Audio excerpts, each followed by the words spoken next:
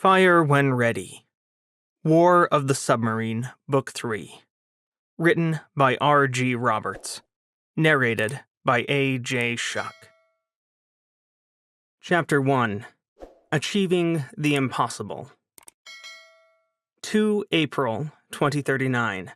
Fogborn Research Facility, Red Tiger Station, the South China Sea.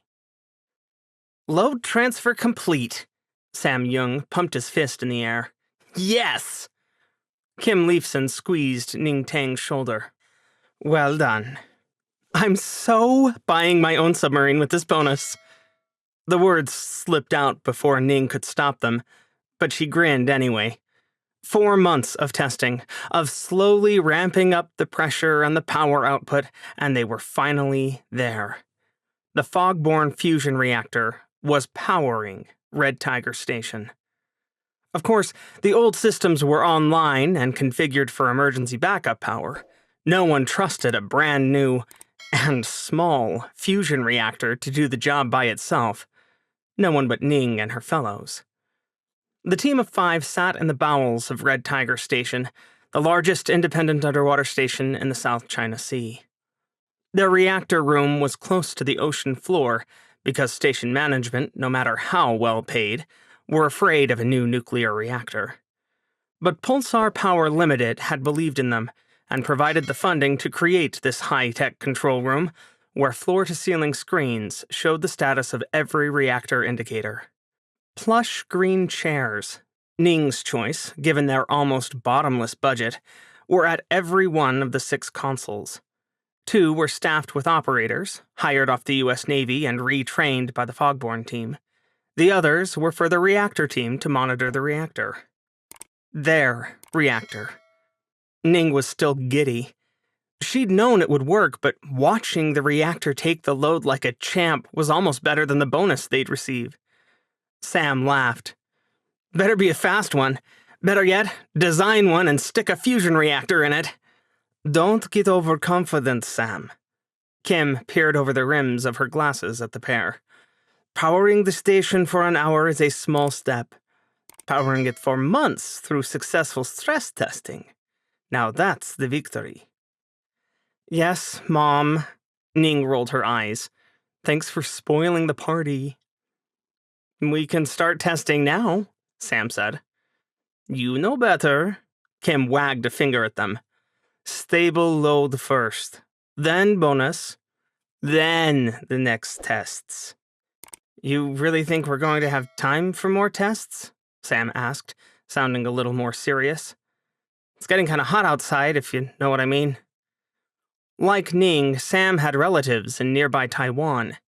In his case, it was most of his family. His mother held dual American-Taiwanese citizenship, as did Sam, but she lived in Taiwan. She was an electrical engineer, and her connections got him the job with Fogborn when the team was first stood up as a joint Taiwanese-American project. Ning was recruited straight out of MIT by their first parent company, partially for her Taiwanese roots, but mostly because she liked to design nuclear reactors in her free time. But she had 1 set of grandparents on the island, as well as 3 aunts and 2 uncles. She didn't get to see them often. Ning couldn't remember the last time she'd seen the sun, let alone a relative. But she video chatted with them as often as she could. So far, Taiwan remained largely untouched by the wild civil war engulfing China. But the 3-sided fight between the communist government, pro-democracy Chinese forces, and Taiwan, which was sometimes on the side of the pro-democracy forces but tended to disavow their more extreme tactics, had already spread to the South China Sea. And the South China Sea was literally their front yard, and backyard, sides too. Ning grimaced. No one wants to pull an armistice station here, right? Red Tiger works with everyone. Including a few terrorists who were based out of here, if the last news reports are accurate, Sam said. I hope they're not, Ning shuddered. Wild though she was, she didn't understand why people resorted to violence. Couldn't they talk about this like rational adults? Who wanted communism anyway? China had been creeping toward democracy for ages, or at least toward capitalism. Couldn't they find some happy medium that didn't involve invading Taiwan? As usual, that was what set everything off. Idiots wanting more territory. "I've been in communication with the Home Office," Kim said. "If things get any worse, they'll pull us out of here and base us elsewhere." "What are they going to do with the reactor? Box it up?" Sam's laugh was high-pitched. Ning chewed her lip. "I could probably break it so that no one could use it again. I think Pulsar assumes that we'll have to abandon it. Their likely plan is to sell it to Red Tiger Station, assuming the power is stable enough. If you can pull that off, for the reactor to be the station's only source of power, you're looking at many more millions." Hey, if I'm going to buy my own subracer, I'm going to need all the millions I can get. Thinking about the sweet little sub she wanted to buy, or maybe design, because yeah, it would be super cool to have her reactor in her submarine, was a lot nicer than thinking about the war happening next door. But no one really wanted to bother Red Tiger. Ning was sure of that. South of the Maldives, occupied by India. Spying is boring, but if the excitement over in Crippy Corner is anything to go by, it's productive as hell, Commander Teresa O'Canis said to her executive officer, Lieutenant Commander Sally Weber. The normal quiet hum of energy in USS Douglas's SSN 811 control room was louder than usual, courtesy of the 3 watchstanders and 2 officers clustered around 2 consoles in the starboard aft corner. Their screens usually showed drone feeds from either a spy drone in the sky or a souped-up underwater drone that replaced Douglas's standard unmanned underwater vehicle. But today, they had both operating. Sally grinned. "Hey, as long as no one shoots Douglas out from under us, I'm all for spying. Particularly since it comes with the opportunity to break some shit on the way out the door?" Teresa laughed. Normally, spying was a mission she would abhor, even though it was right in her toolkit as an officer who'd been trained in the pre-war days. Back then, creeping in a few miles off an adversary's coast, they didn't say enemy in those days, was the most excitement you could get. Now, however, with a weapons room full of torpedoes, Teresa burned to do a bit more to the Indians than listen. But she couldn't deny the usefulness of good intelligence, even if she hated sitting still. "I'm a simple woman, Captain. I like breaking things and blowing shit up." "You and me both, Sally." Teresa glanced over at the cryptologists again. Despite her top-secret clearance, she didn't have a need to know what they were listening to, and she couldn't speak Indian anyway. But she hoped it was good. Douglas wasn't exactly optimized for this mission. She was one of the last Block 5 Virginia-class boats, which meant she had spy gear installed, but she hadn't been built from the keel up as a spy submarine either. They'd had to unload a lot of equipment and personnel for this particular mission, which left Teresa feeling like her submarine was a can, and her crew, the sardines. Being packed in like this left her feeling stir-crazy all the time, and sitting still for days on end didn't help. 2 more days of spying, and they could finally get out of here. Then they could lope down to the target-rich environment near Port Meritus, and maybe pick up some French merchant ships. Then Douglas could pay back the French for sinking so many American allied merchants. At least a little. Teresa shook herself. She needed to get rid of some of her nervous energy. "I think I'm going to go work out. Mind the shop?" "You got it, ma'am." Teresa had 1 foot outside the control room hatch when the sonar operator sat up so fast his neck cracked. "OOD, new contact to port. Bearing approximately 352, range 21,000 yards. Blade count sounds military. Computer's chewing on ID." "OOD, aye," the officer of the deck replied. Teresa yanked her foot back inside control and dogged the hatch shut. "Bottom your underwater drone," she ordered. "We have a contact." "Captain, we're onto something," Lieutenant O'Reilly, their borrowed cryptologist, twisted to look at her with pleading eyes. "And we all like living. Bottom the drone." Crypto Eye. O'Reilly tapped one of the seated watchstanders on the shoulder. Do it. Teresa turned back to sonar. What do you got, Rivera? Ma'am, you're not going to believe this, but I think we've caught an Akula underway from the Maldives, Rivera grinned. Computer says 90% match with K165 Sinhundhavaj. I'm impressed you could pronounce that, Teresa chuckled. I'm not even going to try. Weps, set up on our new customer, K165. Weps, aye. A chill ran down Teresa's spine. This wasn't her first engagement. Far from it. She'd squared off with a Russian in the North Atlantic, and then danced with the French all the way through the South Pacific. People liked to forget that the French still owned French Polynesia and New Caledonia. The latter was only 750 miles off Australia's east coast, a stone's throw in a war like this. Only the desire not to drop bombs or missiles on civilians' heads kept the proximity of New Caledonia and Australia from turning into a deadly shootout. But it hadn't stopped the maritime tug-of-war for the waters between them.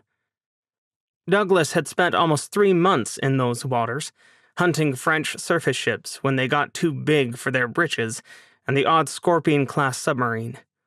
They'd bagged a Russian Yazan on the way north, too, crossing through supposedly neutral waters that once leaned toward Japan and were now interesting. Now, however, Teresa was at the crossroads between orders to remain undetected and a rapidly approaching Indian fast attack submarine. She turned to Sally. Thoughts?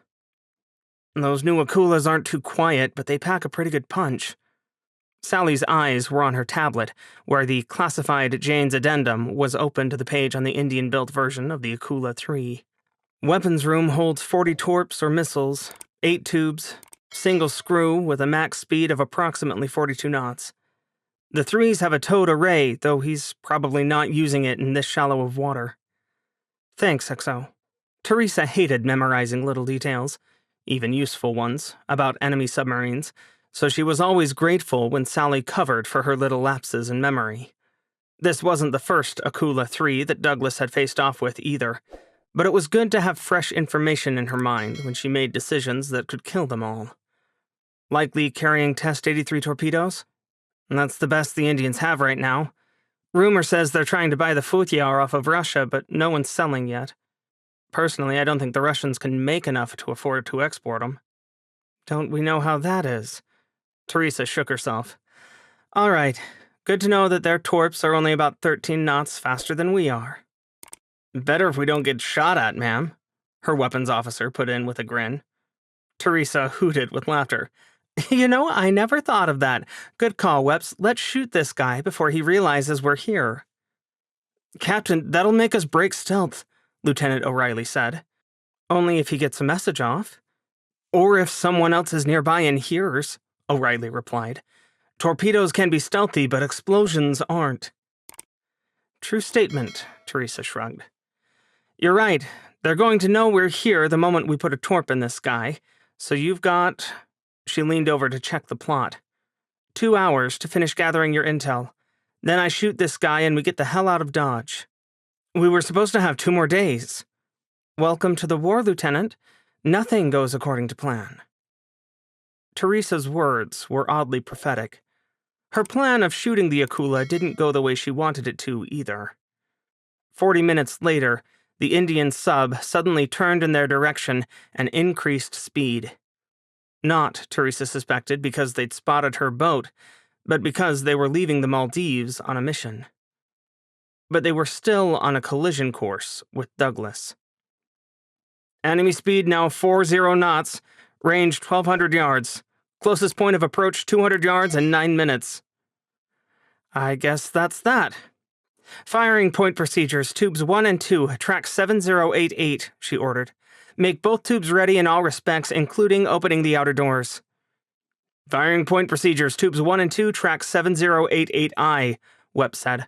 Making both tubes ready in all respects, including opening the outer doors. Teresa strode forward to turn the firing key by the weapons console. Key is green. Now Douglas could shoot anyone who came at them, including this Indian who was blindly charging in their direction. The range wound down as Teresa's sailors worked, checking the system solution manually, just like they'd been trained to do. The wait seemed interminable, even though it was only about 2 minutes. Hugging herself, Teresa struggled not to pace. There was nowhere to do it in the cramped control room, and her crew would think their captain was crazy. But standing still was beyond her, so she bounced on her toes until Sally elbowed her gently. Solution ready. Ship ready. Very well. Teresa took one last look at the boat's integrated combat systems picture. The Akula was only 5 nautical miles away now and closing the range quickly. She couldn't afford to hesitate. Fire. Wep's hand slapped down on the firing buttons. 2 fish away, running hot, straight, and normal. Very well. Teresa squared her shoulders. OOD, come right and start opening the range. Make your speed. Captain, torpedo in the water, bearing 341. Now 2 torpedoes, same bearing. Hard right rudder, Teresa ordered. All ahead flank. Numbers whirled through her mind as the deck trembled beneath her feet. Douglas twisted into the turn, leveling out on an eastern course away from the Maldives and sprinting for her life.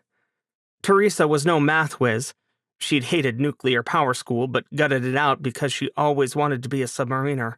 But she still knew that the Test 83 torpedo had a maximum speed of 55 knots, combined with its maximum range of 13 nautical miles, and that meant it had a runtime of just over 14 minutes.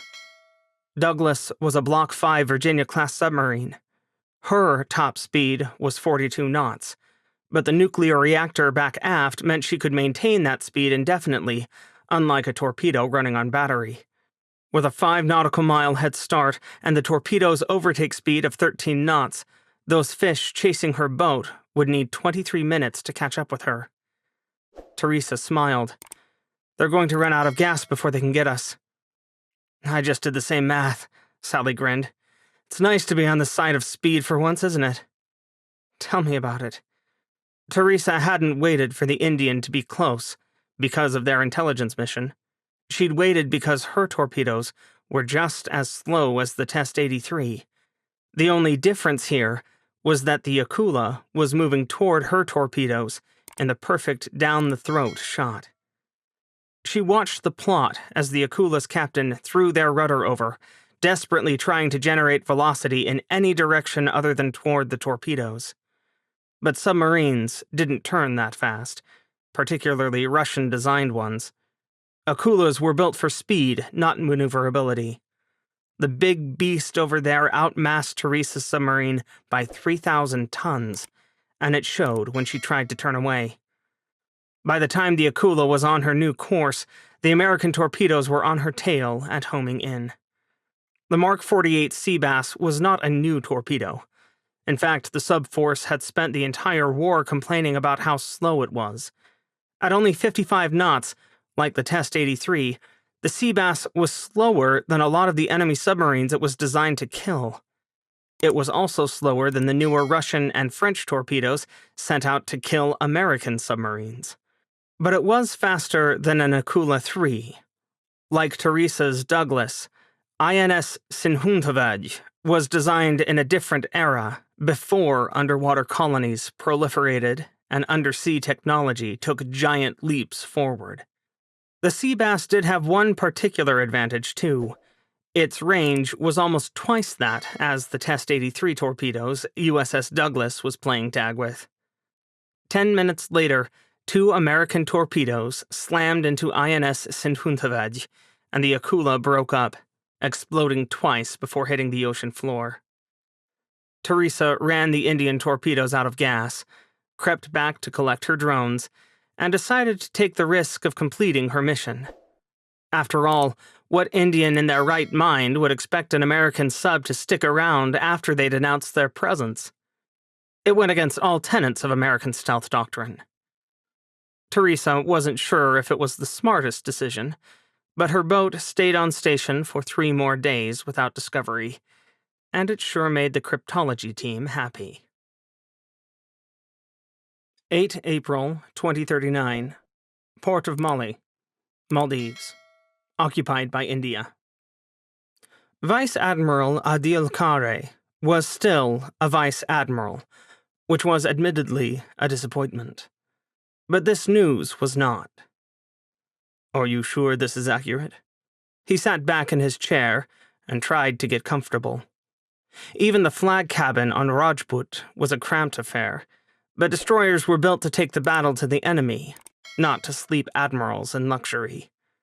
At least Rajput was a newer destroyer, a Kolkata II class commissioned just 7 years earlier. She was one of the fiercest ships in the fleet, and a good flagship, even if he wanted more. Kare was ambitious, he would not lie. And he'd been on a straight-line track straight to the top of the Indian Navy until his seizure of Armistice Station, the largest independent underwater megastation in the world, went awry. It wasn't a failure in that the French-Indian alliance still captured the station, but precious intelligence assets had slipped right through their fingers. Several naval officers, including one admiral, escaped, led by one no-name commander, Alex Coleman. Kare still hoped to meet him in combat someday, but as far as he could tell, the Americans buried him somewhere. Perhaps their sources were wrong and Coleman was not a submariner. Perhaps his specialty was decidedly more shady. Captain Kiara Naidu, his chief of staff, beamed. I received the information from intelligence this morning, sir. I thought you would want to hear right away. You're very right about that. Kare sipped his tea and forced himself to forget Armistice Station. Fusion reactors, working, usably sized fusion reactors, would be priceless to the war effort. And you say they're being developed by a civilian company? Pulsar Power Limited. Kiara's beautiful face was serene. They part own a platform out in the South China Sea, right in the middle of all the chaos. Kare pursed his lips. That's an interesting problem. Isn't it? She cocked her head. On one hand, I imagine no one will notice if we wander in there and take what we want, not with that three-way or, is it four-way, Chinese Civil War going on. On the other hand, one never knows who might shoot at us there. Kare grimaced. And we remain chronically short of missiles. Unfortunately. Yet capturing the team who created the reactor, if not the reactor itself, would be an incalculable boon to India. Having the first usable fusion reactors would guarantee our future as a world power. As a superpower, I would think. Her brown eyes met his, and Kare was glad, not for the first time, that he'd added this brilliant and ambitious woman to his team. Kiara wanted to go straight to the top, but she was more than a decade his junior, so Kiara was content to follow him and reap the benefits of their combined successes. Indeed. He sipped his tea again, mind racing. The problem was the underwater station in question. Pulsar Power Limited was a predominantly American-owned company with strong Taiwanese ties. No one would mind if he attacked them, not with America arrayed against the Freedom Union. But getting there was a thorny problem. Do we know exactly where the station is? She nodded. We do. We have a spy inside on the security team. Could that spy deliver the plans to us? As much as Kare would like the coup of capturing the entire research team, he would settle for the plans. India had an excellent research and development establishment, after all. So far, no. But there always remains a chance. Kiara frowned. A slim one, though. Let us try that first. Meanwhile, we will wait for more missiles, and for our collective embarrassment over the Second Battle of Christmas Island to fade. You do not want revenge? It was not my loss. Kare waved a hand. Admiral Davy was fortunate to die in that disaster. She should have seen that attack coming. Kiara laughed. Did you expect the Americans to use land attack missiles against a fleet at anchor? No, But I was not in charge of the contingency planning, now was I? Kare had been furious not to be chosen for command at Christmas Island, but now he thanked his lucky stars that the Admiralty had passed him over. Now Davy was dead. That meant there was one less competitor in the field. "Contact your friends in intelligence," he continued. "I will call my cousin, who works in research. She will know what to do with those plans if they make it into our hands." "Aye, sir. And if intelligence cannot steal the plans?" "Then we will steam into the South China Sea with our task group and take this." He glanced at the briefing on his tablet. "Fog-born team." "I look forward to it, Admiral." Chapter 2. Moving Upstairs. 10 April 2039. The Western Indian Ocean. Commander Michelle Wollstonecraft hated her submarine. Perhaps that was a little harsh, but it was true. Having been promised a brand new Ciro-class boat, an improved Ciro no less, a detailing snafu instead found her inheriting Utah, when its commanding officer went right off the deep end. She'd been in command for 6 months now, and she still didn't feel at home. Damn Adam Rampacini. If he hadn't gone and over-medicated himself with alcohol and sleeping pills, he wouldn't have ended up on the 5th floor of Balboa Naval Hospital, and Michelle wouldn't be commanding Utah instead of him. Instead, she'd be on a boat that was 19 knots faster and, she reckoned, far quicker to respond to the helm. It wasn't that Utah was ancient. She was a newish Virginia, a Block 4 boat commissioned in 2025. But that meant she was 14 damned years old, and Michelle imagined the boat squeaked and creaked at the worst times. The poor sonar operator's ears were probably bleeding. Or they'd already gone deaf. With her halfway to delinquent crew, who knew? "Are we in position yet, XO?" She shoved her glasses up her nose and turned to face her second least favorite person in the universe, Lieutenant Commander Arnie Hoagland. Her second-in-command smiled, and that was the problem with him. He was always smiling. Executive officers weren't supposed to be that cheerful. He was supposed to be the bad guy, so that she didn't have to be. The crew liked Hoagland. "We're creeping in now, Captain. Should be in range in 5 minutes?" He glanced down at the navigational display, furrowing his brow like a competent warfighter. The thing she hated most about him was that he was. Hoagland didn't seem to have faults. He was smart, affable, and damned good at his job. It set Michelle's teeth on edge. "All tubes ready in all respects, with the exception of opening the outer doors." "Thank you, Weps." Not grimacing was hard. Lieutenant Sharon Getz was Utah's weapons officer, and while she was also capable, she was another bubbly, cheerful personality. There was also the matter of a complaint to the Navy's Inspector General that Michelle was certain had come from within the weapons department. Getz claimed not to know anything about it, but Michelle knew she was lying. Getz wanted to protect her sailors, but there was no reason to protect whichever little liar told tales about their captain. Getz's job was to support her captain, not shield hell demon sailors from their just deserts. Michelle sucked in a breath and banished those thoughts from her mind. A good kill would make everyone on Utah feel better.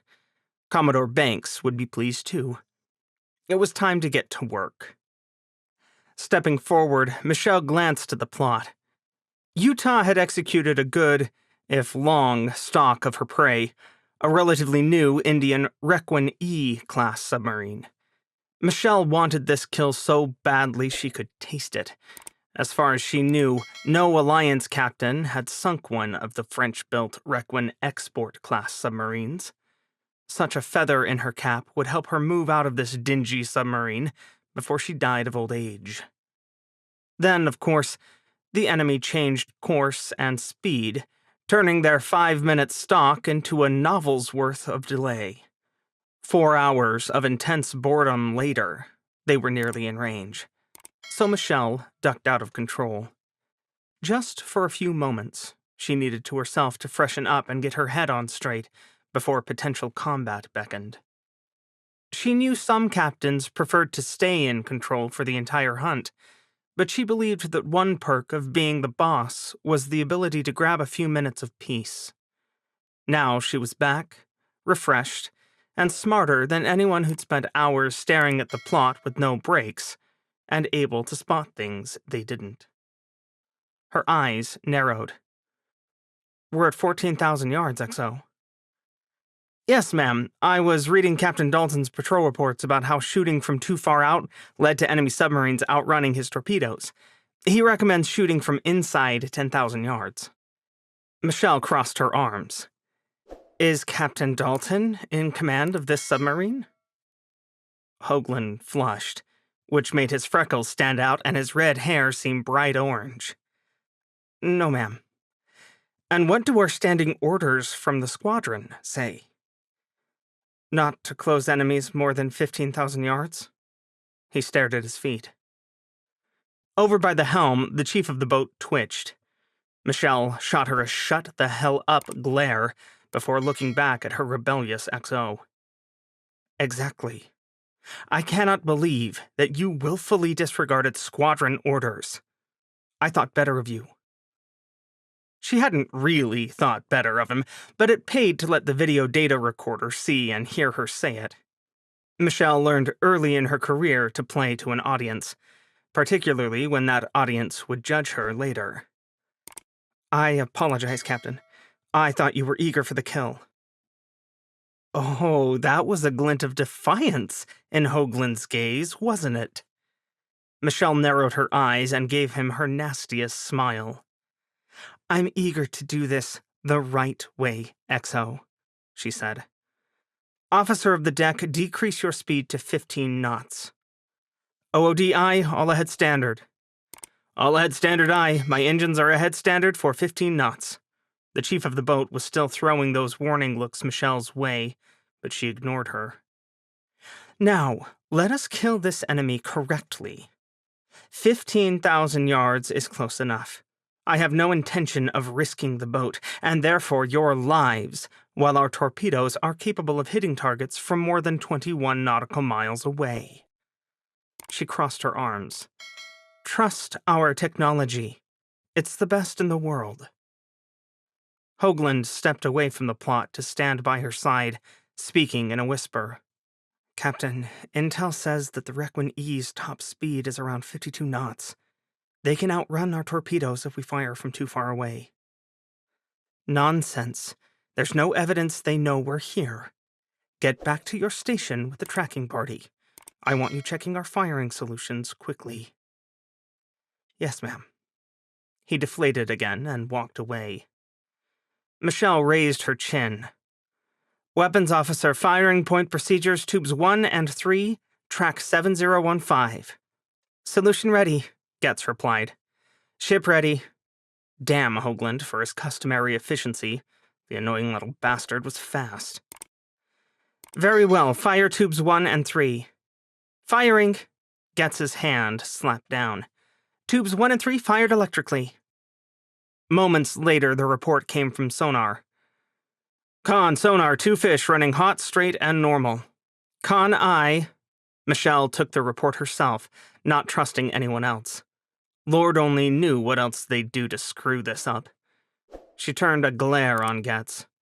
"Don't cut the wires. I want to guide these torps all the way in." Getz flinched. "Do you want to change course so they can't trace back to our position, Captain?" "Of course I do." Michelle rolled her eyes. "Officer of the deck, come right 15 degrees. Match speed with the Requin." She paid the OOD no mind as her orders were obeyed. Lieutenant Ali was one of the few officers on board who was on her side all the time. Then a voice blared out of the speaker to her right. "Con, sonar, target is increasing speed. Computer has tonal match for S89 Vila." "Oh, we're chasing Avani Patel," Michelle laughed. "She's supposed to be India's best. That won't last long." It would be nice to have her name mentioned alongside John Dalton's. Maybe sinking India's shining star could even get her a better boat. Dalton was a full-blown captain, and he had a brand new improved Zero. Maybe she could get one of them. Michelle let her mind wander back stateside.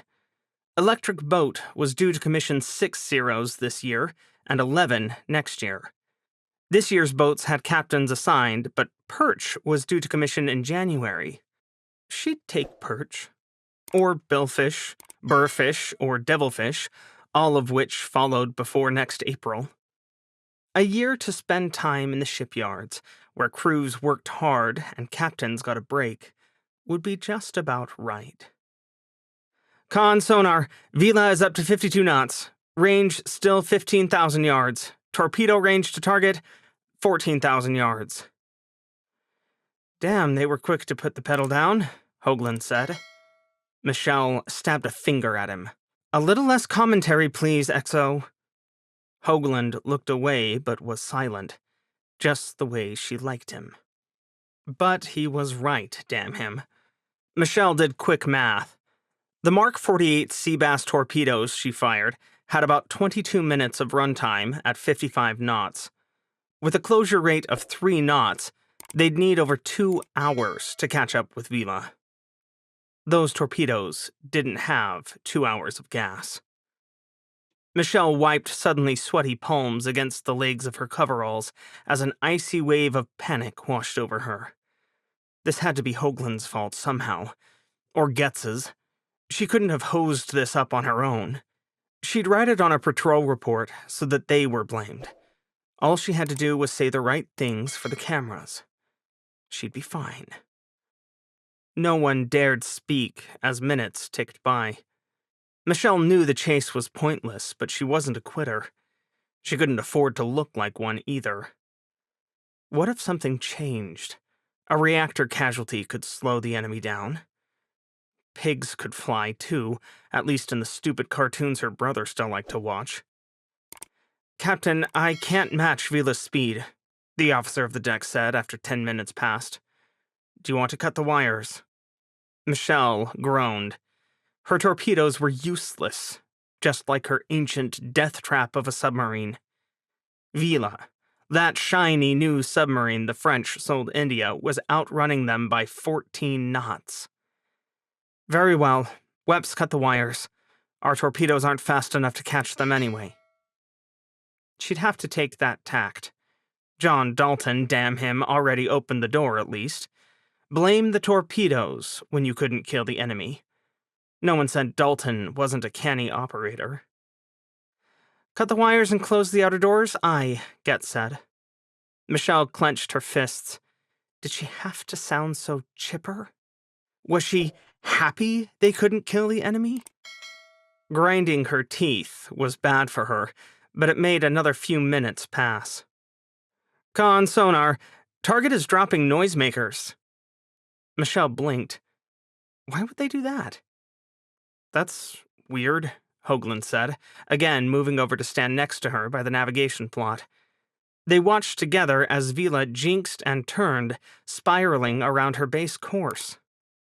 They guessed we cut the wires, she snarled, as both of Utah's torpedoes spun out to the east, well clear of Vila. The Indian submarine continued in her turn, looping around to the west. But Michelle didn't see it, because her head snapped up when Hoagland said, Shit. I do not have time for your profanities, XO. This time she stabbed him with that pointed finger, just to get the point across. Keep them in your head. Hoagland dared glare at her. Ma'am, I respect your rank and your orders, but that doesn't give you a right to lay a hand on anyone on this crew. Excuse me? Con, sonar, target is continuing her turn. Transients, torpedo in the water, bearing 2907. 2 torpedoes in the water, bearing 2907 and 2909er. Michelle froze. Critical seconds ticked by while everyone stared at her, but words wouldn't come. Hard left rudder, Hoagland snapped. Cobb, stand by your noisemakers. He leaned into the intercom. Sonar Con, torpedo characteristics? Torpedo tonals match Test 83 Indian design. Max speed 55 knots. Michelle felt her submarine rolling starboard, turning and sprinting for all she was worth. "Those torpedoes are 17 knots faster than we are," she whispered. And she'd let Vila turn and shoot when Utah was running straight at them. Hoagland met her eyes. "All we can do is run, ma'am, and then hit the roof and try to save everyone we can." 9 April 2039, Virginia Beach, Virginia. The submiss sub-sunk message came in a few minutes before midnight, but Admiral Winifred Hamilton was still awake. She wasn't in the office. She wasn't such a masochist, but she checked message traffic before bed. There was almost always bad news these days. She sank into a chair at her bedside, tucking slippered feet under herself. Freddie lived alone and didn't need much space. Her 2-bedroom apartment was nice, but not too spacious, though she had spoiled herself by moving to Virginia Beach instead of nearby Norfolk. Here she could be by the beach and watch ships and subs sail down the Thimble Shoals Channel on a clear day. Freddie read the message with practiced eyes, sighing. Another one lost. She wished she was surprised. Then she steeled herself. Every submiss sub-sunk message was accompanied by an automated video upload from the sub's VDR, or video data recorder, that showed the video of the sub's control room, and Freddie backed it up until Utah's stock turned sour. Watching the video made her stomach heave, but she didn't vomit. As Commander Submarine Forces, and Commander Submarine Forces Atlantic, since the jobs went hand in hand, Freddie forced herself to watch every VDR upload of every boat that sank. Every American submarine that sailed was her responsibility, so she'd seen captains freeze before, though most weren't such unmitigated bags of self-importance as Michelle Wollstonecraft. Freddie had never met Commander Wollstonecraft, and a traitorous part of her hoped she never would. She pushed that thought aside. Wollstonecraft didn't freeze for long. Much good it did her. She and her XO worked together to try to outrun the Test 83 torpedoes Vila fired, but math was math. When Utah's countermeasures failed, they had no way of escaping. Not after they'd driven their boat right into a perfect enemy firing solution. At least Wollstonecraft did the right thing and drove for the roof, which meant some of her crew, and maybe even her pompous but generally competent ass, got off alive. What made Freddie's blood boil wasn't Wollstonecraft's behavior. It wasn't even the fact that Utah's buoy failed to go off at crush depth. No, it was the fact that Utah executed a good stock and fired 2 torpedoes that were too damn slow to hit their targets. The Mark 48 torpedo had been a staple of the U.S. submarine community for longer than Freddie had been in uniform. Continuously updated since 1972, every American submariner had assumed that the Mark 48 would be the best torpedo in the world forever. Its most recent evolution, the Sea Bass, was a solid torpedo. But it was slow. And slow torpedoes were getting American, and Australian, since they used the same torp, submariners killed. Fortunately, there was an answer. Last December, Freddie helped push through production of a new torpedo, developed jointly by British and American companies as the child of the Mark 48, married with the British Spearfish. The Mark 84 Advanced Spearfish variant was a good torpedo. Maybe not as fast as some of their enemies', but fast enough to kill the enemy submarines. Lazark, the American company responsible for its manufacture, was working around the clock to make them, and Freddie knew that the bulk of the torps had been sent to ComSubPac in Pearl Harbor, Hawaii. She also knew Vice Admiral Brown had left them sitting in a warehouse. She put her message tablet down and grabbed her phone. The recipient answered on the 3rd ring. "Freddie, it's after 10, the Chief of Naval Operations said. I hope this is good.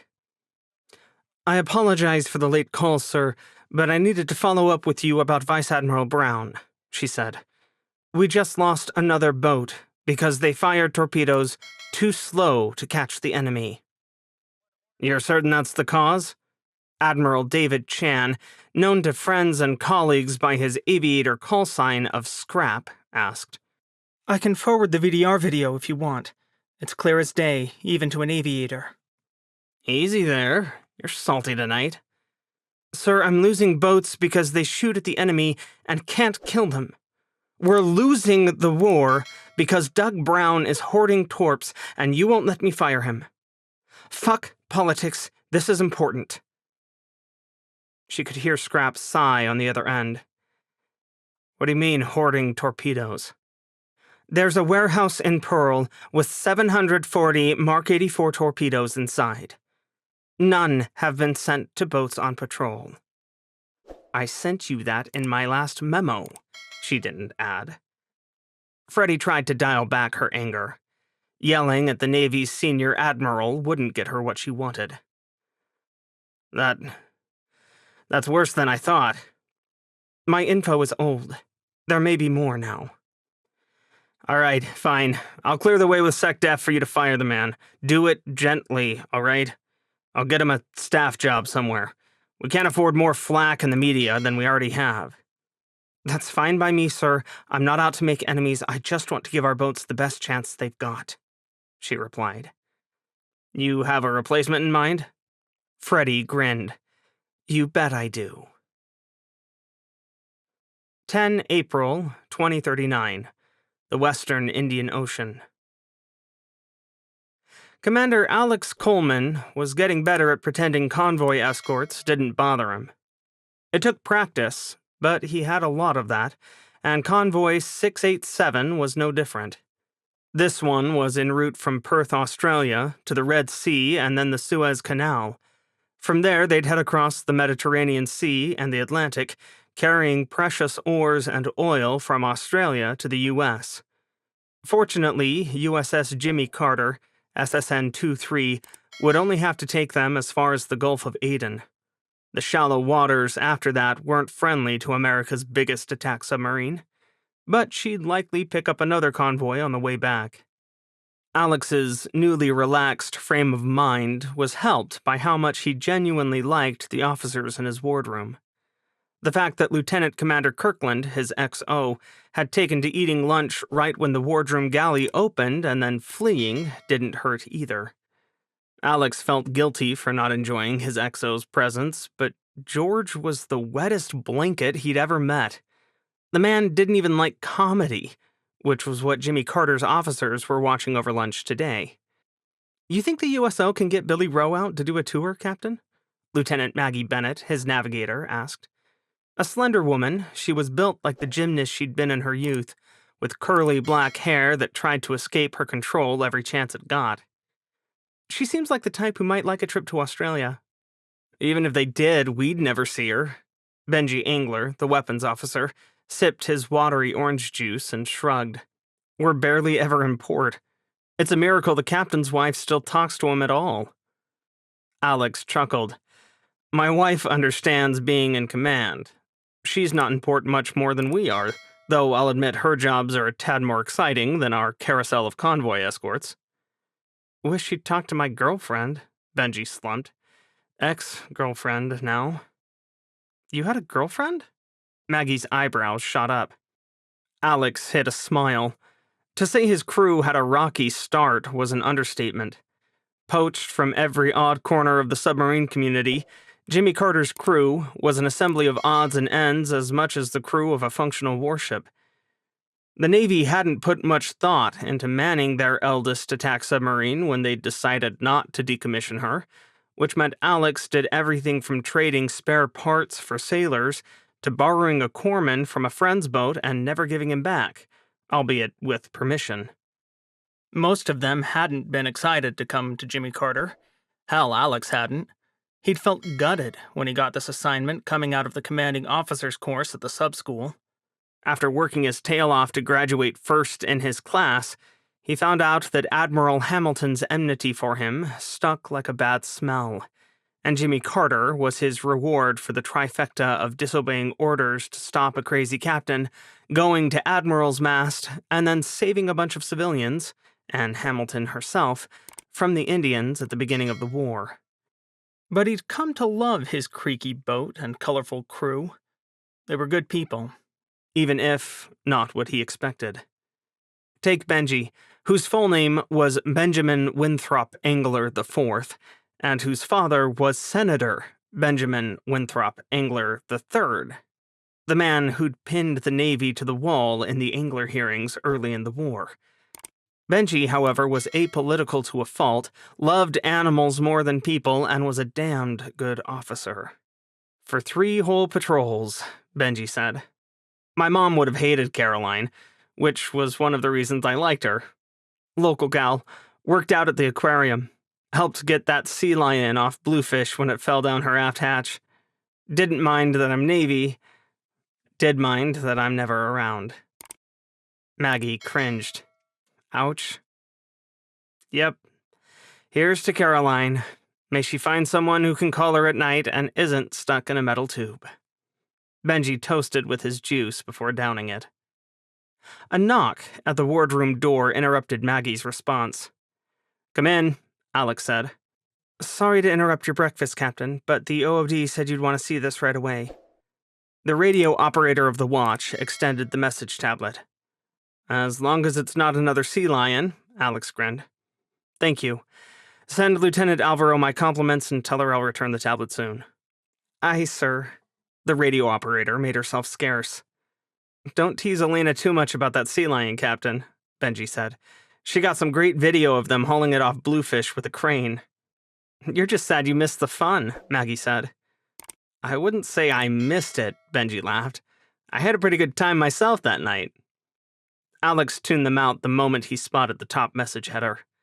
Submiss Subsunk ICO, USS Utah, SSN 801. Jesus Christ. Captain? Maggie and Benji both jumped. Utah sank 2 days ago, but her buoy only just activated. We've got orders from ComSubPac to head for her last known position at best speed. Guess someone finally decided we're the rescue pros. Only took 'em 2 dicey rescues to figure that out, Benji said. Jimmy Carter had pulled the survivors of 2 fellow submarines out of the water in the last 7 months, as well as fishing 4 pilots out of the drink. What's our range? Maggie asked. Only about 20 miles. Alex quickly forwarded the message to Maggie's onboard account. The convoy's skirting right up on where her buoy launched. Cook up a course and head us there right away. I'm on it, sir. Maggie was out of her chair like a shot. They sure she sank? Benji scratched his chin. If the buoy only now activated, could it be a mistake? Apparently the VDR footage makes it pretty clear that she ate a torp. Alex skimmed the message as fast as he could, ignoring the growing headache. But she was near the surface, so the likelihood of survivors is high. I'll find the XO and let them know to get their rescue and assistance detail ready. Thanks. Then get your ass to control. Whoever shot Utah might still be around. Jimmy Carter's top speed was better than that of the sunken Utah. She was older, but like her long decommissioned sisters of the Seawolf class, Jimmy Carter was designed with one true purpose: to hunt and kill other submarines. She was built with every bell and whistle the pre-2000 U.S. Navy could dream of, and it turned out that those were still damned good toys. More importantly, Jimmy Carter spent her life right on the tip of the spear as America's spy submarine, which meant she got the best of new technology the moment it was ready. If she hadn't been so damned old that every flag officer avoided her like she had leprosy, she would have been a good warfighter. Alex knew that in his bones. It only took his boat 26 minutes to cross the 19 nautical miles to Utah's last known position at flank speed. Not sprinting and drifting was a risk, but Alex didn't want to leave American sailors in the water any longer than necessary. They'd already been there 2 days. Wasn't that long enough? If their life rafts didn't deploy and Utah's sailors were in the water, Many of them were probably dead. A lump rose in Alex's throat, but he didn't say that to anyone. Hypothermic tables were second nature for him since he was a trained diver. Most of his people would need longer to do that math. Hopefully, they'd find the survivors first. "Weps, be ready for anything," Alex ordered as Jimmy Carter slowed. "There's no knowing if we have company around here, and we just blundered into the china shop." Benji winked. "My finger's on the trigger, Captain." "Sonar Con, go active 360. I want to know the underwear size of anyone watching us," Alex said into the intercom. "Sonar I, going active 360 degrees." Unlike the movies, there was no bonging ping. A real sonar ping was more like an annoying little whistle. The sound was a submariner's worst nightmare when it was aimed at them, but it was also the most surefire way to know if another submarine lurked nearby. The whistle whipped out, but nothing came back, including an enemy torpedo with their name on it. Alex watched his watchstander slump in relief. "All right, people, let's shift to rescue mode. Officer of the deck, surface the ship." "Surface the ship, aye." Maggie jumped to the periscope and went about her business. Damn, it was good to have people he trusted. Relaxing without George around was a guilty pleasure, but at least running the rescue and assistance detail was something the XO was good at. Having him fretting here in control when someone might shoot at them was, well, less than optimal. I guess the good thing about not going into combat is that I don't have George hanging like a lead weight around my neck. The thought made Alex smile crookedly, but he banished the thought as Jimmy Carter rose through the depths to the surface. He listened with half an ear as Maggie cleared the way and then scurried up the ladder after the boat was stable. "Got something to port, sir," one of the lookouts pointed. Alex hefted his binoculars. There they were, 2 rafts rolling against the swells, not too far from his boat. "So you do." He lifted the sound-powered phone.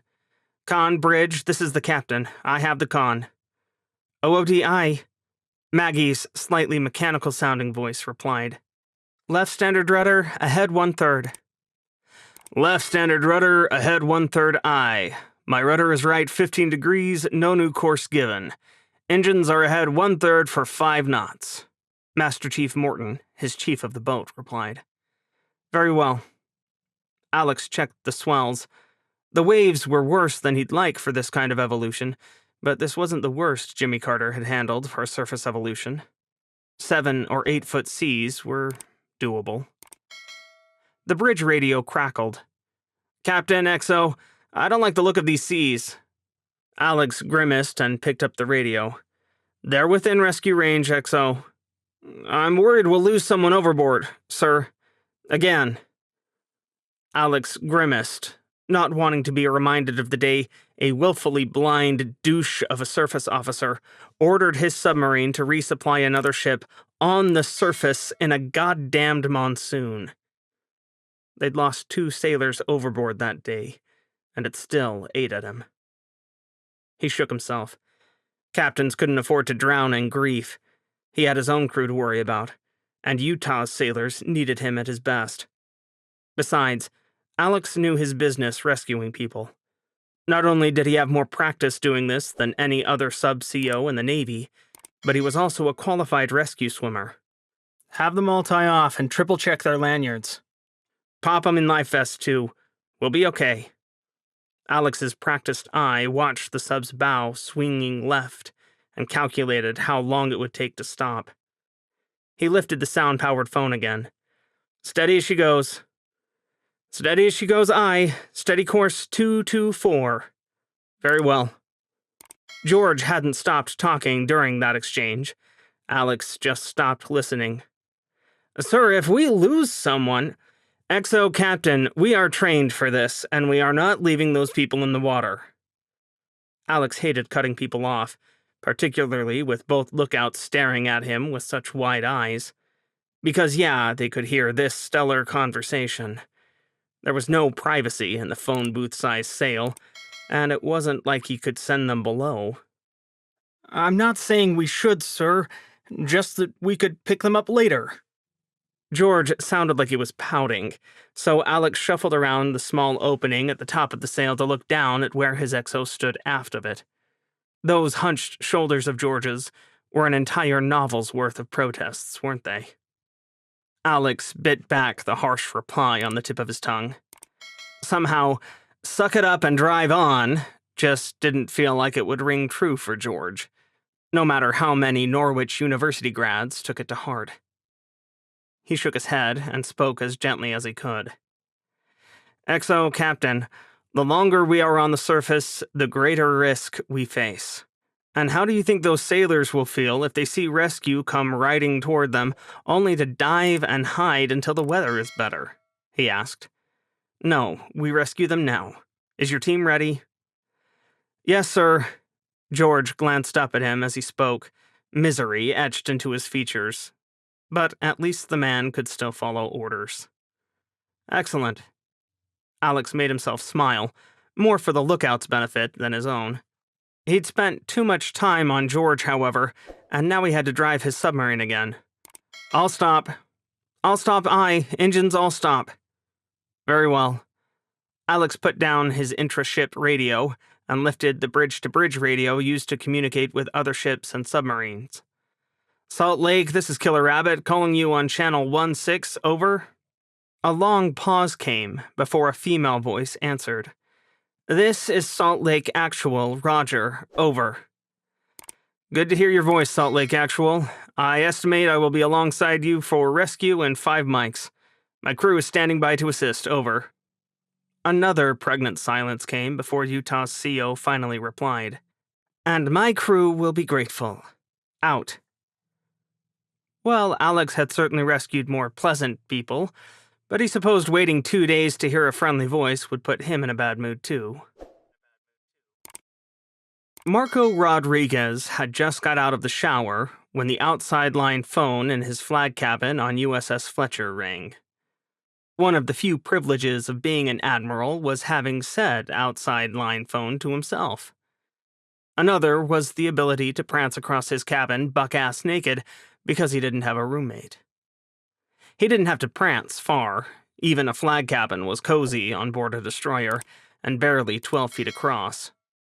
Compared to most staterooms on the ship, it was a veritable palace, but it still had slick, plastic-like floors which made him slide his way to the phone. How inglorious. Marco grabbed the phone in one hand and his towel in the other, rubbing his hair until it stuck up like a sea witch's. Rodriguez! I do believe security protocols say that you're supposed to answer the phone a little more formally than that, Freddie Hamilton said from the other side of the world.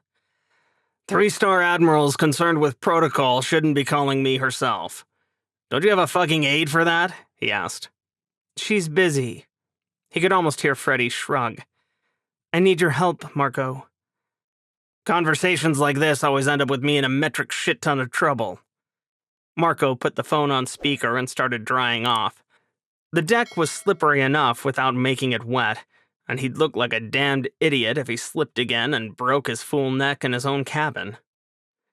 This one will be no different, she sighed. Vice Admiral Brown was sitting on a gold mine of over 700 Mark 84 torpedoes. I fired his ass for not getting them out to the subforce. I want you to replace him. What? You heard me. Pretty sure I didn't. Marco dropped his towel to stare at the phone like Freddie might crawl out and grow an extra head. No, 2. No one in their right fucking mind wants me to be comm sub-pack. Freddie's laugh sounded brittle. Well then color me crazy. You okay over there? Of course I'm not okay. We've lost 25 boats since the war started, and I find out that the man who was supposed to be getting boats what they needed was instead hoarding high-speed torpedoes like a damned dragon. I need someone with the guts to make a difference, Marco. I need you. Marco blinked rapidly, feeling like someone just punched him in the face. No way will Congress go for this. You let me worry about Congress. Your record speaks for itself. Fuck me, Freddie. No thanks. Finally, her laugh sounded almost normal. You're not my type. Yeah, you neither.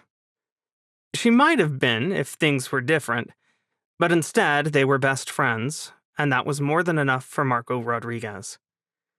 Marco had spent the war in surface ships so far, and he'd done pretty good commanding fleet actions despite being a submariner. He'd wound up here almost by accident, but had figured he'd stay. Hell, there were worse places to be, and he had good people around him. But his heart was in submarines, because that was where his guts, blood, and dreams had always been. Him. Com Sub Pack. The legendary job of Uncle Charlie Lockwood in World War II. The man who commanded the likes of Mush Morton, Dick O'Kane, and Eugene Flucky. He was just a skinny kid from Puerto Rico who squeaked into the Naval Academy on a scholarship. What the hell was the world coming to? Chapter 3. With friends like these... I am senior to you. Commander Michelle Wollstonecraft wasn't even the type to say it in private. No, she was trying to stare Alex down in Jimmy Carter's attack center in full view of 20 of his crew. Alex snorted. By about 5 seconds, sure, but this is my submarine, Commander, and you are a guest on board. A not very welcome one. He didn't say the words out loud, but he was pretty sure she got the message.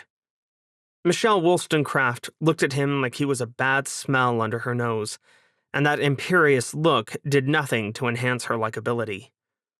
She was a tall and good-looking woman with blonde hair, green eyes, and freckles that made her look younger than her age. But 5 days after rescuing Utah's crew, all of Alex's fantasies revolved around throwing her captain back in the drink.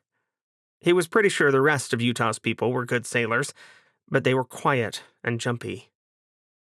He tried to give Michelle leeway for that, to offer compassion and friendship, but she was on his last nerve, and he wasn't sure that her crew wasn't more traumatized by her than by the loss of their boat. Even better, today was the 1-year anniversary of the war's start, and they were no closer to its ending, or to Jimmy Carter doing much more than pull survivors out of the water. And rescuing people like Michelle Wollstonecraft just didn't feel like a victory. Yet the senior officer present has responsibility for everything that happens under her purview. Michelle's smile was poisonous. The senior officer present is on board Bougainville. Alex gritted his teeth. Bougainville, whose captain commanded the convoy, was an amphibious assault ship, a lumbering big-deck helicopter landing ship. She was less than half of Jimmy Carter's speed, and her CO had no idea how to properly employ a submarine. But a full-fledged captain was 100% senior to the prickly glory grabber he'd fished out of the water. Michelle crossed her arms and glared. Alex met her eyes and tried to ignore a blossoming headache. Was it too late to hand her and her crew off to Bougainville? I still think you should be shadowing the convoy on its right flank. Michelle tossed her head. Your opinion is noted, thank you. Part of Alex wanted to crawl in a hole and hide, but he'd be damned if he'd let anyone chase him out of his own attack center. Raised voices interrupted whatever response Michelle had cooking. Whirling, Alex headed for the sonar room. Wilson, it was always Wilson, the troublemaking sailor who his command master chief had traded for spare parts, sat at the console, scowling up at a chief from Utah. So yeah, our stuff's crap, Chief. It's older than me, doesn't work with any modern software, and it's got some idiosyncrasies that make me twitchy as a dying fish, but it's what we've got. The chief, a skinny guy who probably weighed half as much as Wilson on a good day, crossed his arms. Seems like you're falling down on the job if you're not pushing for upgrades. Wilson's broad shoulders twitched. I'm not really sure what business of yours that is, since you're a shipwrighter right now. I know who you are, STS-1. The chief glowered down at Wilson. My brother is on Bluefish, and he told me all about that train wreck of a sonar operator who just can't keep his mouth shut or his liquor down. Hey, I don't barf much on Liberty. Wilson's laugh sounded forced. Or I didn't. I don't drink these days. Yeah, right. You might even say I'm turning over a new leaf. The fuck you are, I know your type. You're a disgrace to the Navy. You and everyone else on this death trap ought to... You might want to think real hard before you finish that sentence, Chief, Alex said. The chief spun to face Alex, all color draining out of his face. His name tape, now that Alex could see it, read Oates. He swallowed noisily. My, apologies, sir. I realize Jimmy Carter is a great deal older than Utah, and isn't your idea of paradise. Alex smiled coldly. But we're all in this together, and since it looks like you'll be with us for the next few weeks while we finish this convoy escort, I think it might be an excellent opportunity to cross-train some Utah sailors to this ancient equipment Chief Oates is so fond of. Do you agree, Commander? He turned an innocent look on Michelle, knowing he'd cornered her. But she tried to boss him around on his own boat, and her crew, or at least one of her chiefs, was just as bad. Alex was done playing nice. It sounds like a great way to pass the time. Michelle's answering smile promised retribution, though whether she was furious at Alex or Chief Oates, no one could tell. Set up a rotation, will you, Cobb? Alex didn't turn to look at Master Chief Morton. He knew the older man was right behind him. Good chiefs of the boat were like that. I'm all over it, Captain. Alex's smile felt natural for the first time in days. Thanks, Master Chief. Admiral Adil Kare stood on the Rajput's bridge wing and contemplated the beautiful view. He could move his flag ashore. His star was rising once again. Now he was in command of the entire Maldives operating area, in addition to his formidable task group. But he thought remaining on board the destroyer was a better message, even if those gorgeous speeches beckoned. You made an excellent kill, Captain Patel, he told the lovely woman at his side. India is grateful for your service. Captain Avani Patel smiled. She was a tiny woman, fierce and with dark hair and glittering eyes that made fools of many a man. Fortunately, Kare's ambitions were greater than any attraction he felt, and besides, women didn't interest him. How little they interested him was something he kept to himself, since India's military regulations still prohibited anyone not identifying as heterosexual from serving. But at least it kept his mind clear when faced with a stunning beauty like Avani Patel. More men should have such problems, in Kare's opinion. It would probably make their navy better. Thank you, Admiral. She flashed him a smile. I aim to serve. He chuckled. And you hope to eclipse that French peacock? Why not? Patel shrugged. He is a despicable human being, and a womanizer on top of that. I do not wish him dead merely because he aids our cause. For now. Kare's smile was thin. Do you think we will eventually not need our French allies, Admiral? Her bright eyes turned on him. Will we betray them when it comes time for peace? Our relationship with Britain and her other former colonies is fraught with history, but we do have common ground, he said. That is more than we can say for their old enemy, the French. And Russia? Well, the less said about their recent brutal and expansionist history, the better. If we move first, we will have the best chance at making a more profitable peace. I see. Her fingers steepled. And will our continued actions against them harm that future peace? I think not. It is war. He gestured at the islands not far away. We will not get to keep these islands, of course. We will look gracious when we return them. But underwater stations are not homelands with centuries of emotional ties for people. They are equipment on the ocean floor. And those killed in uniform, we all agreed to take our chances, didn't we? Patel smiled. Some more than others? Indeed. I have another mission for you, if your crew is ready. We are at your command, Admiral. She straightened. Work your way toward the South China Sea. We have interests in that area. A specific station with technology we wish to take, he commanded. But on your way, I wish you to hunt USS Idaho. Intelligence says she is operating in the approaches to the Strait of Malacca, while our American friends prepare for another attempt to break our blockage. Idaho is one of their best. And we know the United States will not make peace until their morale breaks. Kare bared his teeth. Hammer them, Captain. Patel's eyes gleamed. As you wish.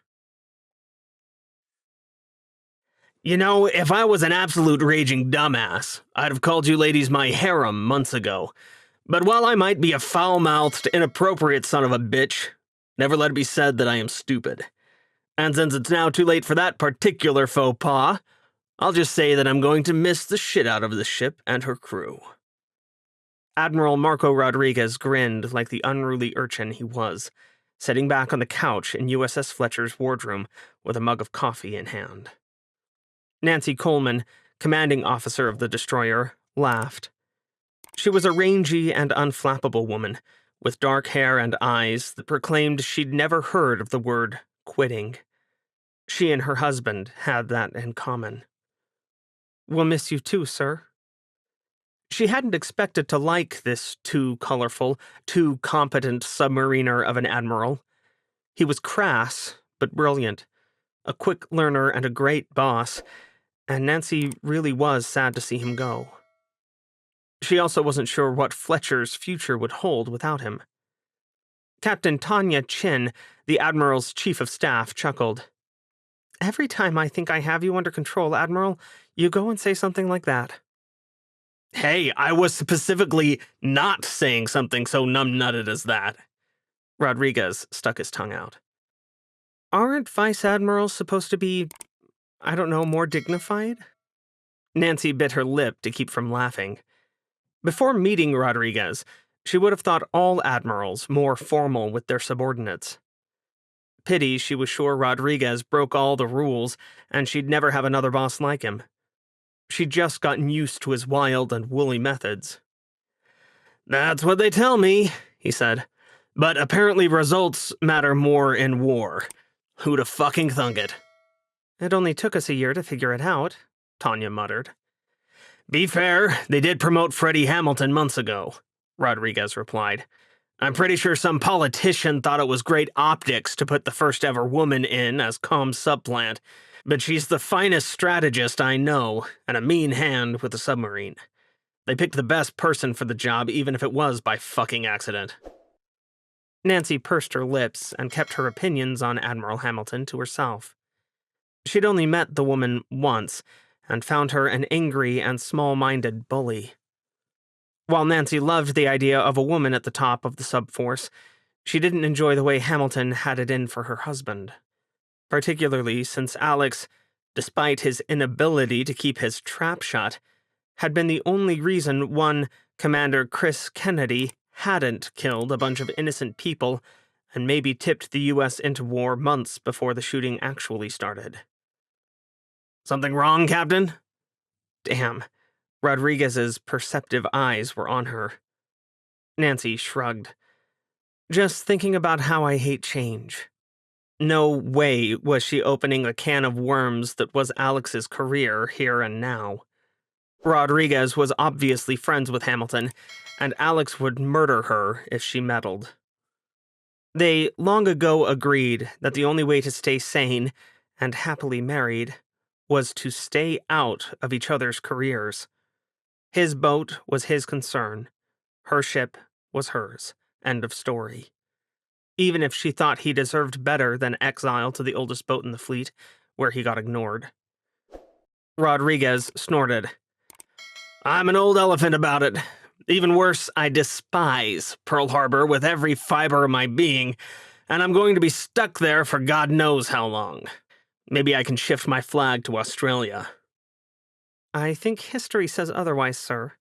Tanya's smile was thin. Well, at least I can free you up to cruiser command, madam. He waggled his eyebrows at Tanya. I intend to leave the lot of you with glowing fitness reports and every medal I can lay my hands on, too. He held up a hand when Nancy opened her mouth to argue. Don't be stupid, Admiral's prerogative.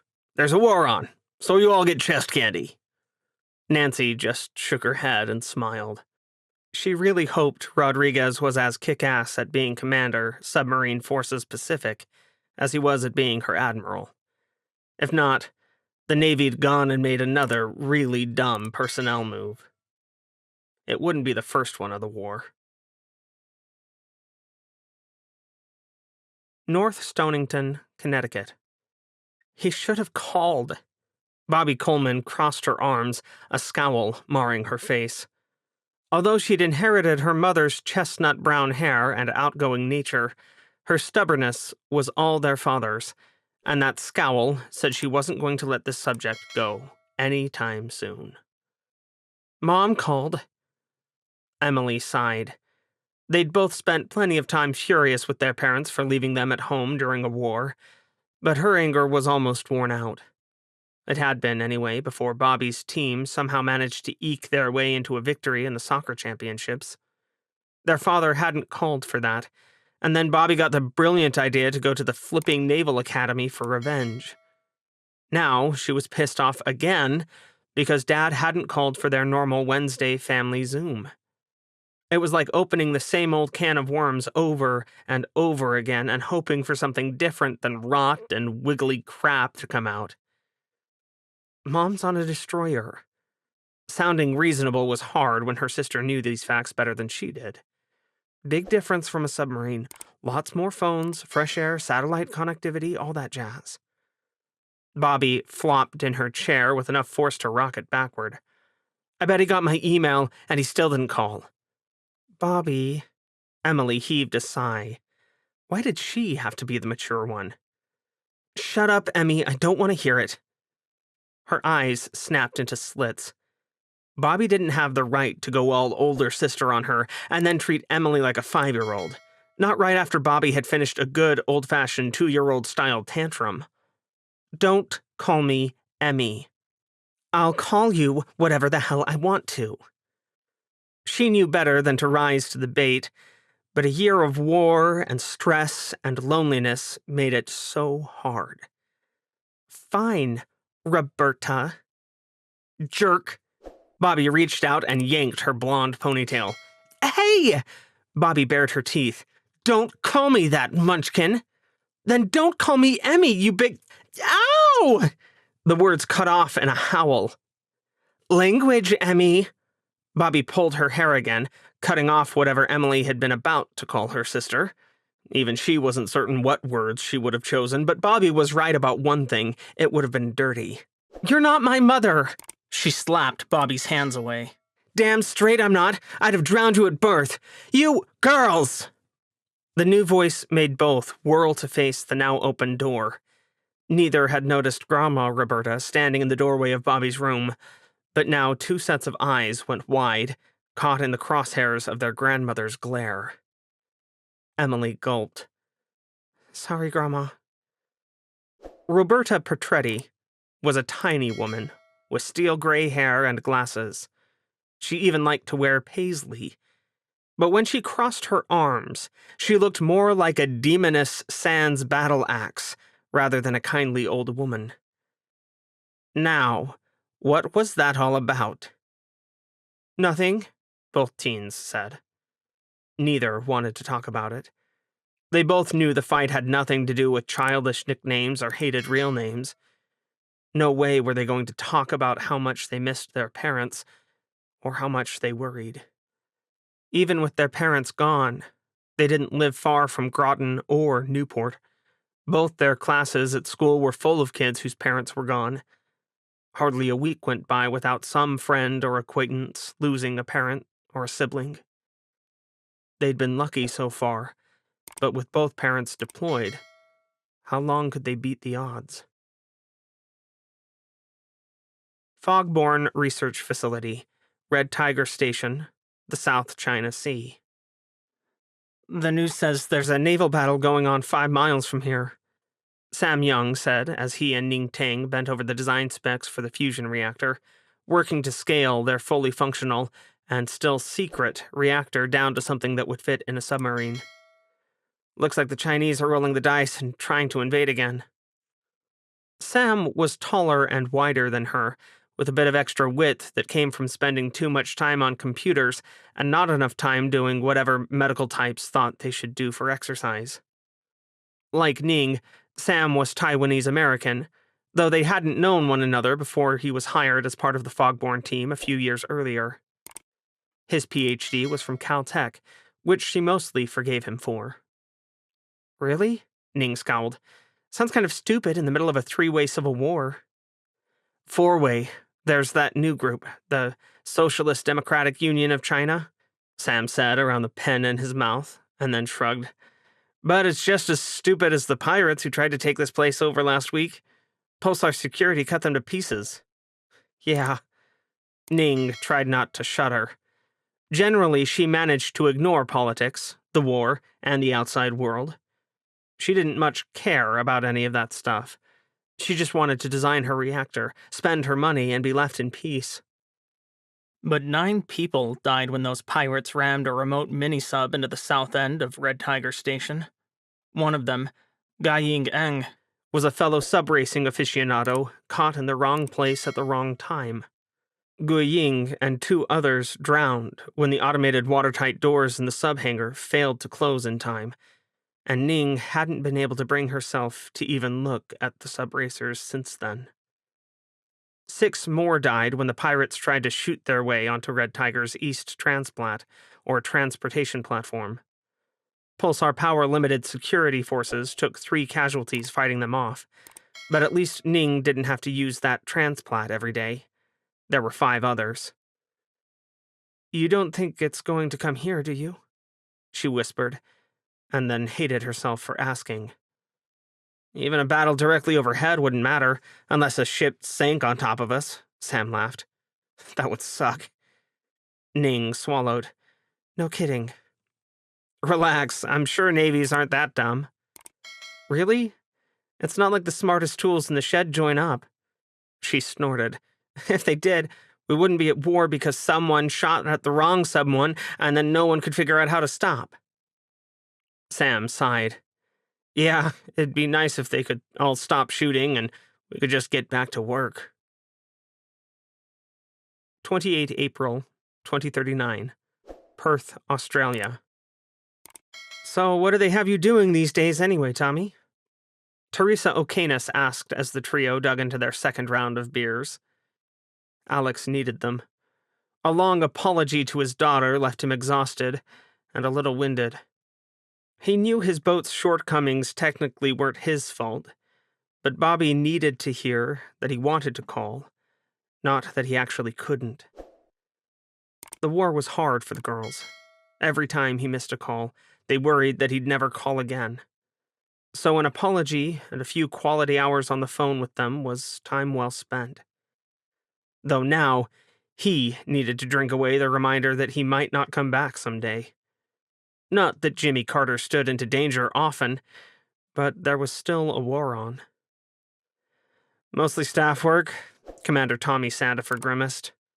Tommy was another of Alex's classmates from the sub-school, though he'd lost his command when USS Georgia, SSN 817, went down. Alex had the dubious honor of pulling his friend literally out of the water, and Tommy had been stuck on the beach ever since. Still waiting to see what my fate is for losing my boat. You got suckered by that French asshole. You're in good company, Teresa said. Last count, he'd gotten at least 12 of us, and that's just subs. Tommy scraped hands over his dark-skinned face. Glad I didn't make the baker's dozen, I guess. He shook himself. I never was properly grateful for you picking us up, Alex. Sorry about that. I think I was a little shell-shocked. Better in shock than being all the asshole you can be, Alex chuckled. My last rescue went swimmingly, minus me swimming because only you got the Alex Coleman Rescue Swimmer Special, until I had to talk to our special guest. Michelle Wollstonecraft tried to pull rank on me on my own boat. After you pulled her ass out of the water? That's crass. Tell me about it. Alex downed the rest of his beer as he caught sight of a familiar face at the bar. Just what he needed in his life. Double the assholery. Rumor, otherwise known as the lack of jerk-ass tweets, says she got taken out by someone not Rochambeau. Michelle wasn't graceful about not getting nailed by the best in the business. Add 2 more for Kansas, Commander Chris Kennedy boomed from his seat at the bar, toasting with the lieutenant commander at his right. She grinned. Coming right up. The bartender grinned and walked back to the old-fashioned blackboard behind the bar. Once, that blackboard had been covered in pictures of ships and subs that came to visit. Now it was labeled Sinking Scorecard and was a list of all Alliance subs that sailed out of Perth and their kills. Looking at the list always made Alex swallow, because some of the names on the list were boats that were on the bottom, with crews on eternal patrol. Each boat was represented by a magnet shaped like whatever class submarine they were, with the name of the boat written inside it. Next to that was another magnet, this one with the CO's name written on it. Then the kills were listed by total, submarine, and surface. Military only, since no one tracked civilian ships sunk by anything other than tonnage. It was like the Wall of Honor back at the sub-school, only this list scorecard didn't remove the dead. Alex waved the waiter over for another drink as the bartender moved Kansas up into the number 8 spot, just under the late and legendary Jane Phelps. Number 1. North, HMS Gallant. 18 total sunk, 8 sub, 10 surface. Number 2. Kins, USS Darter. 16 total sunk, 4 sub, 12 surface. Number 3. Sivers, USS Guam. 16 total sunk, 2 sub, 14 surface. Number 4. Walker, USS Idaho. 15 total sunk, 8 sub, 7 surface. Number 5. Santiago, USS Skate. 14 total sunk, 7 sub, 7 surface. Number 6. Dalton, USS Razorback.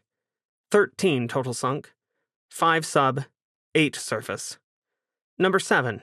Phelps, USS Moray. 10 total sunk, 4 sub, 6 surface. Number 8. Kennedy, USS Kansas. 10 total sunk, 4 sub, 6 surface. Number 9. Preston, HMAS Oberon. 9 total sunk, 4 sub, 5 surface. Number 10. Brown, HMAS Dumeric. 9 total sunk, 2 sub, 7 surface. Teresa followed his gaze. I'm on the part of the list on the other wall, she pointed, chuckling. But there she was at number 12. Okeanos, USS Douglas. 5 total sunk, 2 sub, 3 surface.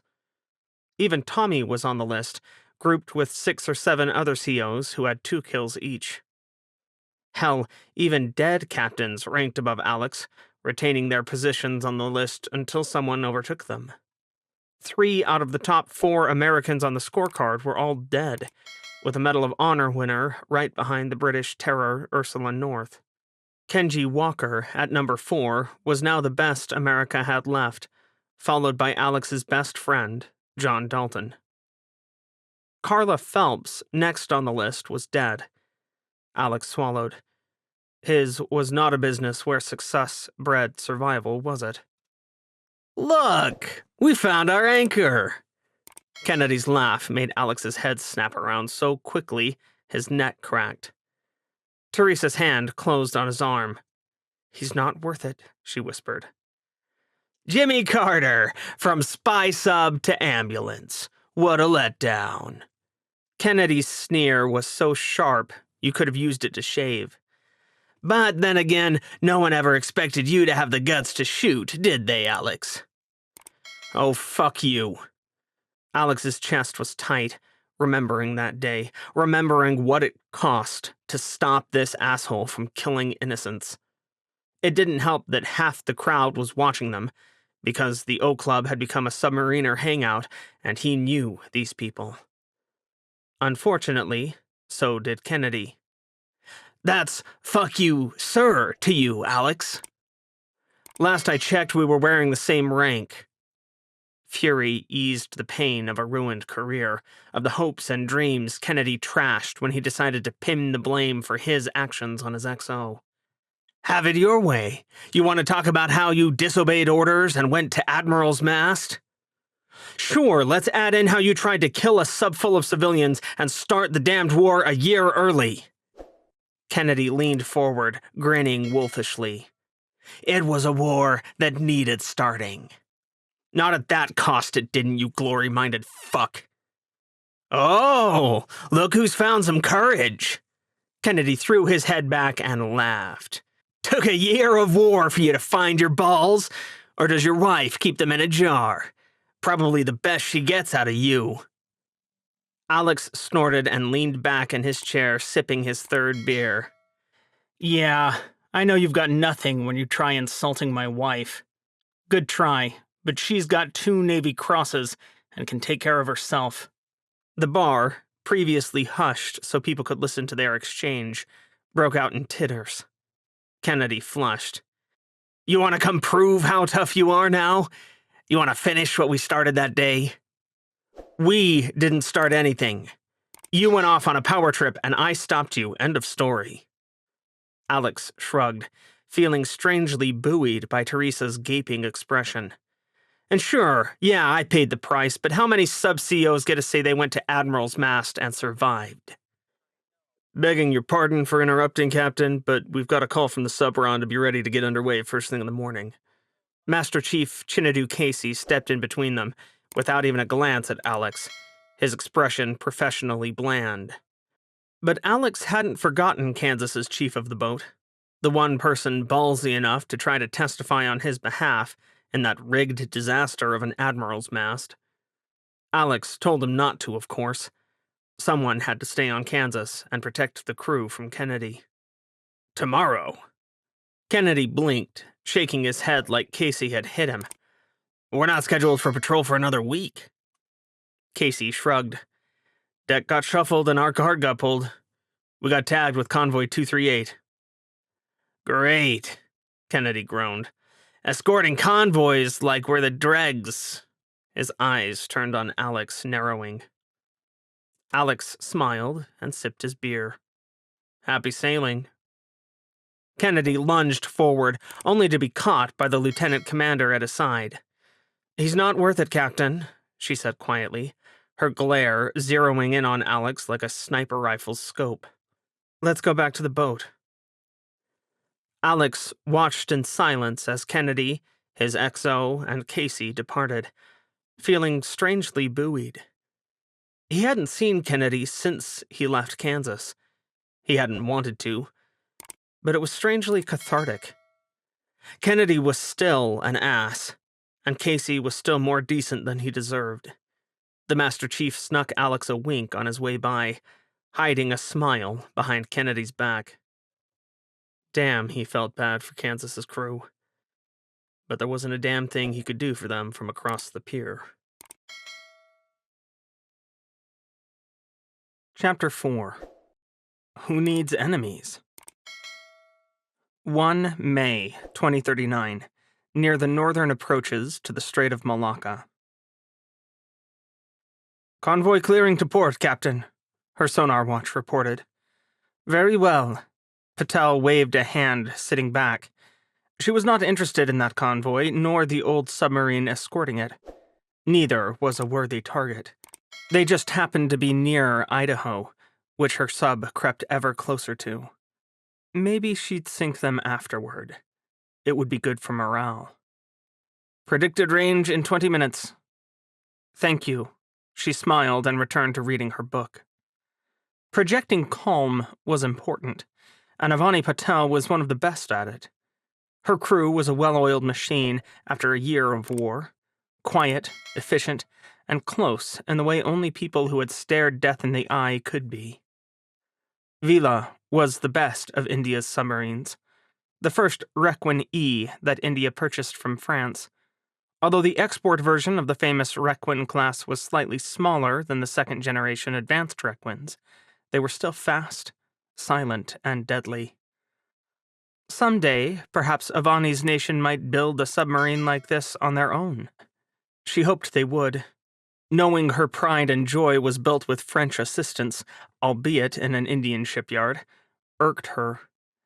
Yet she was not one to turn down the advantages of captaining one of the most advanced attack submarines in the world, particularly when it let her become India's top submariner. As a nation, India's customs remained a marriage of tradition and modernity. Women took rights for granted that they lacked in many nations and could rise high in politics and business. Yet the upper ranks of the military were still dominated by men.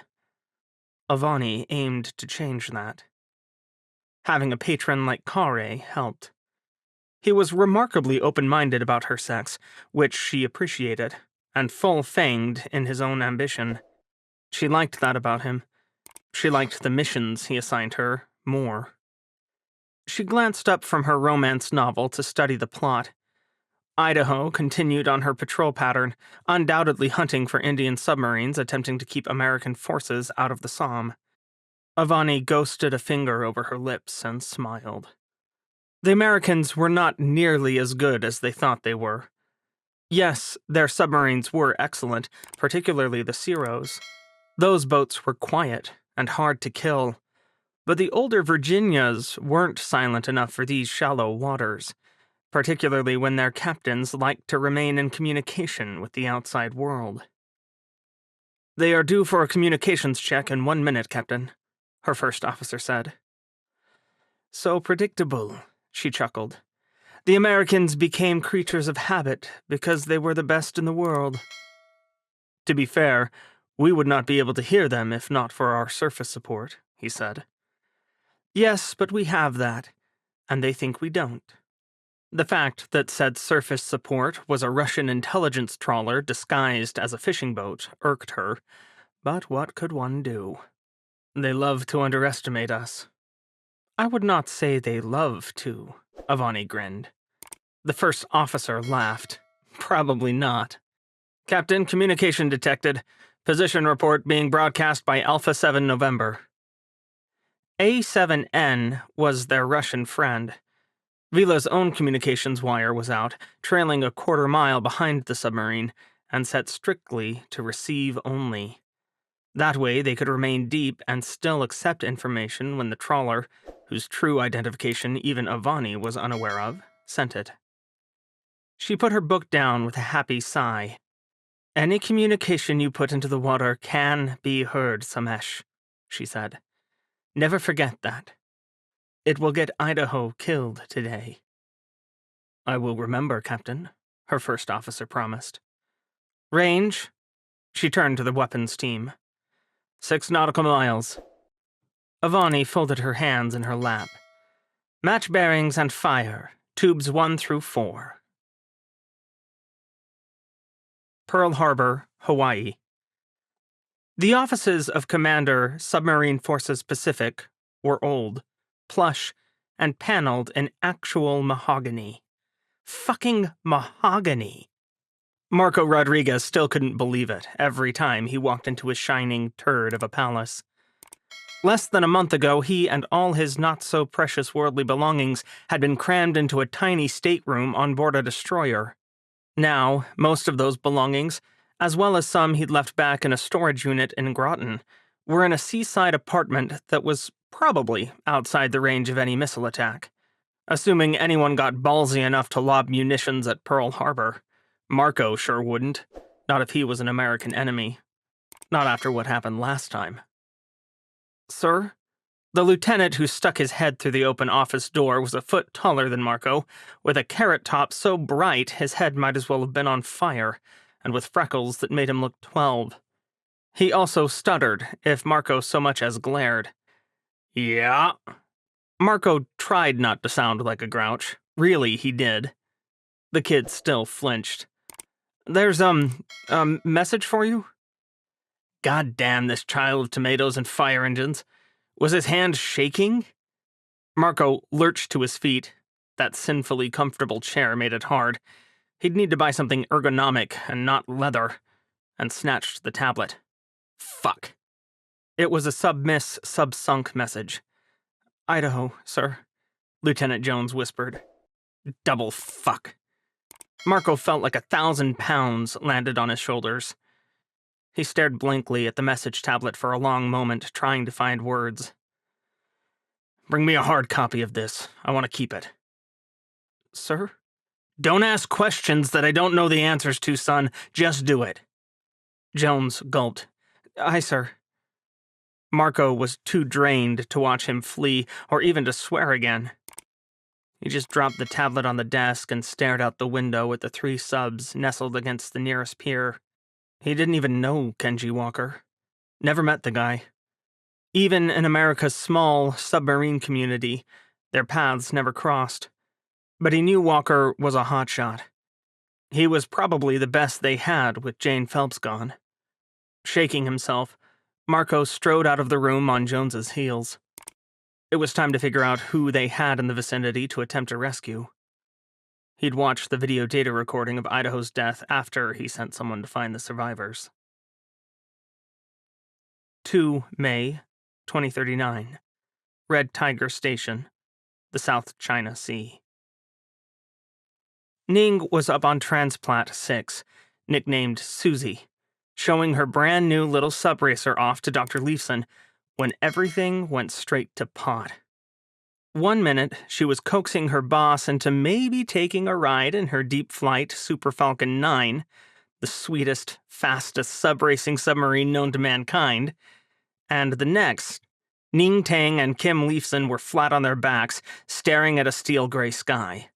Their ears rang with the sounds of trumpets, too, but Ning was pretty sure those were explosions in the background. She coughed, sitting up and discovering aches in parts of her body that a 20-year-old shouldn't have.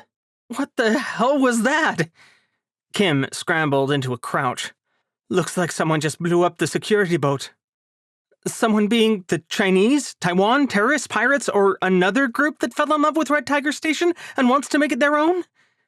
Ning wiped sweat off her face. She was starting to hate this place. For real. Once, she thought Red Tiger was a great place for the Fogborn team to finish their research without anyone noticing what they were up to had world-altering potential. Now, it was a death trap smack in the middle of a wild-ass war zone. Great question, stay down. Kim pushed Ning back to the hard concrete of the transportation platform and then pulled her over so they could hide behind a shipping container. Whoever they are, they've got multiple patrol craft. Wow, look at you sounding all official-like.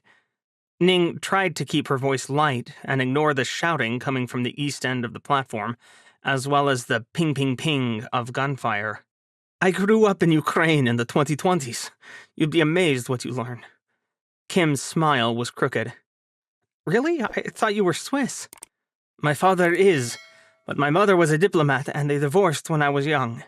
Kim shrugged. I saw a lot. Damn. Ning licked her lips, trying to slow the way her heart wanted to race right out of her chest. Slowly, she eased herself to the side so she could see around the shipping container. What's going on? The gunfire had stopped. One of the patrol boats was close to the platform now, and Ning watched several black-clad figures jump from the boat to the platform. They were all armed with some sort of automatic rifle, but she had no idea what. Her expertise was in nuclear reactors, not guns. Ning swallowed. Looks like they want something. No flags on their boats, and they're not wearing uniforms. I think we have pirates on our hands. Sure they're not terrorists? They don't exactly dress up either. Kim shook her head. Terrorists just blow things up and go home to brag about it. Point? Ning clasped her hands together to keep them from shaking. Does that mean they won't care about us? Depends on if they want hostages. Any luck on getting a taste of those new Torps weps? Alex asked over lunch the 2 days before Jimmy Carter was due to leave on yet another convoy escort. Base weapons officer told me I'd have better luck dating the president's daughter, Benji grinned. I didn't tell him that I'd met her and she's nice, but she already has a girlfriend. Alex almost snorted out his bug juice. Then he cocked his head innocently. So, are we getting the torpedoes? Benji threw his head back and laughed. I wish. Damn shame. Benji's radio crackled before he could say more. Command duty officer, officer of the deck. CDO here, go, Benji said. Sir, the captain has a visitor on the quarterdeck. He doesn't seem to be carrying his radio. He's here with me, I'll pass the message. Benji threw Alex a look, and Alex shrugged. Oops, guess I forgot it. He put his cup down. I'll head up. Visitors are always fun. Alex headed forward, pausing to greet a few sailors as he threaded his way through the passageways of his submarine. But the walk to the quarterdeck was barely long enough for him to wonder just who this mystery visitor could be. John and Nancy were both underway, with Nancy under a new boss who she already found lacking compared to the old one. John had been the first to get the new torpedoes and already sank a pair of Akulas and a Scorpion. With Kenji Walker and Rico Sivers gone, that made John the best the U.S. had left. Alex swallowed. The Union was picking off America's top submarines left and right. Was it on purpose, or was it just because they went where the fire was hottest? Those musings brought him topside, where he caught sight of a familiar blonde-haired and freckled explosion of a lieutenant commander standing near the brow. A smile split his face, and Alex found himself laughing like a loon. I'll be damned, Stephanie Gomez knows what a submarine looks like after all, he said. Grinning, she saluted. I admit it's hard to tell one end from the other when you're stopped, but I did figure out that the slanty walkway thing was the brow. We have those too. How you been, Steph? Alex shook her hand, leading her aft. I didn't expect a visit, but you've made my day. Let alone me, she laughed. I needed a change of scenery. Dunham's still up on the blocks after our collision with that Indian destroyer. It took forever for a dry dock to open up for us, and I feel like the walls are closing in. So I figured I'd come find what trouble you're getting into these days. I could only be so lucky as to cause trouble. Alex tried not to let his shoulders slump. I'm afraid that the almost oldest boat in the fleet is a pretty quiet place to be. Steph squinted. Almost oldest? There are a couple of boomers older than us, but we're the oldest attack sub by far. And they're keeping those boomers even further from the action. Their job is to hide. That sounds like a barrel of laughs. Here I thought that driving a 19-year-old destroyer was bad. Pfft, your ship can't even drink yet. Steph threw her head back and laughed. Never change, boss, never change, she said. Damn, I wish we had some of your sense of humor over on Dunham. We seem to be the ship where Murphy lives. That bad? Alex could tell by the look on her face that Steph was drained, and he wished he could do more about it than commiserate. Long gone were the days when she was his second in command on Armistice Station. They'd made a good team, even in peacetime. Then they'd made a better one when guns came out and the French and Indians got frisky, even if Alex tried not to think about those wild and woolly days. Well, we've had a collision, a captain die when hit by shrapnel, and a helicopter crash all in the last 11 months, and let's not talk about morale. I've had 2 suicides just since we got that stupid hole and put her up on the blocks. Ouch, Alex grimaced. Your captain on top of it? Yeah, he's a good guy, just about as personable as a brick wall. Steph shook her head. Not that I said that to you, sir. You know your secrets are safe with me. Thanks, she sighed. I'm not even sure why I came by, other than a great need to look at a ship that wasn't mine.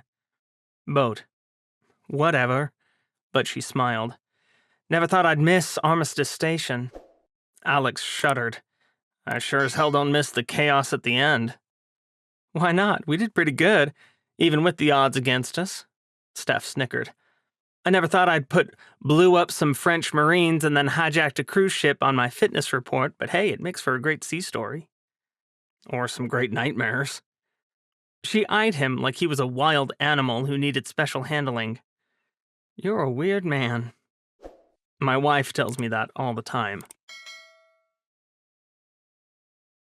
Getting a meeting with the CNO was a lot more annoying now that she didn't work for him. This issue wasn't urgent enough to walk in on him or to kick someone else out, so Freddie took her chances with the appointment gods and lost. Fortunately, Scrap, or Admiral David Chan, was kind enough to cancel 3 times instead of leaving her in the waiting room. When she finally got squeezed in, Freddie had 30 minutes between lunch and a politician. "Fucking angler," Scrap said after they exchanged greetings, glaring at a half-eaten bagel still sitting on his desk. "Now he's after us for sub-losses.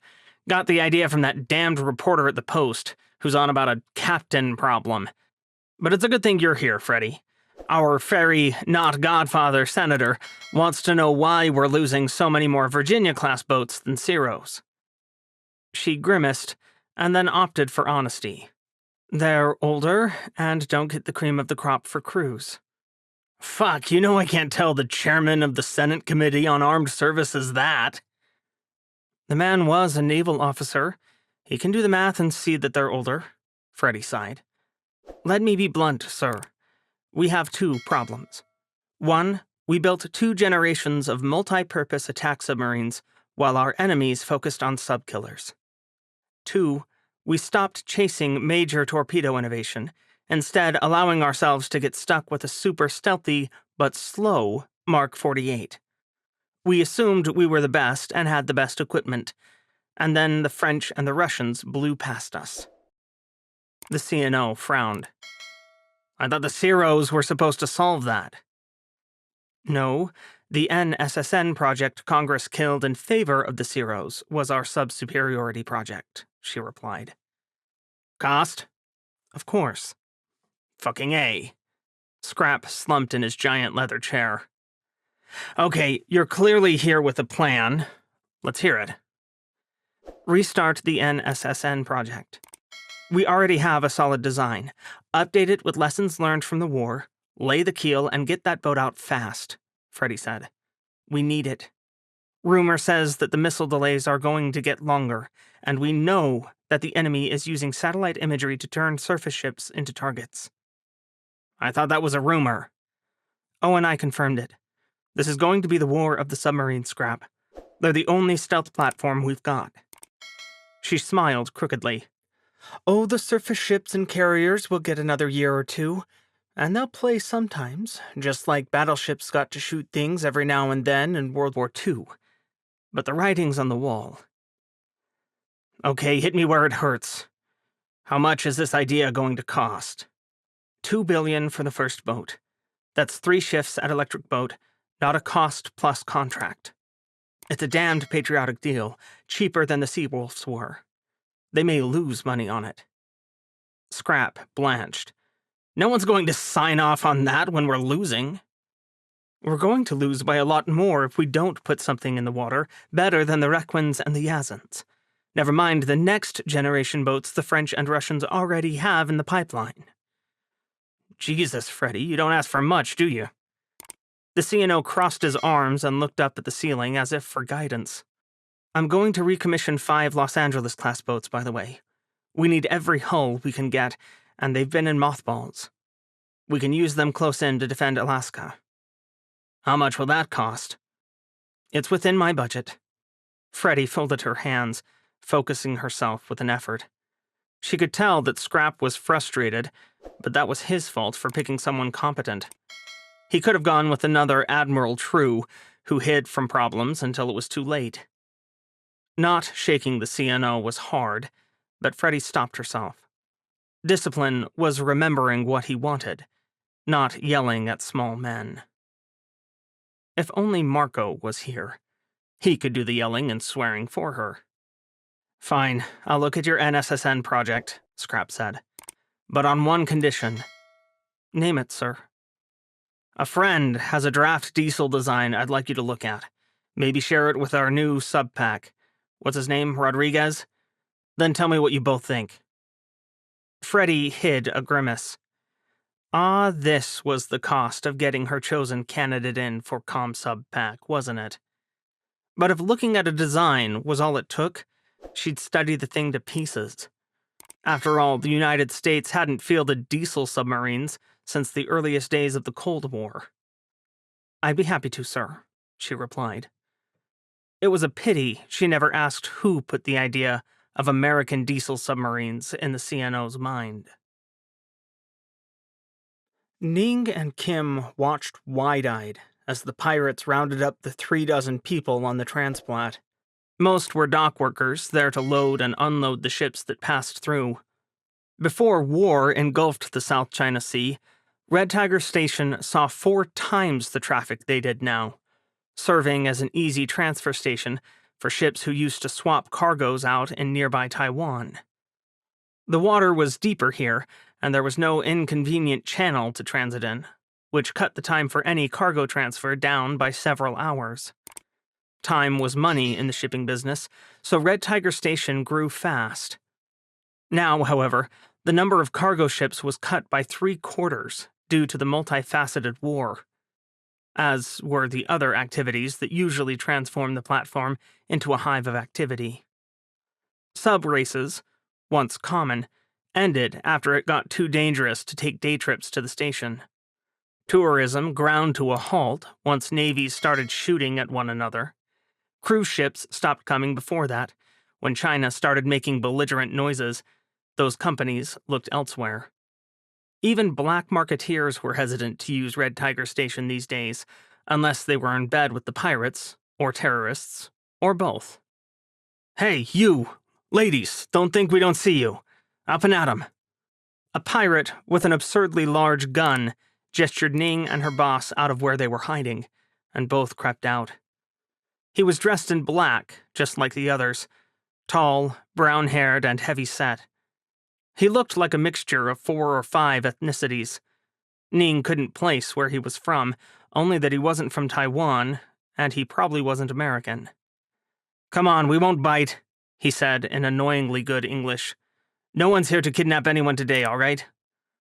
Ning let out a breath she didn't know she was holding. "Pirates, I guess," she whispered. "Maybe. Sometimes they hold people for ransom," Kim replied in an undertone. She shuddered. "Hopefully stealing ships is easier today." Ning ran her eyes over the ships moored on the 9 piers that stuck out of Transplat 6 like a weird spindle. Up front were the small ones, like her sub-racer, which she devoutly hoped would go unnoticed. The Super Falcon sat low in the water on the surface and looked pretty ugly. You had to know what it was to want it. "Please not my $1 million baby," she thought as loudly as she could. The sub-racer had been delivered yesterday, and getting another one would take months. "Hurry up, ladies, we haven't got all day." The pirate gestured with his gun, and they rushed over to join the knot of hostages. She'd rather be stolen from than get shot, Ning decided, looking at that gun again. This was what insurance was for. "Do you have kidnapping insurance?" she whispered to Kim. "No, but Pulsar does." Kim looked pretty cool. Ning's appraisal of her boss increased. Damn it, if the doc wasn't good under pressure. "We'll be okay." "Just gotta keep breathing, then." Ning's chest was tight, like that wasn't necessarily a given. "Just stay quiet and you'll be fine," the pirate said. "We want ships, not people. People are a pain. We've got to feed you and watch you and give you a decent place to sleep and such, or some navy will hunt us down like we're from the 17th century. He scoffed. "Ain't nobody got time for that." "Who are you people?" one of the men in the crowd asked. The pirate turned to look at him. "If you have to ask, you probably don't need to know." He winked as several people drew back in fear and then laughed. We're the destroyers, named for that there U-boat you see surfacing to send some more crew over to man those 2 cargo ships." "You have a U-boat?" The same man's jaw dropped, and Ning couldn't help rolling her eyes. "It's probably an export version sold by the original buyer. The Germans will sell them to almost any country with a flag and a bank account, but countries eventually sell them for scrap or to less legitimate organizations." "Right in one," the pirate grinned. "We bought Destroyer when South Korea was done with her. Not that the South Koreans are terribly happy about that little bit of advertising, but so long as we stay out of their yard, they don't complain too much. Besides, the South China Sea has much better pickings, if you know what I mean." He gestured at the crowd. "You fine people make excellent hosts." Shivering, Ning watched with wary eyes as the other pirates swarmed the piers. They took the remaining security boat, a big green yacht, the 2 already loaded cargo ships, and her Super Falcon. Somehow Ning wasn't surprised. Her sub wasn't the most expensive thing on the pier, but you could crane it up on the cargo ship, which the pirates did as she watched grimly, unable to intervene with a gun in her stupid face. And a Super Falcon was pricey, in addition to being the fastest type of subracer in the world. They were all custom-made, and Ning knew they sold high on the black market. She'd always been too curious for her own good. So she said nothing. She just stewed in the feeling of sick emptiness, arms crossed and waiting for the other shoe to drop. Strangely, it ended in a cheerful wave as the pirate guarding them skipped off to jump in their patrol boat. "You all have a good day now," he said. "Sorry about the inconvenience." Only after he was gone did Kim wrap an arm around Ning. "I'm sorry about your sub," her boss whispered. "I hate this place," Ning sighed. "But I have insurance. I didn't think you were stupid enough not to." Kim shook her head. "Let's go below and call Pulsar.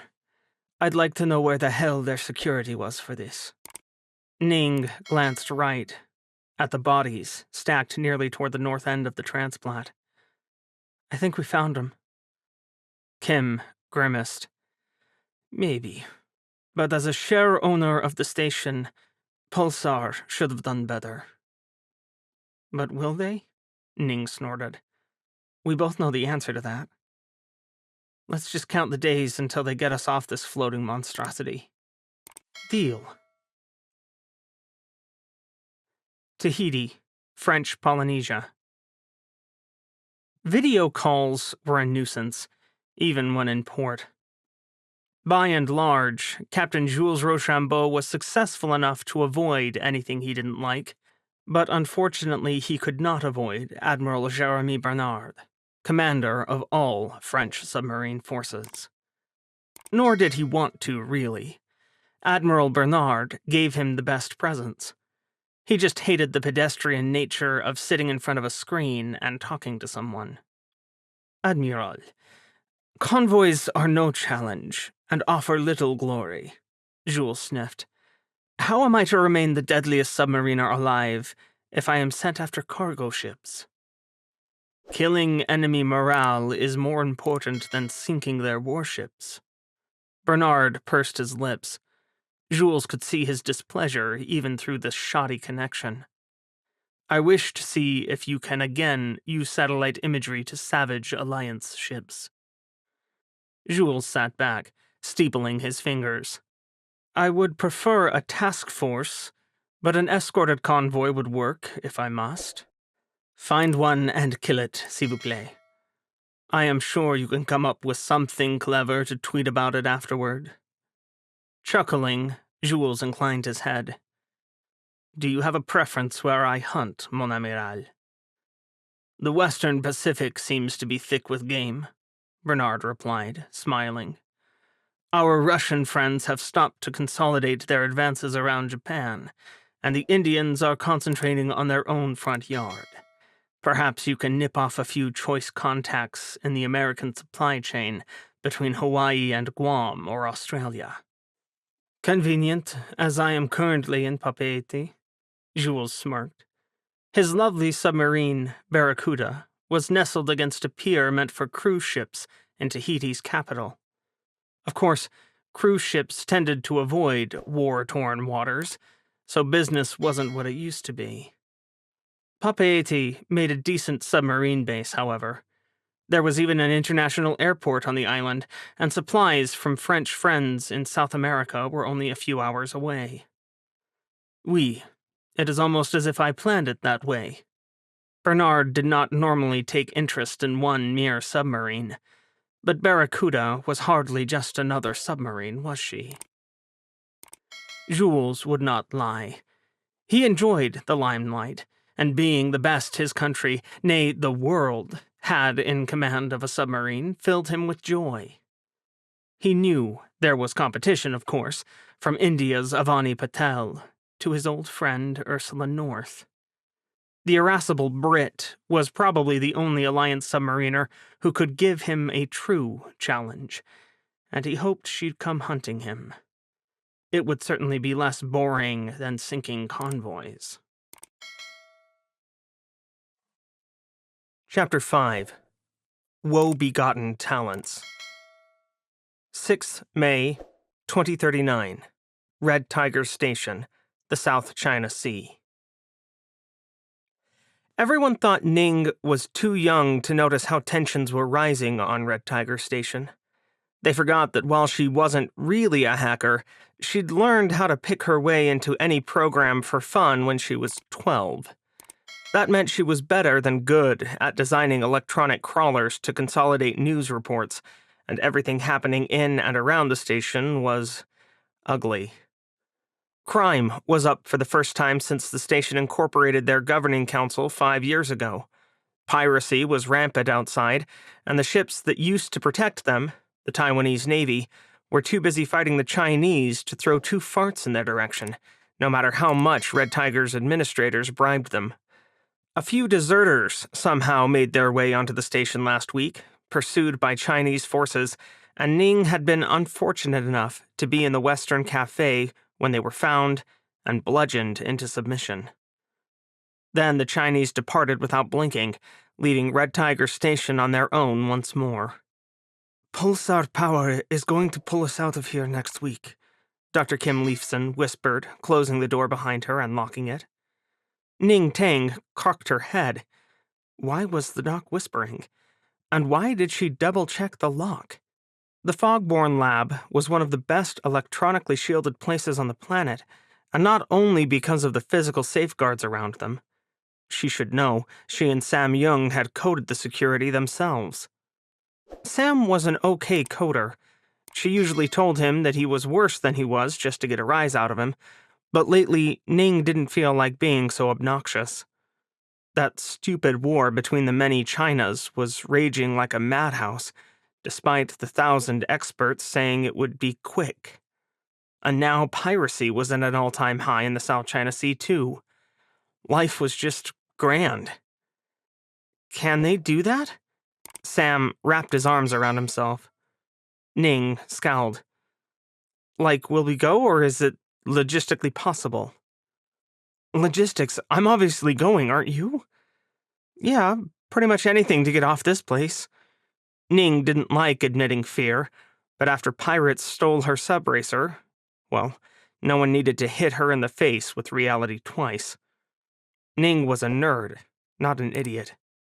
Sam shuddered. It stopped being fun a couple months ago. The members of their small team exchanged glances. No one needed to tell them that booking a civilian charter off Red Tiger Station was impossible. They all knew people who'd tried. Pulsar Security kept track of how many civilian ships and subs the pirates snapped up, and right now it was sitting around 70%. Those were not odds Ning was prepared to bet against. She fidgeted, looking up at Kim. Do you think they'll get a sub through? I think they'll keep trying. Kim gestured at the completed reactor everyone could see through the window behind them. We're sitting on the modern equivalent of a gold mine. No one, and I really mean no one, Wants us to put those plans on the internet, where some hacker can yoink them and sell them to the highest bidder. So they need us, and preferably the reactor model. We can change the world if we get out of this hole, Sam said. Ning twisted in her seat to stare at him. What? He shrugged. We all know that fusion is the way of the future. Sustainable, safe power. I like being rich, but man, if we can make the world better while we're at it? Blinking, Ning stared at her friend and colleague, while Dr. Kim beamed. She hadn't expected this from Sam. Like her, he liked money, buying things and getting rich while being super smart. She teased him about his crappy coding, but he really was brilliant, just a little careless with his code. But making the world better? Sure, that was a nice bonus. Ning liked the idea of going down in history, but she really enjoyed her pile of money, too. I think Pulsar will license our design pretty quickly once we get it out of here. Kim's approving smile made Ning's stomach twist oddly, though that's going to be the trick. You guys aren't talking about giving it away for free, right? Ning bit her lip. Oh, hell no, Sam grinned. I'm not giving the money back either. I'm just kind of sick of all the shooting and want something that's nice for the world, you know? Instead of this endless war. It's been less than a year, Kim said. And it's a world war, Doc. The thing we as a world said we'd never do again. Ning swallowed. You know they're going to want to put our design on submarines. She'd already started fooling around with ways to make that work, she didn't add. Kim nodded. Pulsar is a US-based company. So we know where they're going. Ning smiled crookedly. At least it's not to the Chinese. She wasn't ready to forgive them for beating those deserters half to death in front of her. Not in this lifetime. For sure, but we've got to get out of here first. Sam gestured upward toward the chaos raging in the seas above and around them. I'm still not sure those promised subs are going to even arrive to pull us off. Near the northern approaches to the Strait of Malacca. The Zero-class submarine steamed through the water at a touch under her best silent speed, but she wasn't on the hunt for enemies. Today, catching any prey was just a bonus. Still, the atmosphere on board USS Douglas was upbeat. Douglas was, overall, a happy submarine. Her crew was a team, and the leadership treated them as such, including letting everyone indulge with a little ice cream when they made an unexpected kill. Commander Teresa O'Canis ate hers in her stateroom, like a proper captain, of course. It was better to let the crew celebrate a little without her looking over their shoulders. Keep on like this, and people are going to start thinking we're making a difference, Lieutenant Commander Sally Weber, Douglas's XO, said 20 minutes after an Indian scorpion who tried to hunt Douglas broke apart. Hence the ice cream, which Teresa finished and placed the cup on her desk. Not going to lie, turning the tables on her was pretty sweet. And these new torpedoes are a godsend, Teresa grinned. They make life a lot easier out here, particularly with that Yazan we sank on the way out here. She wiggled in her chair, hating how small her stateroom was. But at least it was hers. Douglas, as a mid-run Virginia, had bigger staterooms than the newer Zeros. By pure accident, Teresa was sure. And while she sure would like a faster and newer boat, just like any subcommander, she really did like the extra space. It wasn't that she was claustrophobic. It was more that she liked moving and hated staying in one place. Teresa knew she was a little scatterbrained, and that her professors at the academy had been kind when they called her hyper. It made her a great multitasker, but it had its drawbacks. Thank goodness Sally was good at picking up the pieces she left sprinkled all over the boat like landmines when they weren't in the middle of a tactical problem. Those Teresa handled just fine. It was amazing how the possibility of death focused the mind. I'm still worried about how the Russians built all of them. We know the 2020s weren't exactly kind to Russia. Sally scratched behind her ear. Their uneven torpedo distribution is Exhibit A for Russia disorganization, but they have about twice as many submarines as they should. They probably built them underground. Do you have any idea how hard that would be, Captain? I know you magically avoided shipyard duty your entire career, but trust me, even the Russians would find that almost impossible. Teresa shrugged. Flog enough parolees and you can do it. You're impossible. You know that, right? Sally rolled her eyes fondly. In fact, without Ukraine... The phone ringing cut her off, and Teresa snapped it up. Captain. Ma'am, it's the officer of the deck. We're 10 miles out from the Somme. Teresa nodded, all good humor fleeing. We're on the way. Her eyes found Sally as she hung up the phone. Now the hard stuff begins. Hey, if it was easy, they wouldn't send us to do it, right? You bet. Teresa managed another smile, while worry gnawed at her guts. Sneaking around the entrance to the Strait of Malacca, while submerged and trying to find Idaho's survivors, was no joke, and she knew it.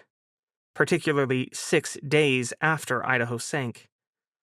There were thousands of ships out here, and any one of them could have picked up Kenji Walker's crew. If a friendly had rescued them, Douglas would have been called off. But there hadn't been even the slightest whisper about Idaho's people, at least not as far as the intel geeks could find. No one knew anything. Douglas wasn't even the first boat sent after them. But the destroyer, freed up from convoy duty to look for them, was torpedoed 3 days ago, presumably by Vila, who they knew got Idaho from her attack center video. And the surface pukes refused to send another ship without a sub escort. Douglas had been way the hell out of the way in Perth, but made best speed to the Somme when ordered to. And here they were. Oh, and if they had free time, could Douglas look for Gravely's survivors too? There were suspiciously few communications from the destroyer's crew, too. Teresa shook her head. Alex made rescues sound easy in his stories, but he'd never had to do one in the insane traffic, not to mention enemy warships surrounding the Strait of Malacca. It was like finding a needle in a haystack when there were several hundred haystacks around, and you weren't even sure if the needle ever made it to the haystack, or if the original haystack was still here.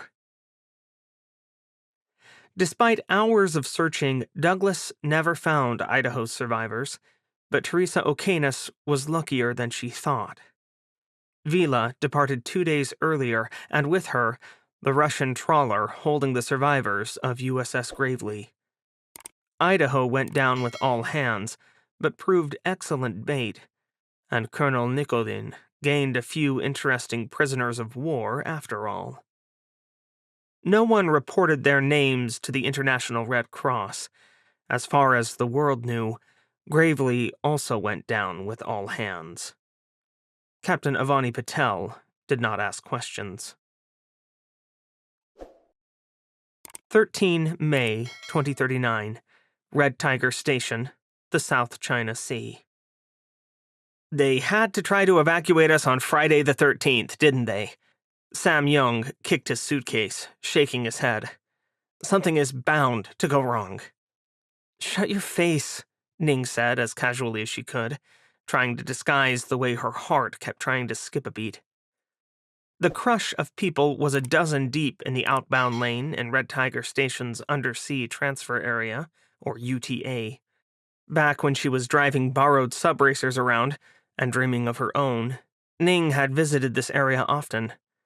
The garage was just through the watertight door in front of them, and she'd already learned the hard way that parking $1 million subracer on the surface was stupid. Her next Super Falcon was already on the way, but now it looked like she'd lose that one too.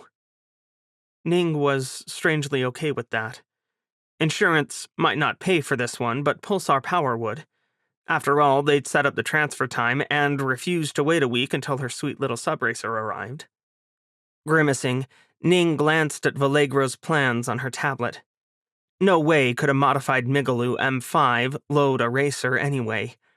Their sub to Freedom had been the second M5 off the line, built way back in the mid-2020s as the race to the ocean floor went wild.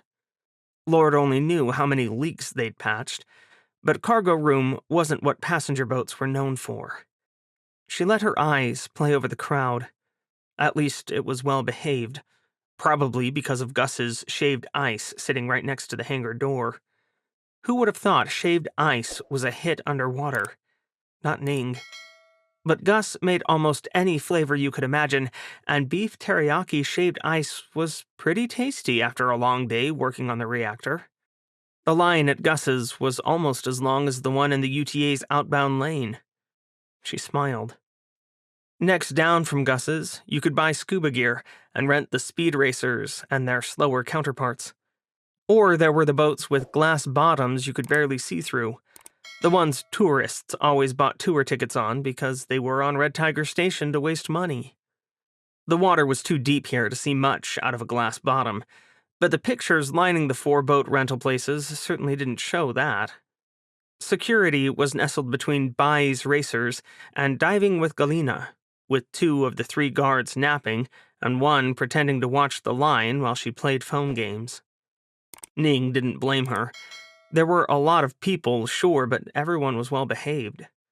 Red Tiger Station just wasn't a place where people caused problems. The problem's topside, however. "Third time's a charm, right?" Jake Lawrence was their one-man security detail, something Pulsar sure as hell regretted shortchanging them on, and he looked as ready to leave as the rest of them. His formerly short hair was on the scraggly side these days, and his dark eyes had deep circles under them. No wonder. Jake wouldn't get his bonus until they were all home safe. Here's hoping. Dr. Kim Leifson looked about 20 years older than she had a few months ago, but things were really starting to suck out here around Red Tiger Station. Even Ning couldn't keep her head in computers and ignore what was going on. The war overhead only made the waters around the station more lawless, and pirate attacks, or attempted ones, happened at least once a month. The Chinese stormed in last January, demanding RTS leadership's allegiance, only to be driven out by that same annoying pirate group, the Destroyers, who then demanded the station pay them for their services. Ning wasn't aware of what deal the Station Council of Managers struck with the Destroyers, but whatever it was, they went away. Another group came by and stole a shipment of electronics 2 weeks later, but at least it wasn't the Destroyers, who liked to steal entire groups of ships. She was still smarting over their thieving of her Super Falcon, but Ning wasn't stupid enough to do anything overt, and she wasn't a good enough hacker to try to find them on the internet and ruin their lives either. "You all right, Ning?" Dieter Weber, their quality engineer, was an old man who generally left the kids to play their games. By kids, Dieter meant everyone who wasn't him and Jake, who, although half Dieter's age, also enjoyed quiet entertainment, like watching movies and playing chess. "Sure, just ready to get the hell out of here. I'm not sure how I feel about leaving via submarine garage rather than the transplant." Dieter smiled tightly. "Connecting 2 underwater habitats together seems like doubling the opportunity for problems. Surface transfers have the advantage of being in an environment where oxygen wins." "Not if you fall in the drink or a pirate catches you, Doc," Jake laughed. "The pirate threat level is too high for a surface transfer. There are 2 groups operating within 10 miles of the station, and there was a surface skirmish between the Chinese and Taiwanese navies closer than that 2 days ago." Dieter sighed. 10 miles is a long way away. "Not on the ocean, man. No stoplights." The announcement system chimed. "Ladies and gentlemen, the transfer submarine will arrive in 10 minutes. Please have your boarding passes ready for inspection." "Sucks that Pulsar couldn't even charter a private sub," Ning muttered. "I don't think they could get one willing to come out here." Sam toyed with his plastic boarding pass. "Took long enough for this one to pick up the schedule, you know? Just be happy that the Managing Council and Pulsar combined their bribing power to get it here," Kim said. "She's on approach," Sam said, pointing at the status screen to their right. The screen didn't show raw sonar input. No one on the Fogborn team would have known what to do with that. But it did show the steady icon of a submarine approaching Red Tiger Station. "About time," Jake muttered, just as a second icon blinked to life on the screen. "What's that?" Ning pointed. The Icon moved far faster than Vallegro, blinking its speeding way toward the civilian submarine. "I think that's a torpedo," Sam whispered. No one contradicted him. No one said anything. They just stood in tense silence, watching and hoping Sam was wrong as seconds ticked by and the two icons grew closer. The two icons merged, and then Vallegro vanished. No nation ever admitted to sinking the submarine, not even by accident. "We're in the big leagues now," Nancy muttered, looking out at the majestic fleet surrounding them as Fletcher swung lightly at anchor. Commander Ying Mai cocked her head. "Are you being sarcastic again, Captain?" Nancy snorted. "Are you playing innocent?" "Maybe." They exchanged grins before sharing a moment of comfortable silence on Fletcher's port bridgewing. The sleek destroyer was at Christmas Island again, this time after a final training exercise, before a secret but big upcoming operation that everyone knew was the United States' next attempt to retake the Strait of Malacca. The Strait of Malacca was the world's biggest oceanographic highway and the shortest route between the Indian and Pacific Oceans.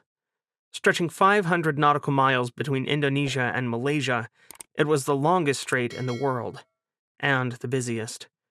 More than 100,000 ships passed through the Somme annually before the war, a number now cut in half since alliance-flagged or sympathizing ships were stopped, or sunk, by the Indian and French warships guarding the strait. They had to win the Somme back, or at least force that key sea lane back to neutrality. No one would mind that. They all just wanted to stop having to drive the long way around by Australia. "Admiral Anderson has grand plans, I think," Nancy shrugged. "But I'm not in her confidence." "So much for being the flagship of the Little Beavers. It was nice while it lasted." Ying sighed wistfully. "Do we even still exist as a task force?" "No one's told me yet." Nancy hadn't realized how used to playing fast and loose with rules and regulations she'd gotten under Admiral Rodriguez until he was gone. She would have called herself a lover of regs, but here she was, missing the renegade submarine admiral. At least he didn't hang his flag on the carrier and never even visit the other ships under his command. Nancy only knew what Anderson looked like through video conferences. "I suppose they'll tell us when we need to know," Ying said. "I hope so." Nancy managed not to make a face. She couldn't lie. She liked being at the tip of the spear. But she liked knowing what was going on even more. Fletcher's short stint as Admiral Rodriguez's flagship had been educational, and more importantly, it had let her be part of the planning for the task group. Her destiny had been in her own hands. After the disastrous first battle of the Somme, Nancy assumed they'd call the coming one the second. She never wanted to be left out in the cold by decision-makers again. She still had nightmares of watching friends die that day, of fighting her destroyer her hardest, and it not being enough. She didn't want to say it, even though Ying's expression said she was thinking the same thing. Would going back to the Somme be the same this time? Would the demons they escaped a year before pull them under this time? Nancy Coleman wasn't a coward, but she wasn't sure she trusted an admiral who shared none of her plans to lead them to victory. 23 May 2039. The Western Pacific Ocean, en route to Guam. Word from intelligence warned Convoy 12098 that action against the enemy was imminent. No one was sure what the hell threat they were supposed to be facing, but all the convoy escorts closed up into full wartime steaming. This was a larger convoy than Jimmy Carter's usual fare, and they even had another submarine in company. Illinois, a Virginia-class boat, was out running point for the convoy of 27 merchants and 6 escorts, a few miles ahead of everyone, making sure they didn't steam into a trap.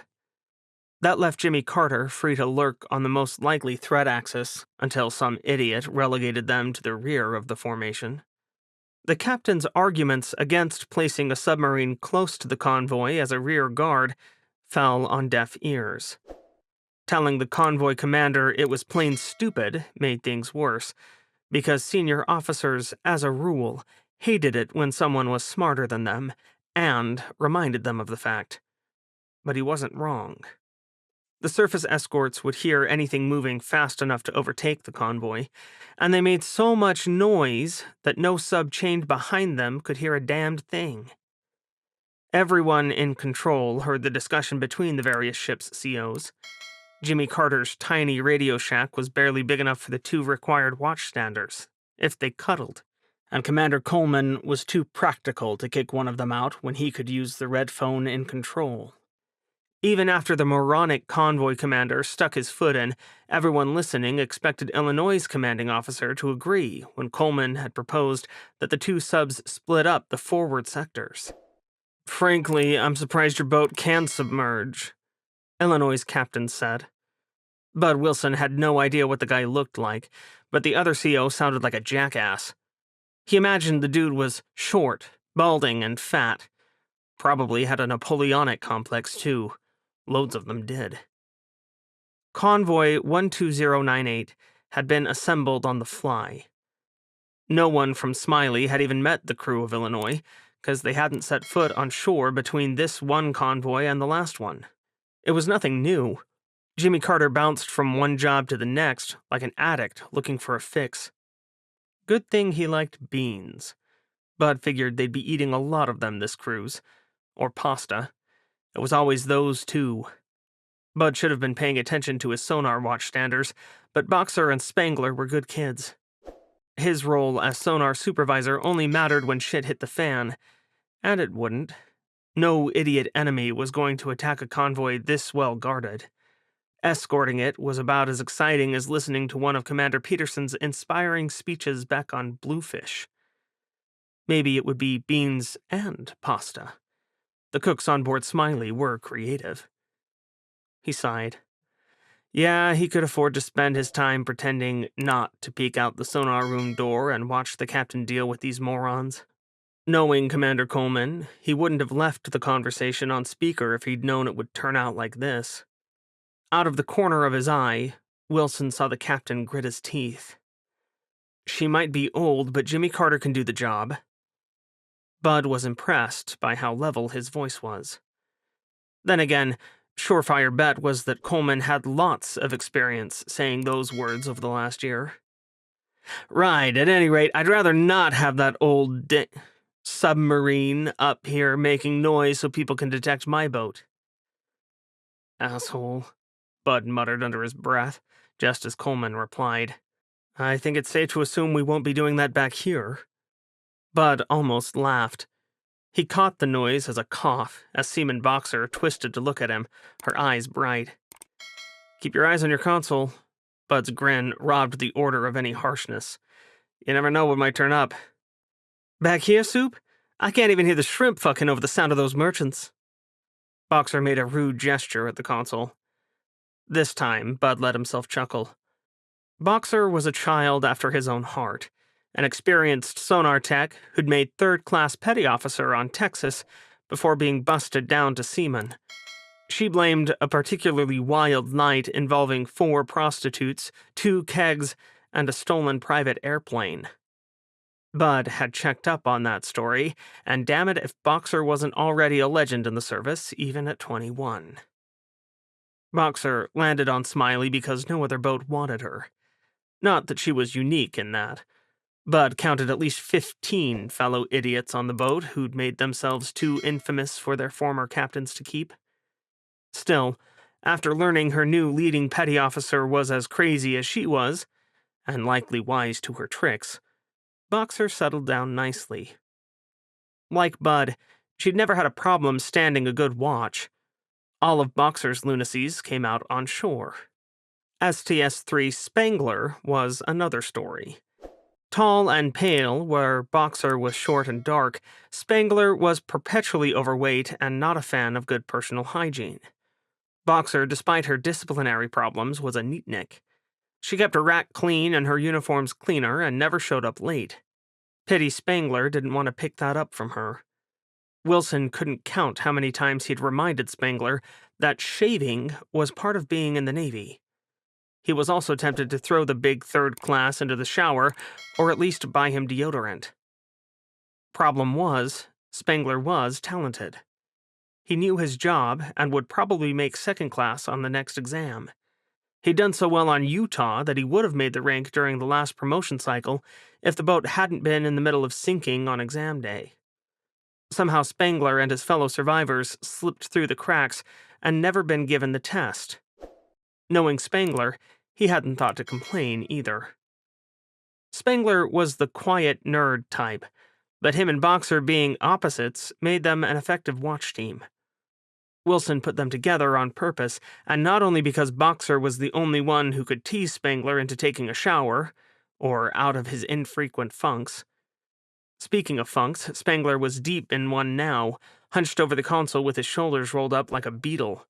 Under other circumstances, Wilson might have thought the other sonar tech was in the zone and concentrating. But there was double jack and nothing to listen to. Boxer was right. At Jimmy Carter's station back here, they'd be lucky to hear a depth charge exploding over the ear-splitting rumble of the convoy. Not that they'd ever wind up in a situation where good old Smiley was depth-charged. Oh no, not at Smiley's age. She was fragile. Yeah, watching the drama in Control was 10 times more fun than listening to a whole lot of nothing. "Con sonar, torpedo in the water bearing 119er!" The terror Spangler's voice jerked made Bud's head snap around so hard his neck cracked. "Con sonar, second torpedo in the water bearing 121!" The speaker on the bulkhead was only 2 feet to Bud's right, and it was hooked into the same frequencies as Spangler's headset. His hand snaked out to twist the volume to high on its own, but Bud couldn't hear anything over the convoy's screws, not even the telltale high pitch of torpedo sonar. "I got nothing," Boxer sang out. Bud threw himself into the third seat, grabbed a spare headset, and jammed it down over his ears. "Sonar Con, talk to me." That was the captain's voice from the internal net, and Bud stomped on his own foot pedal mic to answer it. "Captain, screw noises! I've got 2 high-speed submerged contacts inbound, bearing about 130 at 20,000 yards!" Spangler cut him off. Bud forced himself to take a deep breath, ignoring the answer from Control, even as Jimmy Carter trembled under his feet, speeding up and rolling left into a turn. Raised voices drifted in from Control, but he never heard them. Bud only slipped into his own zone, his unfocused eyes traveling over the sonar traces in front of him and his ears straining to hear. Nothing. Nothing but the sounds of the same merchant screws going roundy-round. "What the hell are you listening to, Spangler?" He leaned across Boxer to glare at the petty officer. "You got a training tape or something in there?" It never occurred to Wilson that Spangler might just be playing a sick practical joke, even though he knew a sonar tech who'd done that back on an exercise in 2029. They were at war. No one was that crazy. "No!" Spangler's pale face was crunched up in terror, and now anger made his eyes wide. "Can't you hear it? There's... Con sonar, third torpedo in the water bearing 194!" His voice rose into a screech. "Fourth torpedo in the water bearing..." "I've still got nothing," Boxer said. Bud couldn't hear a thing. "Spangler, I swear to God..." "You're both deaf! You're gonna get us killed!" Spangler was sweating profusely, his voice getting louder and louder. Except, no, the increase in volume came in part from the fact that he still had his foot on the pedal. His mic was still keyed, and everyone in Control could hear every word Spangler screeched. "Can't you hear that? We've been boxed, Wilson! There are torpedoes coming from everywhere, and..." Bud tore the headset off Spangler's head, pulling the microphone away before the other sailor could say more. "We're going to die!" Tears were streaming down Spangler's face. He grasped wildly for the headset, but Bud tossed it down. "Spangler, calm down." Bud wrestled the larger man's arms aside to unplug the headset from the console. "No, can't you hear them? I can..." "There's nothing out there," Boxer said, But suddenly Spangler was on his feet and bolting toward the hatch. "Captain, they're not hearing the torpedoes!" "Spangler!" Bud howled, jumping after his sailor, only to tangle his feet in his own headset's cord. He made it one step before pitching forward and face-planting onto the deck. "Shit! You want me to go after him?" Boxer twisted in her seat, eyeing Spangler's retreating form. "No, keep your damn headset on."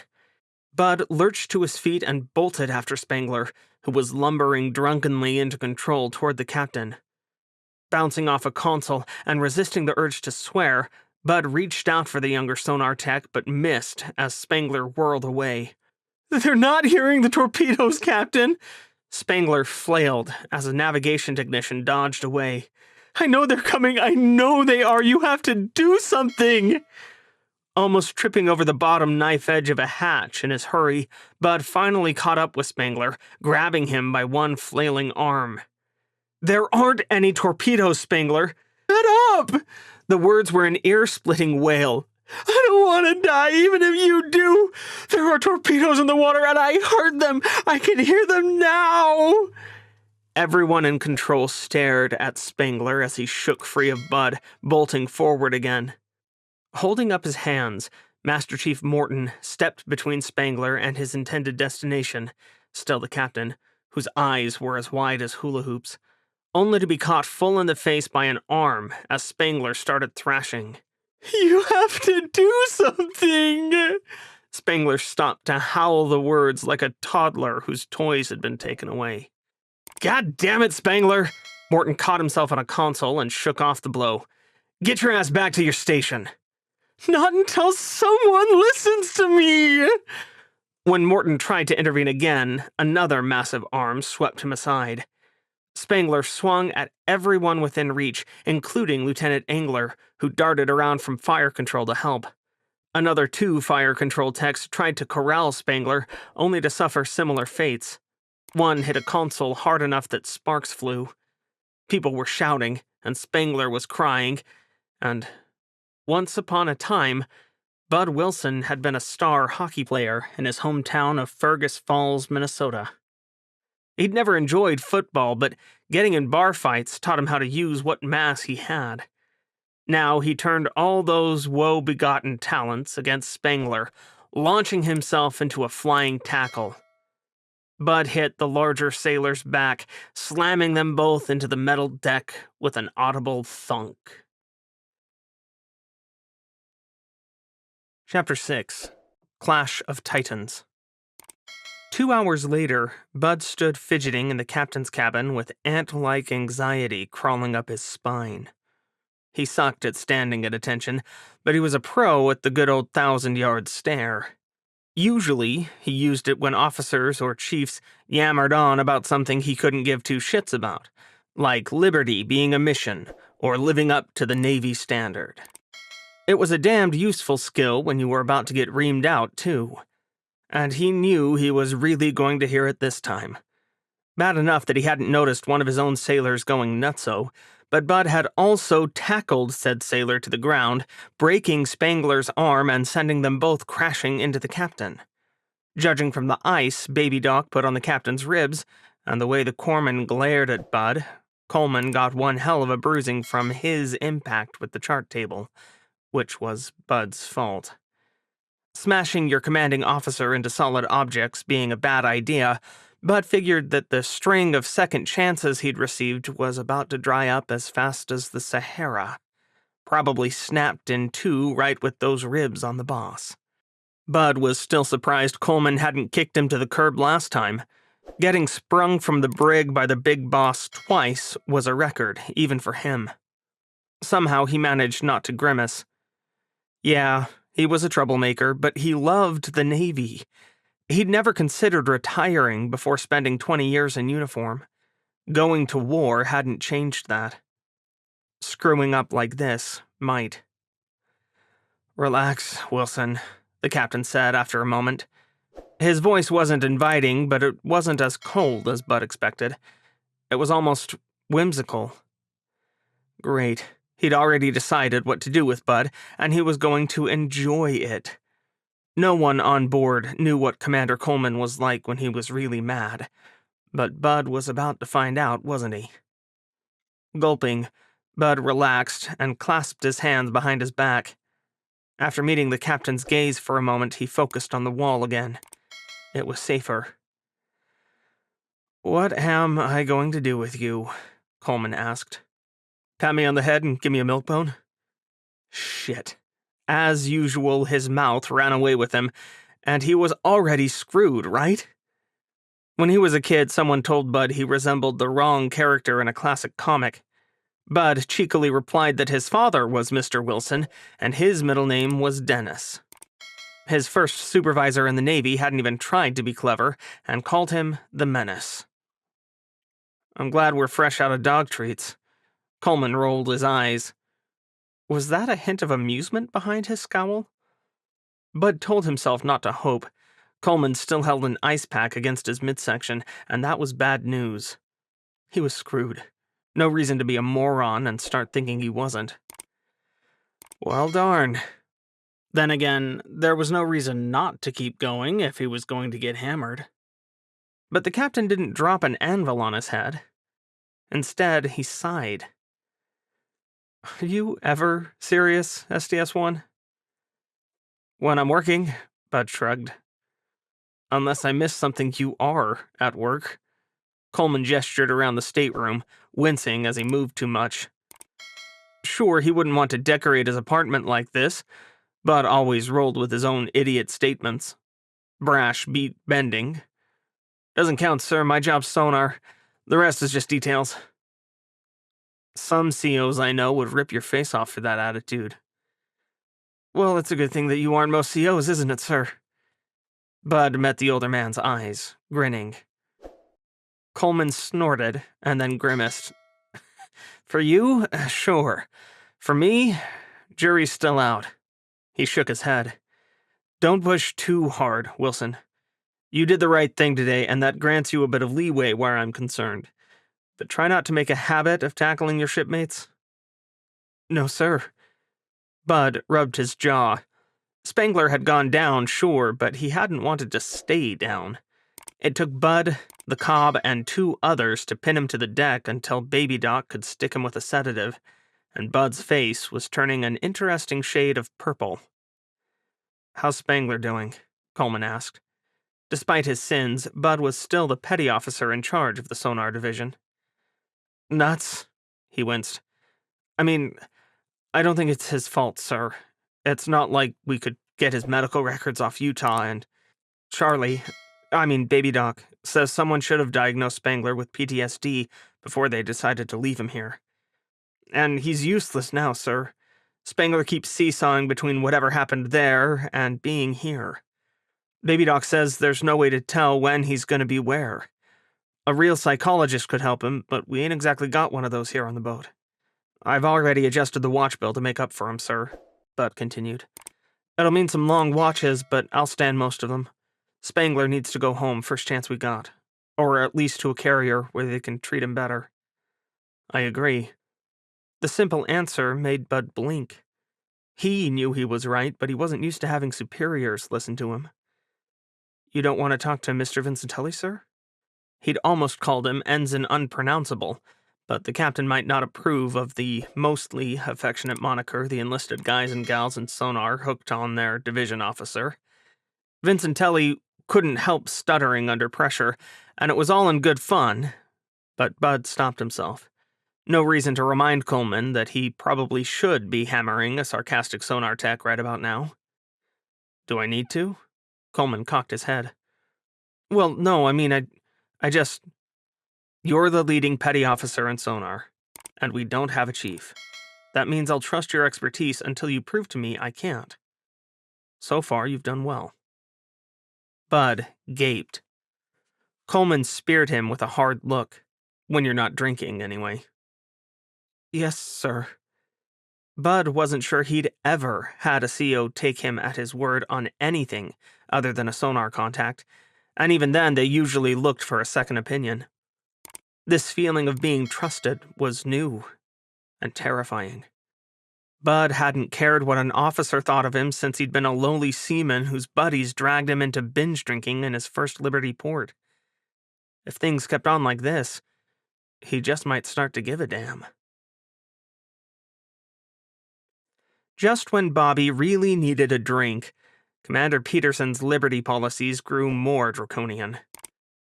In a fit of paranoia only he understood, Bluefish's fretful CO put alcohol off limits in the land of inexpensive beer and good food. Peterson also decreed that even his officers had to go out in groups of 3 or more, and of course that new rule put a cramp in Bobby's Liberty plans. Worse yet, Peterson was a snob. His department heads were only expected to go out with other lieutenants, and there were only 3 lieutenants on board. So Bobby resigned himself to being stuck on board the USS Blue in the Face. After a miserable week of watching others have alcohol-free fun, the XO noticed they were ready to tear the walls down and took Lou's duty for the night. Bobby, Rose, and Lou didn't need to be told twice. They jetted off the boat before Vanderbilt could change his mind. Not that Peterson was there. The rules didn't apply to the CO when he could hang out with his wife. "You look like you need a cold one," Lou said, munching on cheese sticks. "Yeah, because my super sweet tea really is speeding me right along toward that drunken stupor I was aiming for." Bobby shrugged. "I mean, I could pretend I'm drunk. That might make me feel better for a while, and I could get all the embarrassment without the hangover. But in the end, I still wouldn't be drunk, so what's the point?" "You could savor the tasty food instead." Lou gestured at the mostly empty appetizer platter. The department heads found the most out-of-the-way, expensive, and overrated place in Perth, hoping that no one else from the boat would show up. The place was way pricier than the quality deserved, too. Where the hell did the Mediterranean get all the customers when their food was so not awesome? Bobby liked good food, and was willing to spend money to get it. As a single lieutenant with no one to support, where else was he going to spend his money? Even the girl he just started seeing was a lieutenant commander, so she hardly needed Bobby's riches to keep her in house and home. Though I'm not sure I'll forgive her for suggesting this place. "I come bearing the solution to our problems." Rose plonked 3 beers onto the table as she returned from the ladies' room, and presumably the bar. "You can thank me later." Bobby fidgeted. "We really shouldn't." Lou held up a hand. "You, madam, are an officer and a lady, and my new hero. Don't let this childlike individual put you off." But Lou hesitated too. Rose crossed her arms. "Screw it, we're not getting drunk and we're not getting caught. If we can't have a damn beer like responsible adults, I'm going to forget why I joined the damn Navy in the first place. I'm a sailor, not a nun. Bottoms up, boys." Rose was usually the rule follower. If she wanted to flout Peterson's ridiculous restrictions, who were they to say no? Bobby glanced at Lou, and they hefted their beers as one. "To Bluefish," Bobby sneered. "May she continue to rot pierside while our friends go out and do the job for us." "No." Rose's voice was surprisingly soft. "I'm not wasting a toast on that." Lou cocked his head. "Then what do you want to toast to? The beer's getting warm, Weps." "To absent comrades," she replied, lifting her glass. "To our brothers and sisters on eternal patrol." A shiver ran down Bobby's spine. "Absent comrades," he and Lou echoed together. The beer felt damn good going down, but Rose's words made Bobby swallow more than the drink. The world didn't begin and end at their broken submarine and miserable crew. "You're thinking of Austin Heater?" he asked. "Yeah." At Lou's confused look, Bobby explained. "One of our classmates. Well, mine more than Rose's, technically, since she graduated a semester late. Was on Guam with Commander Sivers." "Oh." What else could they say? Empty platitudes like, "at least they went down fighting," were meaningless. Word in the fleet said Rico Sivers was about to become the submarine community's second posthumous Medal of Honor winner. Submariners didn't win the nation's highest award for valor often. Before the war, there'd been a grand total of 8 winners, spanning all the way back to 1923. Sivers would make 10. Although he and his crew deserved the honor, they'd almost single-handedly stopped an invasion of the Mariana Islands by Russia before falling victim to dozens of depth charges. Bobby wished for more living heroes, instead of increasing the pool of inspiring but dead martyrs. Austin Heater had been near the top of their class, too. Everyone liked him, Bobby included. They'd even toyed with the idea of rooming together their junior year, until Austin opted to room with his lab partner and Bobby grabbed one of the other guys from the football team. But they'd stayed in touch after graduation. Bobby attended Austin's wedding 2 years ago and wondered who the Navy sent to tell Deb the news. Screw what I said about not getting drunk. Rose lifted her beer with a purpose. Lou put a hand on her arm, his southern drawl gentle. It's not worth it.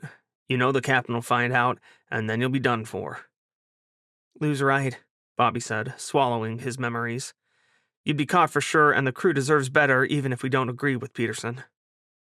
Glaring mutinously, Rose put her beer down. Bobby knew how she felt. Angry, bitter, and guilty all at once.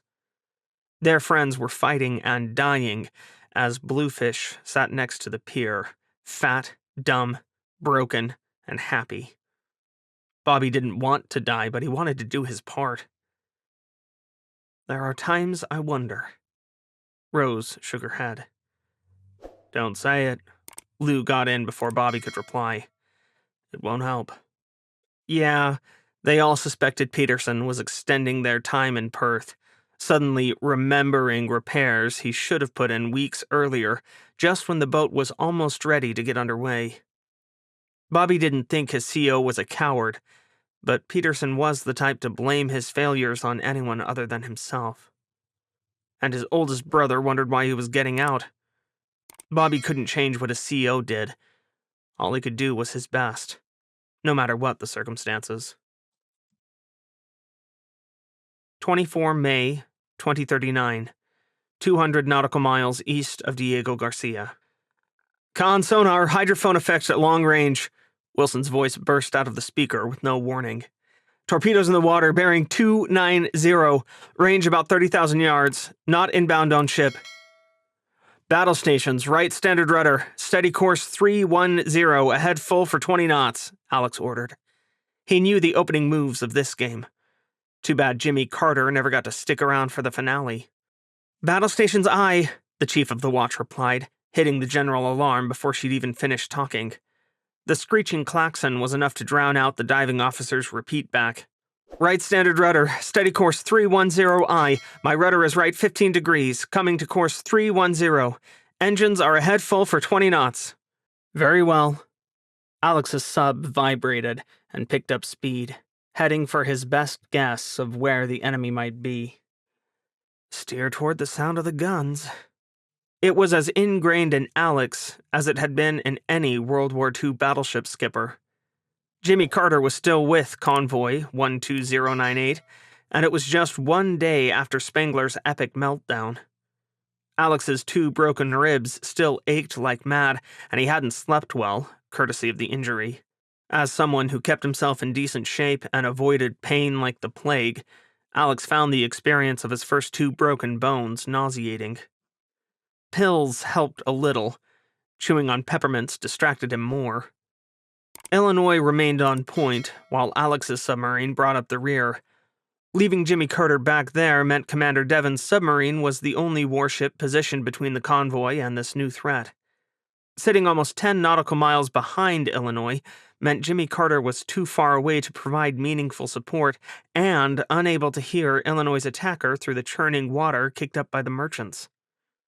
A few strides took him back to the open door to sonar. Wilson and Boxer were hunched over their consoles, listening intently. I hope this isn't another false alarm, Alex said. Wilson didn't even look up. No fucking way, sir. I got these torps all dialed in, and they're French-built F-27 Rafale, not the export version either. If I had to guess, I'd say we've got a Requin on our hands, because I can't catch a whiff of the shooter. All right, then. Stuffing his hands in his pockets and heading back to control, Alex fought back the impulse to say something useless or cradle his arm against his chest. Wilson wasn't an idiot, and Alex wouldn't treat him like one. Yeah, the kid could be trouble, but he'd handled Spangler as well as anyone could. If only Alex could say that for all of his hand-me-down sailors. The two Marty caught snorting crack back in engineering were another problem. "Con sonar, Illinois is at flank and is dropping noisemakers," Wilson said. "It's hard to tell at this range, but I think the French torps are in final acquisition." Control was very quiet. Jimmy Carter was still 8 miles away from the Requin and had no track on the attacker. Neither did the Virginia-class boat. Alex could see the other American submarine's link track dancing away from the tiny icons of inbound torpedoes on his display. Under other circumstances, Alex might have picked off a few torpedoes of his own in the likely direction of the enemy, but hitting Illinois or a merchant from here would be easier than getting the French boat. The angles were all wrong. "Very well," he said, around the lump in his throat. Suddenly, 2 more icons blinked to life on his display, less than 6,000 yards ahead of Illinois. "Con sonar, I've got 2 more torps. I see them, sonar." Alex cut Wilson off hoarsely. His boat was closing Illinois' original position at 20 knots, or 667 yards per minute. It was the fastest Jimmy Carter could go without being heard. At this rate, they'd arrive in 12 minutes. It wouldn't be soon enough.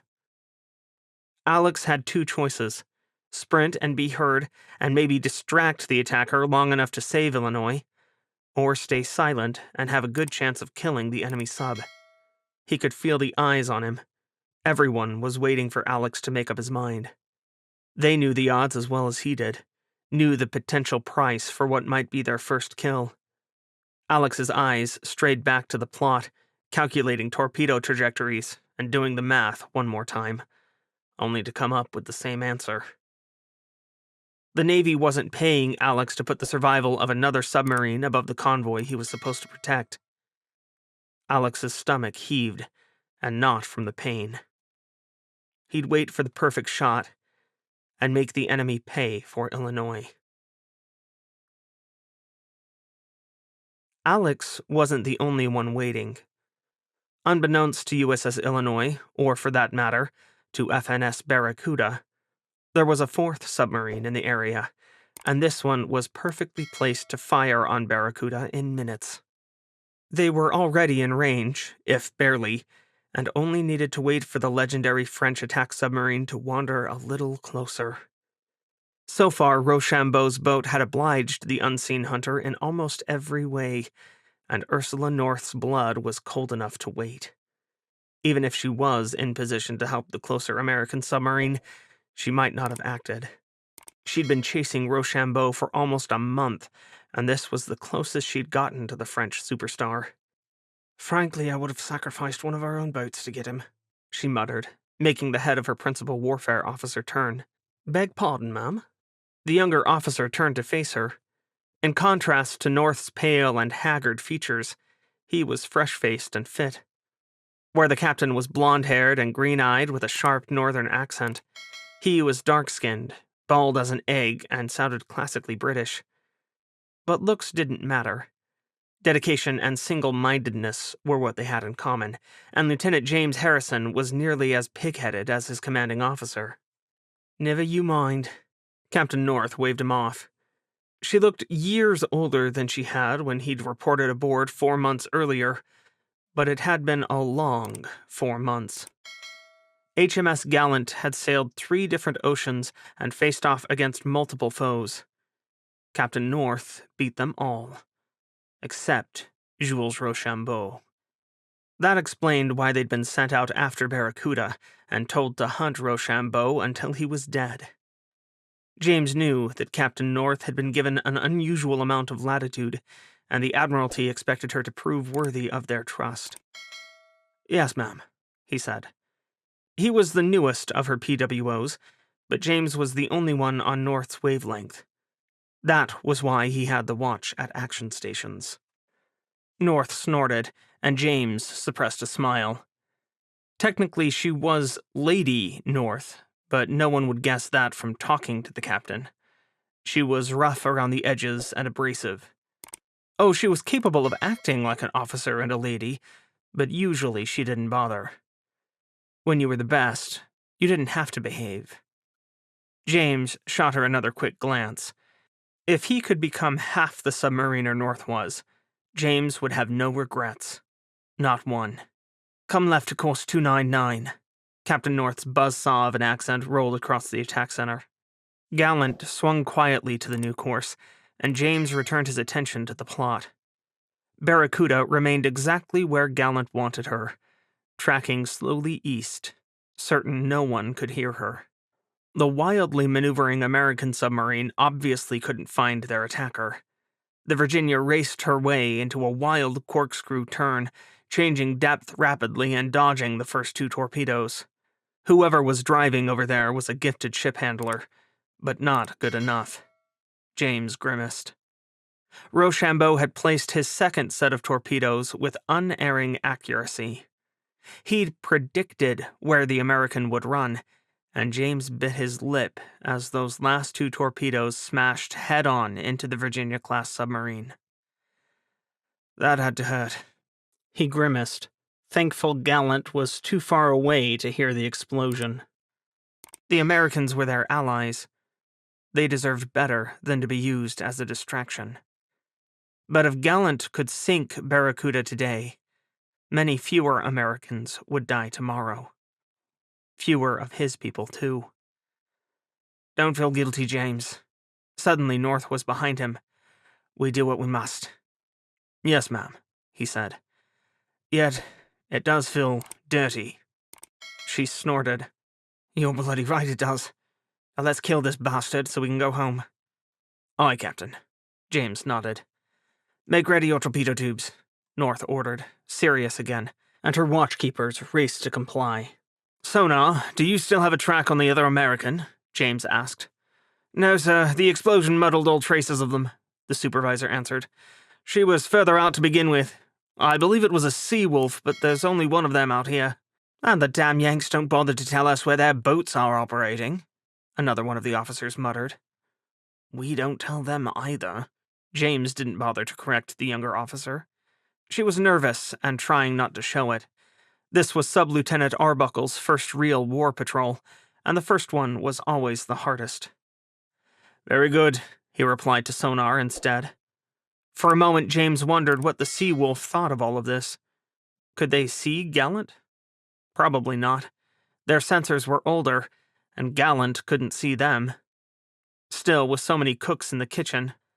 Don't fret too much, James, North said softly. He had forgotten she was still standing behind him. We'll take the shot, and then we'll worry about the other American. Yes, ma'am. I've got something, Con. Now was not the time to care about how Wilson forgot the formalities of watch-standard communications. Talk to me, Sonar, Alex said into the speaker. Got a sniff on the 57 Hertz line. It's faint, but if that's not a Requin, my mama's a horse's ass. Wilson! The scandalized whisper had to be the newly promoted Lieutenant J.G. Vincentelli. Alex coughed to cover his laugh, and then regretted it immediately. Those broken ribs from getting sandwiched between a flailing spangler and the corner of the chart table still hurt like a son of a bitch. Besides, a CO shouldn't start snickering in the middle of an engagement, particularly after Illinois sank so fast. Thinking of the other submarines sobered him up in a hurry. He'd told himself that he had to take the chance of watching Illinois go down, but Alex had hoped that the other crew would make it to the surface before losing their boat. Those hopes died when Illinois exploded with such ferocity that Wilson and the other sonar techs tore their headsets off. Jimmy Carter hadn't been close enough for the sound to do lasting damage, but the amplifiers made it painfully loud. Because Alex had stupidly put the feed on speaker in control, most of his crew listened to the other boat's breakup noises. They knew no one could get off Illinois alive. There would be no saving that crew. Their brothers and sisters from Illinois were now on eternal patrol. Try to resist the urge to tell me about your mother and instead focus on the submarine, Alex said, forcing himself not to think about Illinois. This was the only way to make their sacrifice worth it. Sorry, Captain. The computer's still kicking it around, but Lord only knows if this software knows that Requins exist, let alone what one sounds like. But this sure as hell ain't a Chinese diesel boat, and that leaves a Requin. Now he did allow himself a laugh. Con I. Turning away from the speaker, Alex speared Angler with a look. Tell me when it's good enough for a firing solution, Webs. We need at least another couple thousand yards, Captain, Angler replied. Alex grimaced, wishing he wasn't so good at math. We could pickle off a few torps, but if we do that, they'll know we're here. The Exo's voice was strangely high, and when Alex glanced at him, George refused to meet his eyes. And if they know, they'll get shots off too, and we all know what just... we can't afford to miss, so we should get closer, right, Captain? If only it was that easy, Alex muttered, looking at the plot. And if only George didn't sound so terrified. The Requin was heading the wrong direction, her course a tangent to Jimmy Carter's. The two submarines would continue to close for a few minutes, but they'd almost reached their closest point of approach. After that, the distance would open, unless Jimmy Carter did something dramatic. The urge to order up flank speed, to drive in and shoot the son of a bitch, was almost insurmountable. But Alex had been born in the wrong generation of submarine commanders. Stealth was the name of this game. He had to keep sneaking in, lest the other sub realize where he was and escape. Or sink his boat. Shaking his head to clear it, Alex turned to his officer of the deck. Okay, Maggie, let's do this thing. Crank on another knot and come left to 315. Let's see if we can't get this bastard before he even knows we're around, and then send him down to meet Illinois. He could still hear Illinois's breakup noises in every pregnant silence. But it was his job, damn it, and there was no time for guilt. That would come later. Captain, are you sure you want to... George never got the chance to finish before Wilson interrupted. Con sonar, new contact bearing 052, single screw, type unknown. I've got a blade rate, but jack shit else. Computer can't classify, and she's damn quiet, but I think she's going after the Requin. Sonar, you think? George cut Alex off before he could finish. You'd better do more than guess, STS-1. We can't afford guesses right now. Grabbing his Exo's arm, Alex squeezed until Kirkland stopped. Then he turned back to the speaker, forcing himself to sound normal. Tell me when you know more, Sonar. Sonar aye, Seaman Boxer answered. George started to speak again, but Alex jerked on his arm. Think about what you're saying, Alex hissed. Think about how you sound. It made George gulp, and after a moment, nod shakily. The new track faded in and out at random. If the Requin was good, this newcomer was just about even with the French sub. He had only the vaguest idea where either boat was, and had no way of knowing if the newcomer was an enemy or not. What happened if he shot at the second one, and it proved to be an ally? Friendly fire incidents weren't unheard of during wartime, but Alex would be damned if he'd precipitate one. With a start, he realized that everyone in control was still staring at him and George. It was too quiet in the space, and George's reaction to the new report put everyone on edge. They were all worried, and he had to do something, even if it was unconventional. Forcing himself to breathe, Alex smiled crookedly and stuffed his hands into his pockets. Well, this is fantastic, isn't it, Maggie? 2 targets and no way to know who one of them is. Just what I wanted when I woke up this morning. Me too, sir. Her laugh was hollow, but some tension eked out of the room. Come over to 335, he said. Let's split the difference between these two and keep our options open. And then they'd see if Alex couldn't shoot both at once. He hadn't asked for this situation, but if the enemy was going to set themselves up so helpfully, Alex would be more than happy to oblige them by shooting both. Chapter 7. The Good Idea Fairy. Alex had no idea he was facing off with the best of the French, but Ursula North knew who she was chasing. Jules Rochambeau had cut a swath through Allied shipping and warships. He'd killed more of her friends and colleagues than Ursula could count, not to mention the thousands of merchant sailors he'd sent to the bottom. Every one that the Brits, the Americans, and the Aussies sent after him had failed to sink him. He was the best in the business, plain and simple. He also used to be her friend. She'd waited patiently, which was against her nature. Ursula was the type to rush in, particularly once intelligence told her that Rochambeau was using satellites to track large alliance convoys and task groups. That told her where to go, but previous experience told her that she could not keep trying the same old thing. He knew her tricks. He had even sent her an electronic birthday card to try to taunt her into attacking him. No, she had to be smart. So she let him creep up on her, turning the tables and using Rochambeau's own tricks against him. Ursula had even correctly deduced the point along Convoy 12098's route he would pick to spring his ambush, and she had watched while he killed the American submarine. Biding her time was difficult, but her persistence was about to pay off. "Captain, we have contact on the Seawolf again," her sonar watch announced. "She's tracking from left to right, closing our position and Barracuda." Ursula frowned.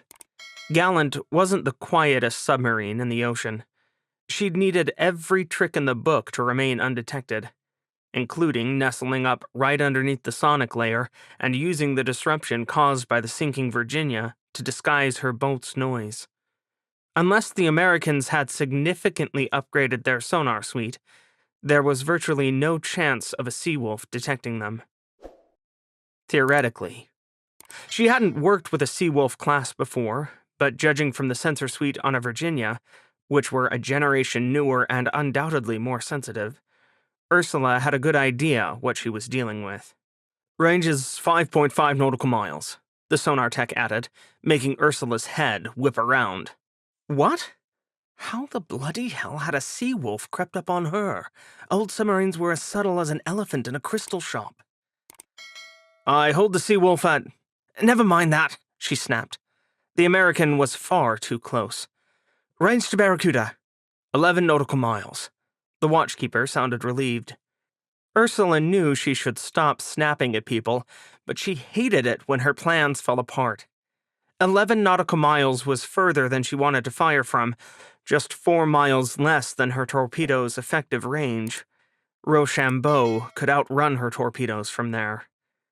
She swore viciously, feeling like she was holding the end of an unraveling spool as it rolled downhill. Her options were growing more limited by the moment. Bearing to the Seawolf? If she didn't call the American boat by name, perhaps she wouldn't feel guilty about using it as bait too. 246. The bastard was on track to slip between her boat and Rochambeau. Did he know who she was hunting, or was this just blind luck? Stupid American. "The bearings are growing rather close, Captain," James said from her left. Ursula scowled, but making faces at the plot wouldn't change the facts. If the two tracks overlapped, she'd never get Rochambeau. "I know, damn it." "It's almost as if he thinks we're the enemy." James stroked his chin. "He probably does." The wheels started turning in her head. Would the American be foolish enough, or ballsy enough, to fire on 2 targets at once? That wasn't a normal American method of doing business. They weren't this good. She couldn't afford to hope this fellow wasn't crazy. "Stand by your weapons. Computer firing solution on Barracuda." The response was immediate. "Firing solution computed, ready to fire on your command." Wait for it, she told herself, watching the plot carefully. Rochambeau would not give her more than 1 shot. There'd be torpedoes coming at her soon enough, even if Ursula's aim was perfect.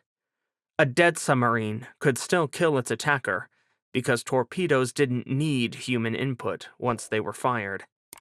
"Stand by." Captain, we've lost contact, sonar interjected. No traces of Barracuda. I beg your pardon? Ursula watched, numb, as her chief of the sonar watch leaned over the console, furiously changing settings. After several agonizing seconds, he turned to her and shook his head. He's gone, Captain. We heard a slight fade to the right, and something that might have been an indication of increased blade count, but then everything became silent. Ursula started swearing. What do you mean, vanished? Alex asked. I mean jack shit and nada, Captain. The Frenchie's just freaking gone. Wilson sounded ready to spit nails. He swallowed back a sudden need to swear. And you're certain that the other one is a British gallant? Yes, sir. Dialed right in, got her on passive broadband and reading auxiliary noises. Want me to call her on Gertrude to make sure? Shit. Alex slumped against the open door to the sonar room. He'd slipped into a perfect position between two submarines that he thought were the enemy, prepared to fire on both.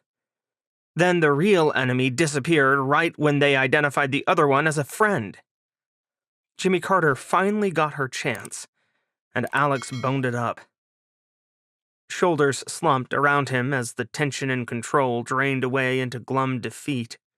First, they watched Illinois die, and then they accomplished nothing.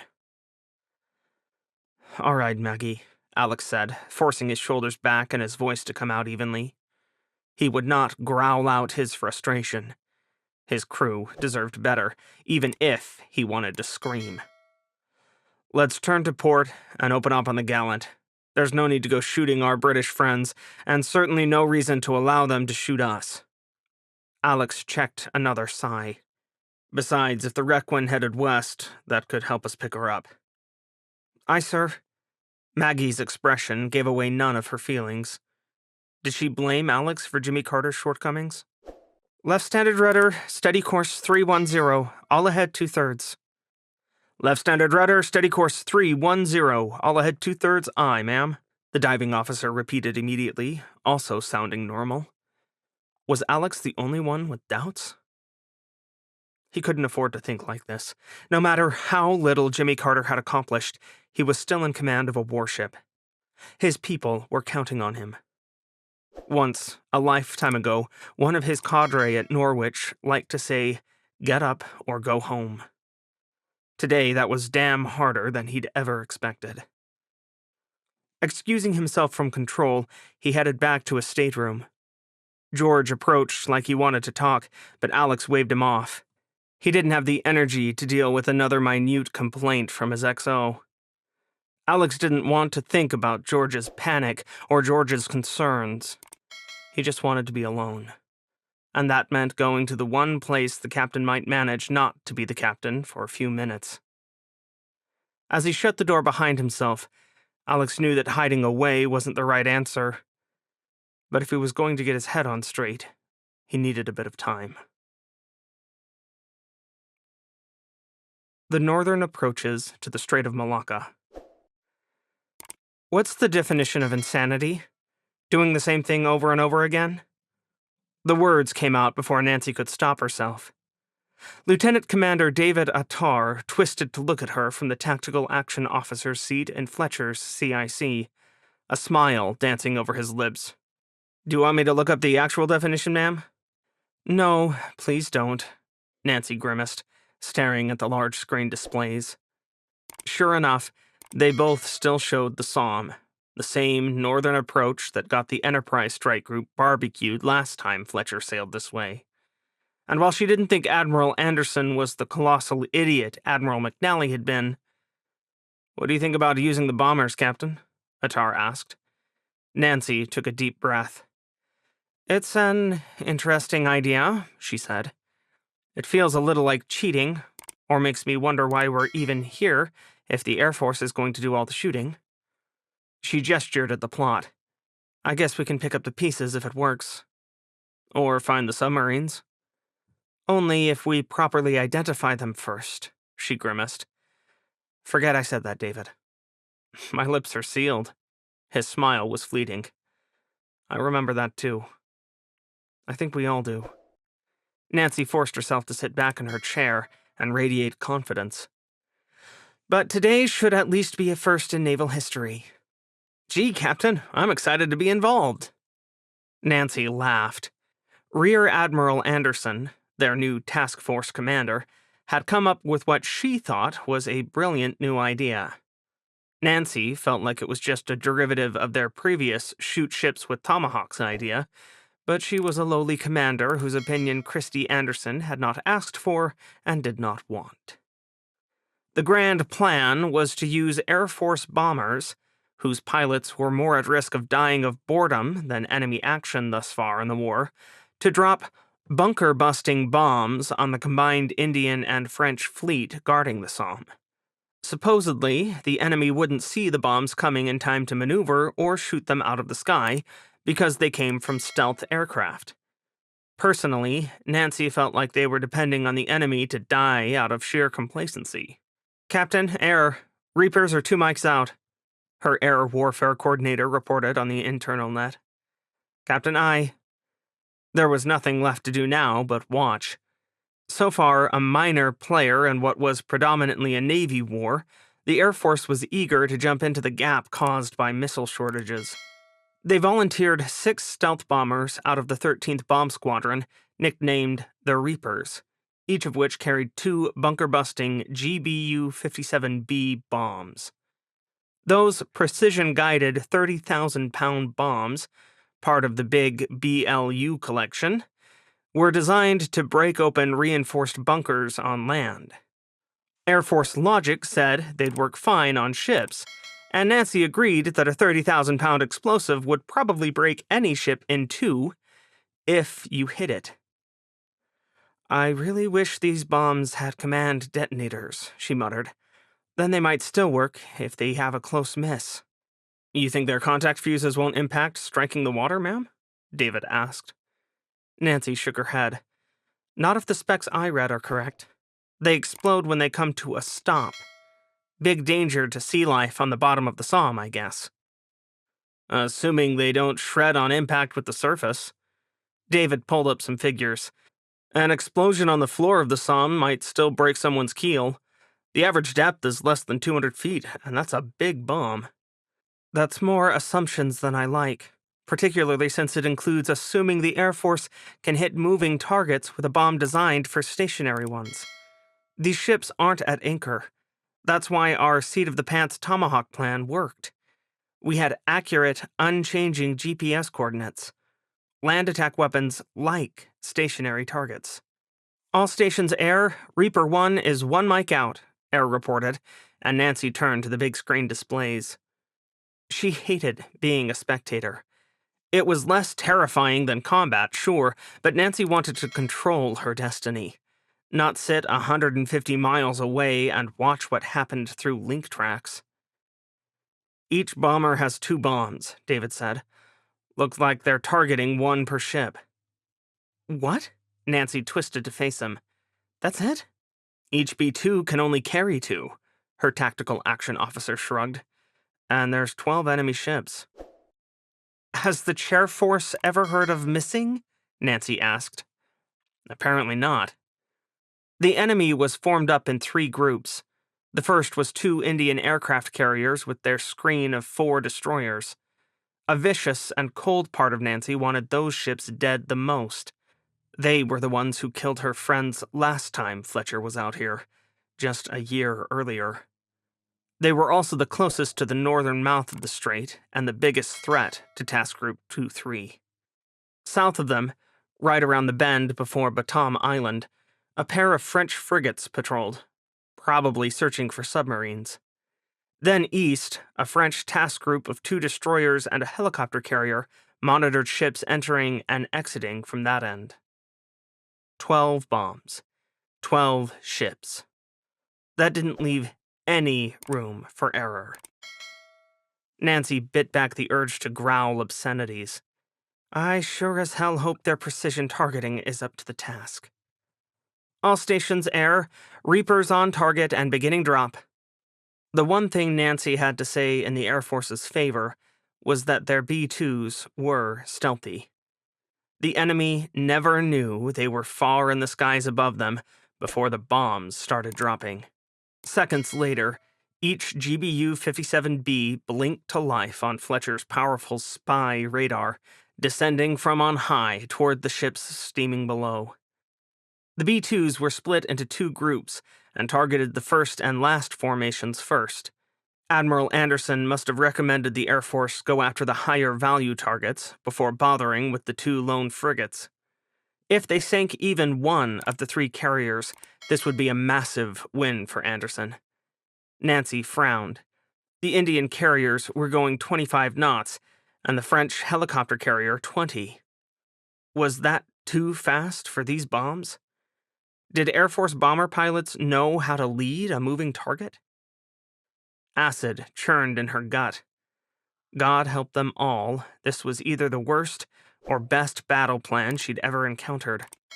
Closing her eyes, she said a quick prayer for no sudden course changes. Just because she thought the idea was crazy didn't mean she hoped it wouldn't work. Tactics like this could save a lot of lives, and there was plenty of room in the war for the Air Force to play too. Wow, these things are slow, David muttered. Nancy clicked the icon of one of the bombs. 122 knots. She did quick math in her head and swore. Gravity. They're in free fall. David groaned. And if we can track them, so can... TAO air, enemy launching air defense missiles. TAO-I. David shook his head. Now the question is, how many are going to get through? Not enough, Nancy shook her head. Not nearly enough. In the end, the answer was 2. 5 others were shot down, and the other 4 were clean misses. The LHD took one hit forward that UAV footage indicated took her flight deck out of commission, and one Indian destroyer took a hit. The Indian destroyer sank. The French helicopter carrier was on fire but looked like it would recover by the time Fletcher and the task group turned away from the Somme. None of the bombs that missed exploded on contact with the ocean floor. Their fuses were not waterproof. Nancy just hoped they'd stay as unexploded ordnance, or the Somme was going to be an interesting place to be a submariner for the next couple of decades. She made a mental note to tell Alex about that, and maybe shoot an email over to Admiral Rodriguez. He might not be her boss anymore, but he had a lot of juice as comm sub-pack. Maybe he could put in a word and stop Admiral Anderson from doing something like this again. The only silver lining was that none of the Air Force's stealth bombers were shot down and wasted alongside their 12 very expensive bombs. James heard the captain swearing before he made it into Gallant's wardroom and braced himself. "Everything all right, Captain?" he asked, opening the door cautiously. He didn't think Captain North would throw something at him. She usually demolished inanimate objects. "That bloody Frenchman!" She slammed her tablet down on the table. "Do come in, nothing Rochambeau's tweeted is going to make me bite your head off. I just let it sink, the bastard, and that stupid American got in the way." "We'll get him next time, ma'am." James took his seat cautiously and poured himself some tea. Gallant had come shallow for the first time since their encounter with Barracuda and Jimmy Carter, and everyone took advantage of the opportunity to download their personal email. Unfortunately, it looked like Captain North found something else as well. "The bastard had the nerve to send me an email, a bloody email, saying that he misses old times, and he can't wait to face me again like we used to," North snorted. "As if this was all some exercise, and we'd go for drinks after." "You knew him before the war?" he asked before he could stop himself. "Oh, yes. Relations between us and France cooled very quickly, you know. We were quite close for years. Witness the fact that Charles de Gaulle is the same design as our Queen Elizabeth-class carriers. We shared technology for ballistic missile submarines, as well as tactics and training methods. Jules and I, we were once friendly adversaries, friends even." Her wistful tone was ruined by a snarl. "Now the rat abuses that." "Do I want to know, ma'am?" Not what he sent to my personal email, you damn well don't, North replied. But feel free to look at that fucking tweet that the twat sent. Captain Jules Rochambeau at Jules Rochambeau. It is a pity that we missed one another, Ursula. Perhaps hashtag HMS Gallant and hashtag Barracuda will meet another day, and we shall see once and for all who is better at this game of ours. At Royal Navy. Hashtag submarines. Hashtag war. James winced. He's calling you out. Personally. In front of the entire world. Yes, I got that. Many thanks. Sorry. He felt his face heat. No bother, she waved a hand. I could kill him, but you'd only be collateral damage. Ursula scowled. And I would have had him, if not for that annoying American. What the hell did Jimmy Carter think they were doing? It looked to me like they were trying to set up a shot on both of us, James replied. He knew Ursula was in a mood, but he was her sounding board for a reason. He told her what she needed to hear, not what she wanted to. She scoffed. And that rattling old boat? They'd be better to use themselves as bait than try to sneak around. James refrained from mentioning that Jimmy Carter had done a fairly good job of sneaking around. We'll find Barracuda again, Captain. Yes, but in what century? It took us months to catch up to the cunt this time, and good intelligence. No one can afford for that to happen again. Rochambeau is killing our people almost as fast as we can replace them. By ours, Ursula meant the Alliance, of course. There weren't that many British subs down here facing off against Rochambeau. 2/3 of their active boats were up north, guarding against the Russians opening up another front. Russia was much closer to Britain than her other enemies, after all, except Alaska, where the US was also on guard. But the Australians were part of the family, and as annoying as Americans were, they'd fought and bled many times by Britain's side. Every loss burned. Hopefully after this next port visit. I just got an email from our contact in Perth. The Navy's got a shipment of those lovely new torpedoes for us. The one AIB got in bed with Lazark to manufacture? Yes, the advanced Spearfish variant. It's supposedly a marriage between our Spearfish and the American Mark 48, just much faster. Then plot me a course and take me there, Lieutenant. I want every advantage we can get when we go after him again. Moored. The sun had set over Perth, and there was no Commodore here to greet him today. John was all right with that. The heady feeling of winning a Navy Cross had faded after an underway where Razorback posted a great big goose egg for enemies sunk. So they turned around after a 4-day rest for another 2-week patrol. This time they'd had more luck, finding and sinking 2 enemy submarines and a destroyer. It wasn't enough to tip the scales in the Alliance's favor, but it helped John sleep at night. Most of the time, he enjoyed being the top submarine captain in the U.S. Navy who was still breathing. It meant Razorback was the go-to submarine for hard missions, and he knew his crew craved those as much as he did. But John didn't like how he'd gotten there. Couldn't forget the long list of friends whose boats and graves sat on the ocean floor. Every enemy he sank was one less friend to lose. His phone rang, making him jump, and his XO laugh. John wagged a finger at her. Don't you giggle at me, Madam Abercrombie. One of these days you'll be old and easily startled too. Patricia just snickered harder and headed down the ladder to control, leaving John alone in the sail. He hit the talk button. Dalton. John, it's good to hear your voice. The familiar voice of Rear Admiral Upper Half McNally said cheerfully. Admiral? John hadn't expected a call from his old boss, particularly not since the last he'd heard. McNally was living under whatever rock the Navy put him under after the first Battle of the Somme. Not that the second had been a rousing success from what he'd heard, but at least no Americans died. It's just Jeff these days, McNally replied. I retired last week. Congratulations, sir. John wasn't usually at a loss for words. He knew McNally used to aspire to make it all the way to the top in the Navy, but the first Battle of the Somme changed him.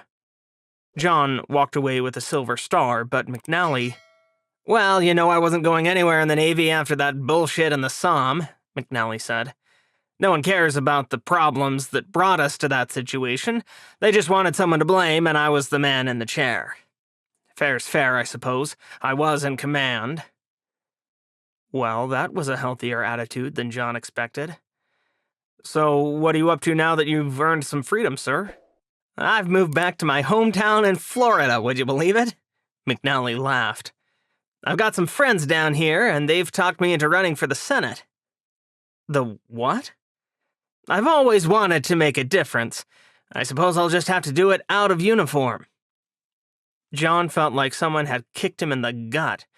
But man, he was glad he was registered to vote in Pennsylvania and wouldn't have to explain why he would never in a million years vote for his old CO. Hell, he didn't care what party McNally was, he'd vote for the other one. Watching McNally freeze up under pressure once was enough, thank you very much. "Wow, the Senate's a huge step. You think you can jump straight there?" he asked. "Might as well try. I've got a few friends in the Beltway from my time on the CNO staff, so I'm not flying blind," McNally replied. "And John, if you ever want a taste of something outside the Navy life, just let me know. I could use someone like you." "Thank you for thinking of me, sir, but the Navy's working out pretty well for me right now. Razorback's a damn fine boat, and I couldn't ask for a better crew." "You deserve it. I've never forgotten how you had my back in the Somme. But keep me in mind when you get out.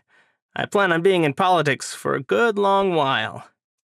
"I'll do that, thank you." John wouldn't mention that he wanted more than the 2 stars McNally managed. His Navy Cross should grease the skids in that direction for him, too, unless he did something stupid along the way, or got himself killed. "Well, I better go. It's early and the wife is after me to cook breakfast. Great talking to you, and keep it together out there. I know you'll do great." "Thank you, Admiral." John hung up and stared at his phone in silence for a long time. Jeff McNally would never get elected to the Senate, right? Surely there was some sanity in the world. Chapter 8. Spite and Pride. 6 June 2039. Perth, Australia.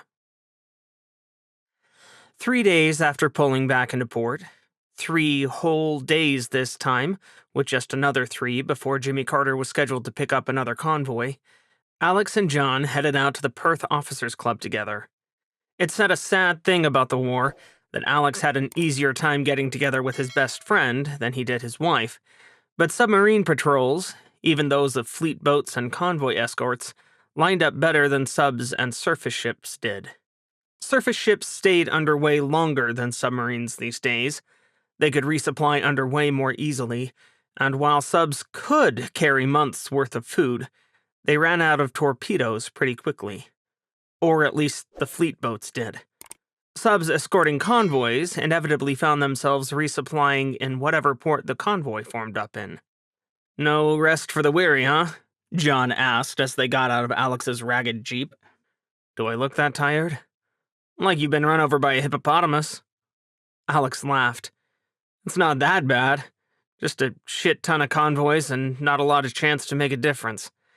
Almost lined up on a French Requin last time, but I waited too long to take the shot and she vanished into thin air." "Don't take it personally. Those bastards are slippery," said the man who'd sunk the second most famous one. Alex just shook his head. "Nancy told me she'd trade places and take my boredom if I take her admiral with crazy ideas that don't work." "I heard about that. Stealth bombers against warships?" John laughed. "Sounds like someone was trying to play Submarine in reverse." "Might have worked, except their ordnance was too slow. Gravity's a bitch when you're against ships used to shooting down missiles that break the sound barrier." "Thank God they don't have torpedoes that can do that." "No shit." Alex shuddered as they made their way through the crowd to the bar. "Every time I think about it, I wish Nancy'd gotten out of the Navy before this furball started." John laughed. Seeing as how you're still wearing that wedding ring, I can bet you weren't dumb enough to say that to her. Do I look like someone with a brain the size of an amoeba? You really want me to answer that, Alex? He grinned. Speaking of getting out, how's Janet doing? Stuck at home and angry? Wishing she'd stayed in the Air Force, though she won't say it. She's moved to a new division at Lazark, though. Top secret shit. Actually making a difference in ways I can't say here. John turned to the bartender without missing a beat. Jack and Diet Coke, please, and some crap beer for him. Alex rolled his eyes. Feral Golden Ace for me. Their drinks arrived after a lengthy wait. The officers' club was bursting at the seams. Alex recognized dozens of faces, too, returning waves and greetings from both friends and casual acquaintances. After a while, a tall, red-headed commander wandered up. John slapped the newcomer on the shoulder. Ken, I'll be damned. I didn't think you were back yet. Have you met Alex Coleman? Not that I can recall, the other man replied with a southern drawl. A surreptitious glance at his uniform showed Alex that the other officer also wore a Command-at-Sea pin over the name tape on the right side of his working uniform, but there was no unit patch or other decoration that might hint at what boat he came from. His expression was aloof, almost as if he'd rather be anywhere other than swimming with the proletariat in the common sea of the O Club. A nudge from John made Alex take the offered hand and smile. Something rubbed him wrong about the other officer, but if he was friends with John, Alex would ignore that. He craned his neck up to look at the newcomer in the eyes. Nice to meet you. Likewise. At least his tone wasn't as snobbish as the look he was giving everyone. John put his drink down to finish the introductions. Alex, Ken Partridge is in command of Delaware. Ken, Alex has Jimmy Carter. Partridge's cool look warmed. It's always nice to meet a fellow captain sentenced to a boat other than a Zero. Alex chuckled. It's like modern-day leprosy. And everyone avoids us because it might be catching, save for fools like this one here. Partridge gestured at John, who held his hands up. Hey, you don't hear those snide remarks out of me, their friend protested. Besides, Ken, I hear they're about to slap the Navy Cross on you for that last patrol of yours. 6 surface combatants, was it? Having red hair and an extremely fair complexion meant Partridge colored easily. 7, actually, Partridge fidgeted. And that means this overgrown teenager turned in one of the best patrols so far in the war, John grinned. Of course, I know that he's always been an overachiever, but that's because Ken was my XO in a past life. Congratulations, Alex said. That's a hell of a patrol. He shoved a stab of envy down. His boat's failures weren't Partridge's fault, and what mattered was that someone, anyone, made a difference in the war. Too few did. No one wanted to say that the Alliance was losing, even if they were. I was lucky, Partridge shrugged again, and it was only the once. The patrol before that was decent, but nothing to write stories about. Not like John or Ursula North, that's for sure. That's hardly a fair comparison, John snorted. Lady North must have either an angel or the devil riding on her shoulder to keep on the way she has. Sometimes I think the woman's inhuman. Do you now, Captain Dalton? An unfamiliar voice interjected, cutting into their conversation like a buzzsaw. All 3 Americans jumped. Ursula North stood right behind Partridge, arms crossed. She was a good-looking woman, if you got past the glare, with emerald green eyes and black hair highlighted by 2 streaks of white on the right side. She wore the standard Royal Navy working uniform, as did the 4 officers gathered at her back. John's mouth dropped open. Well, don't worry about it, Captain Dalton. North cut him off with something that might charitably be called a smile. I'm not here to sink you. Eyes blazing, she swung to face Alex. You're in command of Jimmy Carter? Behind North's left shoulder, a tall and dark-skinned British officer winced. I am, Alex answered slowly, refusing to wither under her glare. You ruined my bloody shot. Come again? You ruined my bloody shot, North repeated, carefully enunciating every word. She held her hand up inches from his nose, her forefinger and thumb almost touching. I was this close to bagging Rochambeau until you and your damned ancient submarine blundered straight into the middle of things. I realize they must have gifted you with that metal monstrosity for a reason, but do they teach you nothing at American Submarine School? Alex reared back, reeling. That was Rochambeau? Of course it was bloody Rochambeau, you fool! Who do you think I was chasing, Horatio Nelson? I didn't know. Alex forced himself to meet North's fiery gaze. I'm not going to apologize for doing my job. For failing at your job, you mean? She sneered. Next time, leave the hard work to the professionals, Coleman, and stay out of my damned way. North whirled away before Alex could respond. She stalked off, her officers following as she vanished into the suddenly quiet crowd. Everyone was staring. Whichever bits of Alex's nerves North's fury hadn't ruined, the dozens of eyes on him certainly did. He turned back to the bar with an effort, trying to pretend that he wasn't suddenly in the spotlight, or burning with shame from a tongue-lashing he wasn't sure he deserved. Red Tiger Station, 800 feet under the South China Sea. Turn on the news! Sam Young barged into the small compartment Ning Tang called her own on Red Tiger Station, interrupting her video game. He had her key code. Sam was her best friend, and Ning hated people knocking because it made her jump. And the door hadn't been locked anyway. She didn't understand people's obsession with keeping secrets from their friends. Who she was who she was, and Ning wouldn't apologize. So her riot of posters and paintings were on full display for anyone who came in, along with her mismatched rainbow furniture. Really? She rolled her eyes and paused gameplay. Yes, really, just do it, okay? Fine. Ning flopped back on her red couch and swapped out of her game to a news program. A moment later, the screen on the wall flicked to the station's standard news, featuring an anchor with slicked-back hair in mid-sentence. After a major fleet battle near Zhangjiang, it appears that the People's Liberation Army Navy's fleet has gone from bad luck to worse. Word has reached us that the battle, which took place 3 days ago, was a significant defeat for the PLAN and a victory for the Taiwanese, or Republic of China, Navy. Worse yet, the PLAN continues to be hampered by internal defections. Reports of as high as 25% of PLAN personnel defecting have surfaced. In some cases, entire ships or submarines have gone over to either Taiwan or the Chinese Democrats. Meanwhile, an official alliance has been announced between Taiwan and the Chinese Democratic Movement, the newest name of the coalition of groups pushing for democracy inside China. All these groups have been emboldened by governmental weakness in the face of mutinies and attacks. Now fighting under the banner of the Republic of China, and with largely Taiwanese leadership, this alliance gives China a unified enemy, but also a larger threat to face. Holy beholies, Ning said as the news swapped to a local report about a station-wide shoplifter who'd been caught yesterday. You think this might mean they'll stop fighting topside? Maybe if we're lucky. Sam shoved an empty fast food container to the floor and slumped into her spare chair. This one was purple. I'd really like to leave this place, but Pulsar says we're safe. Ning grimaced. I'd like to see them live out here. If it's not pirates, it's war, and if it's not war, it's pirates. It's almost like they want to leave us here until they figure out what to do with our design, Sam said.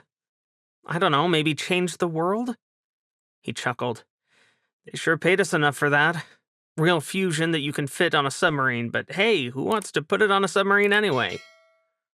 Part of me wants to buy some old Russian sub off the black market and install the reactor, but that'd be really hard.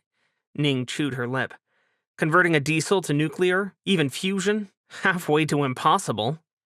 That's why I want to do it, dummy. She stuck her tongue out. I bet the price of old Russian subs is up by 1,000% with the war on. Even rust buckets are probably in the tens of millions. More like hundreds, I checked. She sighed.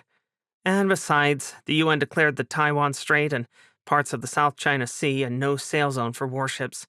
No one would deliver them. Sam frowned. No-sail zone? Is that like a no-fly zone? Yeah, same thing. Except no one's enforcing it, so it's not doing jack to China, Taiwan, and everyone else's mother up there shooting. She shrugged. They've probably got their hands full with one war. Why borrow another? I just wish we weren't stuck under the Second War. You know, the one that no one's paying attention to? Sam groaned.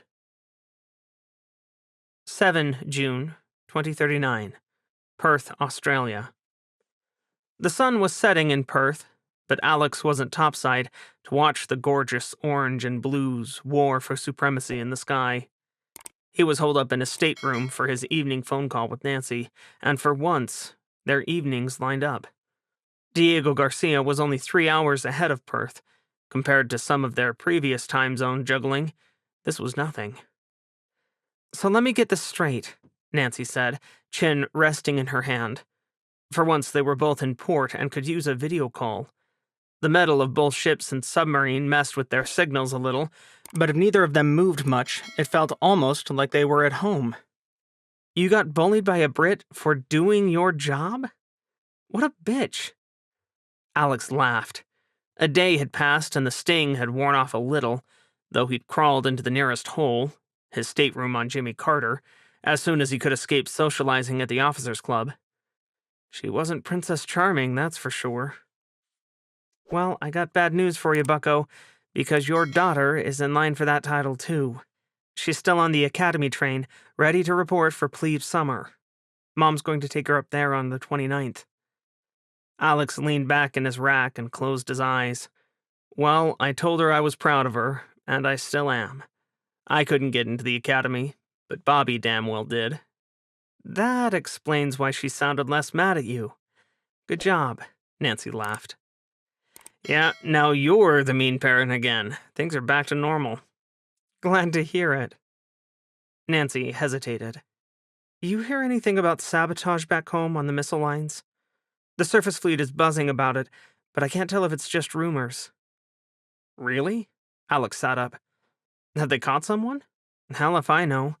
Everyone's talking about that's why missiles are taking so long to get out to us, but I'm not sure we should blame sabotage when good old incompetence could be the reason. Or just lines can't be spun up fast enough to meet demand. You guys threw around a lot of metal in the early days, Alex replied. Missed a lot, too. Hey, we're trained to shoot, shoot, look, shoot. No one ever talked about conserving ammo. He snickered. Sucks to be you. Conservation of ammunition is always on a submariner's mind. It's harder for us to resupply down here, you know. Really? No, I needed your smartass to tell me that so I could figure it out. Alex grinned, and for a moment, as Nancy grinned back, it almost felt like they were together, instead of almost 3,000 nautical miles apart. He tried not to think too much about why Nancy's ship was currently moored at Diego Garcia. She was at the tip of the spear, resupplying and rearming to prepare for the inevitable Third Battle of the Somme. And Jimmy Carter was stuck in the Perth to Pearl, or Perth to Bab el Mandeb Strait loop, dropping convoys off left and right. Sometimes they went exotic places like the Cape of Good Hope, but it wasn't like you could sightsee there. But that was the job, and so was being separated. They lived with it. The South China Sea, approximately 34 nautical miles off the coast of Taiwan. There were rich pirates, and there were dumb pirates. The dumb ones dicked around with major navies and paid the price. The rich ones, however, found places to ply their trade while the navies shot at each other. The idiots drove fancy submarines around, buying old Russian submarines like it was a fire sale. And what did that do? It pissed off Mother Russia, who remembered what it was like to be a world power and had few scruples with chasing down enemies and squashing them like bugs. Diego Reyes had heard rumors about the Russians' secret POW camps, and there was no Red Cross reporting for pirates. Nations viewed them as criminals, and with a war on, no one cared where they went. 37 of his colleagues had vanished into the great Russian maw. He had no desire to follow them. Smart pirates, of which Diego was one, spent more money up front and bought U-boats. Second-hand, of course, because while the Germans would sell to any country with cash, they drew the line at pirates. And why buy new when German engineering remained the best in the world? Even drunk pirates couldn't break a U-boat, and God knew the destroyers had tried to break destroyer. Not while drunk, though. Smart pirate crews did not drink on board. This was not the 1600s, and drinking on board was a great way to lose money. One did not become a pirate because you enjoyed being poor. "That Atlantis is still running toward Red Tiger Station, Cap," his navigator reported. Diego sat back and crossed his ankles. "What's our CPA?" "Closest point of approach to the station is 600 meters on current course. CPA to Atlantis Submarine is 0 if they come right to avoid the station." "Thank you." A wise pirate was polite to his crew. Keeping his people happy prevented mutiny, as did paying them extremely well. Diego's destroyers were professionals, or as professional as a bunch of merry cutthroats could be, anyway. He didn't mind them stealing, but he required a certain amount of discipline. Operating submarines without it was a good way to sink and never surface again. "Are they changing course?" he asked after another minute ticked by. The display in front of him said otherwise, but common sense said these morons had to change course soon. Maybe he wasn't seeing something. A smart pirate welcomed viewpoints other than his own, particularly when he employed a smart and well-trained crew. "No, they've slowed down to 15 knots, but Red Tiger Station hasn't said they're opening the garage. And even if they do, Mush Morton couldn't dock at that speed." "Your fascination with American naval heroes gets old, Jenny," he said.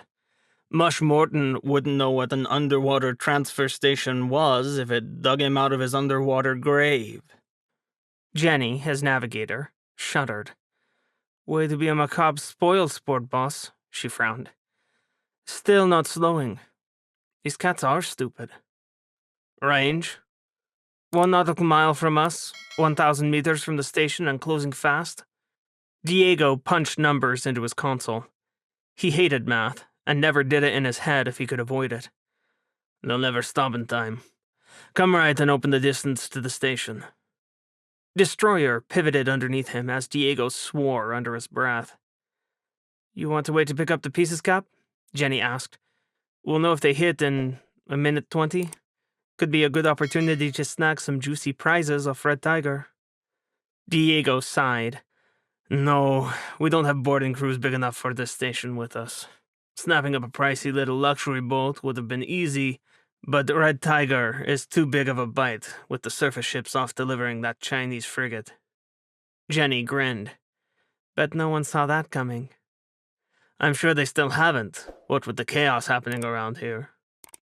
The South China Sea remained a haven for smugglers, pirates, terrorists, and anyone with more ambition than morality. With China's or was it now two-way civil war raging, and the UN's no-sail zone for warships in place, snapping up prey was easy. It was simple for the UN to warn mariners to stay clear of the South China Sea. They'd even mandated that warships should stay out of the waters north of the Paracel Islands, lest their parent countries face UN sanctions. Those sanctions weren't as weighty as they might have been in time of peace. The belligerents fighting one another controlled the UN Security Council, but it scared most nations off. Unfortunately, legitimate shipping needed that waterway. 7 countries bordered the South China Sea, and about 20% of global shipping had transited the area before the war. Diego imagined it was closer to 10 or 15% now, but that was still multiple trillions of dollars. Taiwan, Korea, and Vietnam remained major manufacturing hubs, particularly for those who wanted to avoid Chinese businesses. Red Tiger Station's gross station product was about $500 billion in a good year. That made it a target worth revisiting from time to time, particularly since its halfway decent defenses chased off smaller pirate organizations. Still, the moment Red Tiger Station became less profitable, or more dangerous, Diego would leave. Captain Diego Reyes had two priorities: living and profit. And the second was worthless without the first. He didn't bother watching the Atlantis-class luxury sub smash into the garage of Red Tiger Station. That mess wasn't his problem. Chapter 9. SOS.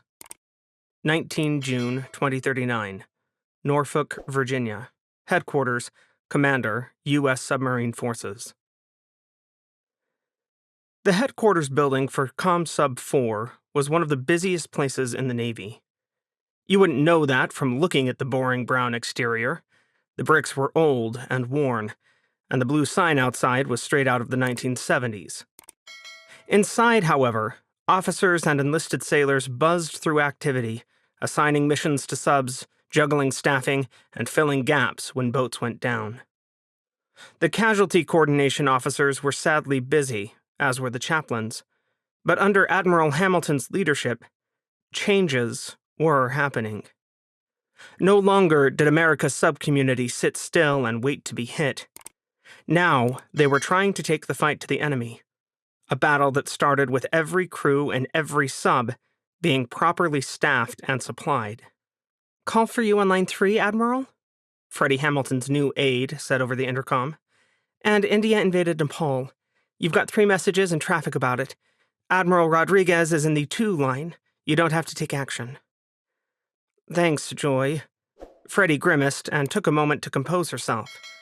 Line 3 was her video line, and of course, Lieutenant Commander Erickson hadn't told her who was on the other end.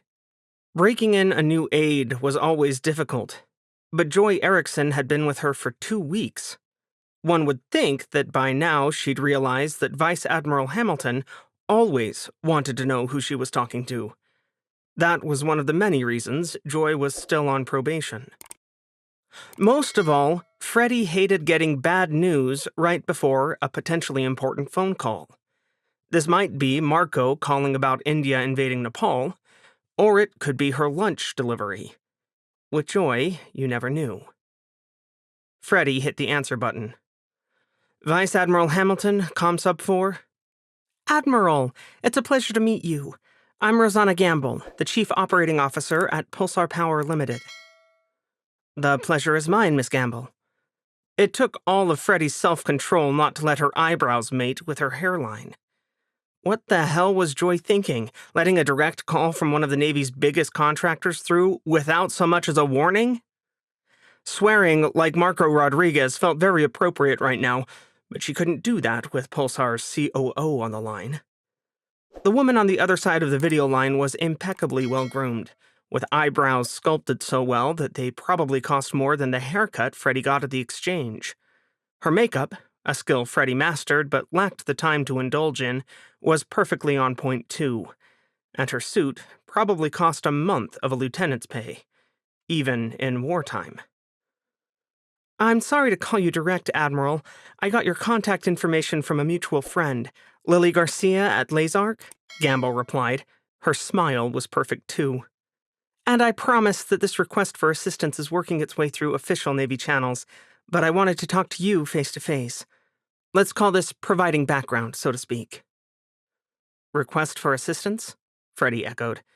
She hoped to hell this wasn't about Nepal. Submarines couldn't do jack to stop an in-process invasion, particularly not when they were still losing boats left, right, and center. But good lord, why was Lazark involved? They were manufacturing torpedoes as fast as they could, which wasn't fast enough, and Freddie couldn't afford to piss them off. No way was that name drop an accident. "Yes, I'm not sure if you're familiar with Red Tiger Station. If you aren't, it's the 4th largest underwater station in the world, but it's in an unfortunate location, in the South China Sea, about 33 nautical miles off the coast of Taiwan. As I'm sure you can understand, that's a bit of a hot area at the moment." "It's also a little out of my area of responsibility," Freddie replied, mostly to buy time. The UN recently enacted a no-sail zone for warships in the South China Sea, particularly for the Taiwan Strait. That doesn't even take into consideration the fact that Red Tiger Station is within Taiwan's exclusive economic zone. It is. The station is majority Taiwanese-owned, although Pulsar is a major shareholder as well. Gamble's smile turned strained. But we're not asking for help for the station, Admiral. I understand you can't provide that. She looked away from the camera for a moment. What we need is transportation for a small team of 5. Just 4 scientists and 1 security escort. You haven't been able to transport them off? No. The last 2 subs we sent were sunk, and air transportation in the area is, well, inadvisable. You can say that again, Freddie breathed. She wouldn't get on a helicopter around there no matter how close Red Tiger Station was to the Taiwanese mainland. And getting on a ship might be even worse. Those 33 nautical miles between the station and Taiwan might as well have been 1,000 miles when Chinese missiles started flying. And that was assuming the Chinese hadn't mined that part of the South China Sea. Freddie shuddered. No, that was not an area she'd like driving in. The Taiwanese Navy is, obviously, unable to help at this time, and Pulsar is an American-owned company integral to the American war effort, so we have turned to the U.S. Navy for help. I'm sure you understand I can't give you any answer today, Freddie said, glad she had that shield to hide behind. No way would the CNO want to stick his neck out for 5 civilians stuck in the middle of a war zone. It was sad and dangerous for them, but sending a couple hundred sailors after 5 people was bad math. I'll have to kick this upstairs. We understand that, of course, but I did want to add one piece of information that won't be in the official request. Something that will matter to you as Commander Submarine Forces, Gamble replied. The Fogborn team has been working on a submarine-size nuclear fusion plant. Them and 500 other groups, Freddie didn't say. She managed not to lose her smile, too. The Navy had at least 3 research teams on the project out at the Naval Undersea Warfare Center. None of them had accomplished jack. I hope it's gone well for them, she said as politely as she could, glancing at the clock. If she ended this call now, she could both remind Joy about proper call etiquette and catch lunch before her 1300 meeting with the CNO. Gamble smiled. It's gone better than we all hoped. They have a working prototype and are ready to go into production. Say again? Freddie's jaw dropped, thoughts of annoying aides and French fries vanishing. We can deliver designs for fusion reactors to the Navy within a month of the team being rescued from Red Tiger Station. Gamble folded her hands. Does this sound like something worth fighting for, Admiral? Sabotage, incompetence, or criminal mismanagement. The Navy's missile shortage comes to light. Mark Easley, Washington Post. June 21, 2039. The rumors started in January, but the Navy refused to confirm them. Ships sank and sailors died. Stories sailed home about ships running out of missiles, but Navy representatives claimed that was typical of war. Ships could only carry so many missiles, after all, and some were bound to run dry. But then the reports kept coming. And they haven't stopped.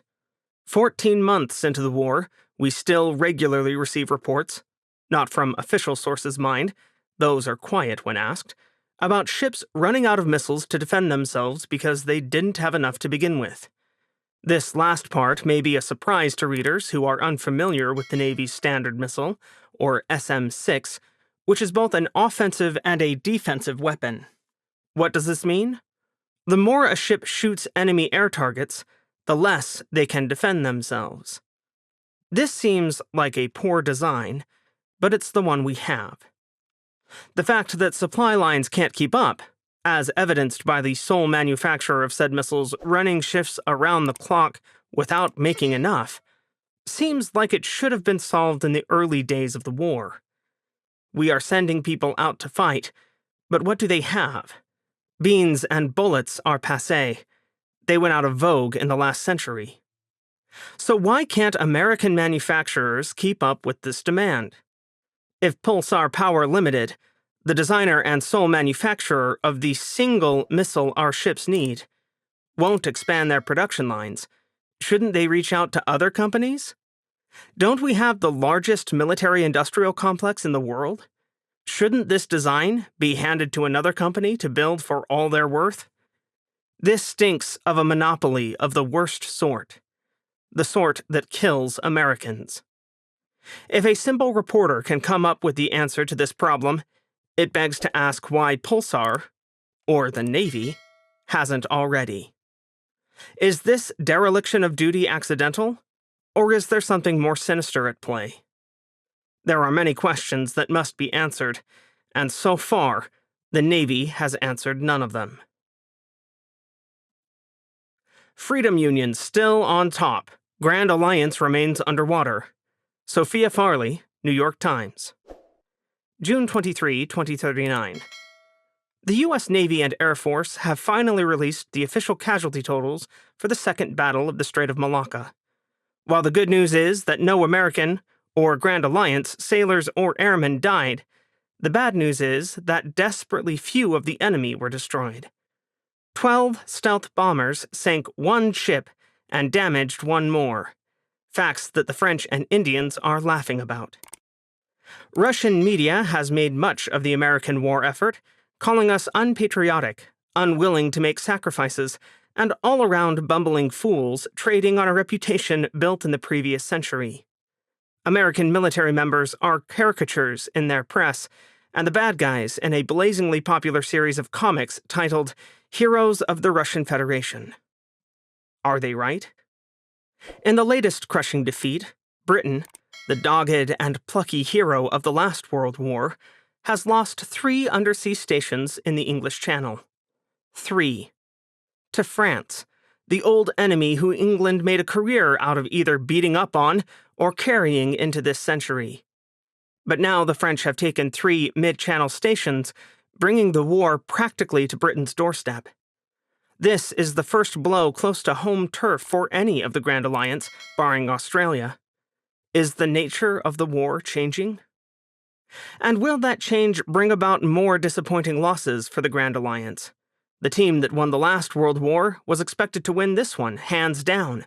Yet the United States, Great Britain, Australia, Canada, and allies are struggling against France, Russia, India, and the assorted small nations that make up the Union for the Freedom and Prosperity of the Indian Ocean. Japan, once a valuable ally in the Indo-Pacific region, is even contemplating neutrality after their drubbing in the war's opening acts. 1 year in, it is becoming increasingly obvious that this is not a repeat of the Second World War. Just last week, Vice Admiral Jonas Christensen, 7th Fleet's commander, said, "The Navy of today is very different from the Navy of the last century. We cannot build a ship a week or even a month. Modern warships and weapons are too complicated. Sailors take longer to train. Every loss hurts more. We simply need time to regroup and reassess." Regroup. Reassess. These are not positive words to hear when the Grand Alliance has its back against the wall. By now, the question is how long this reassessment takes. If the Grand Alliance hasn't figured it out 14 months into the war, will they ever? These articles are such trash. Lieutenant Commander Stephanie Gomez slammed her tablet down on the wardroom table with more force than necessary. On second thought, she was glad it had a hardened case. Damn thing was expensive. Then why do you read them, XO? Lieutenant Junior Grade Angelina Darnell grinned. Like Steph, she was in Jason Dunham's wardroom to catch a late lunch, in her case after getting off watch as officer of the deck. Darnell was Dunham's assistant operations officer, and in Steph's opinion, the ship's top division officer. It was a shame that she was due to rotate off in just 3 weeks. But that was war for you. People left faster than peacetime, and promoted quicker too. Angie would put on lieutenant next month, A promotion some whispered was in exchange for the eye she lost in the Second Battle of Sunda Strait. Steph knew that wasn't true. Angie was a brilliant young officer, and she hadn't let losing one eye slow her down one bit.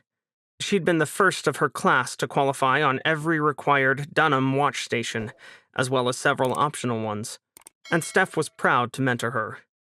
Better to know what the enemy is thinking. Steph popped a cold fish finger in her mouth and grimaced.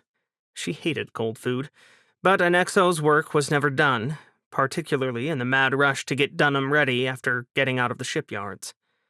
Dunham's wardroom walls were still stacked high with old-fashioned paper logs and qualification documents, all a testament to the hurry to get the destroyer back at sea.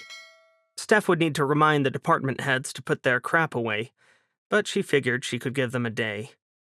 Though if the supply officer didn't pony up something better for dinner, she might just make it an issue at their evening briefing, Steph decided, eyeing another cold fish finger.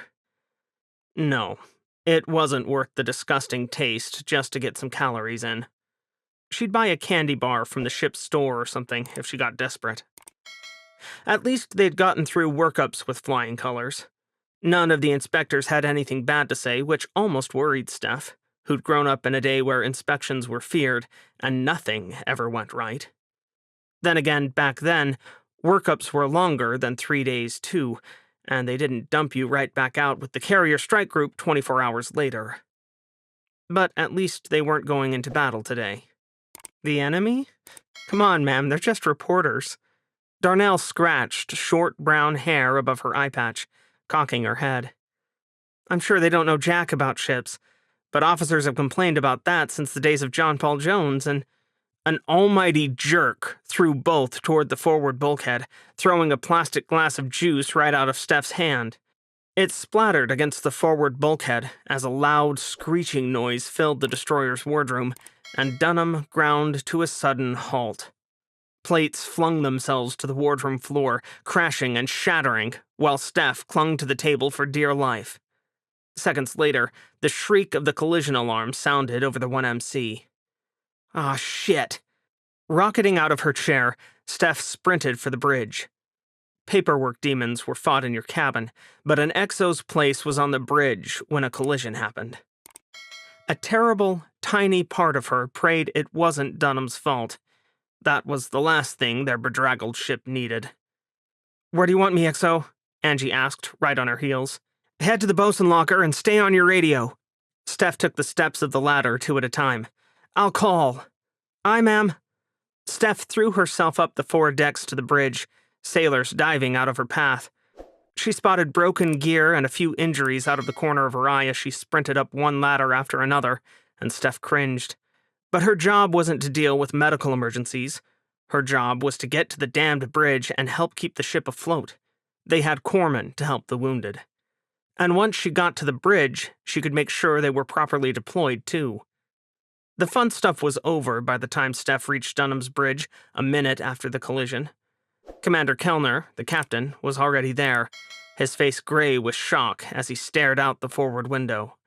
Steph dogged the aft door shut, hating the way the hinges squealed in the eerie silence. Eyes turned to track her, but still no one spoke.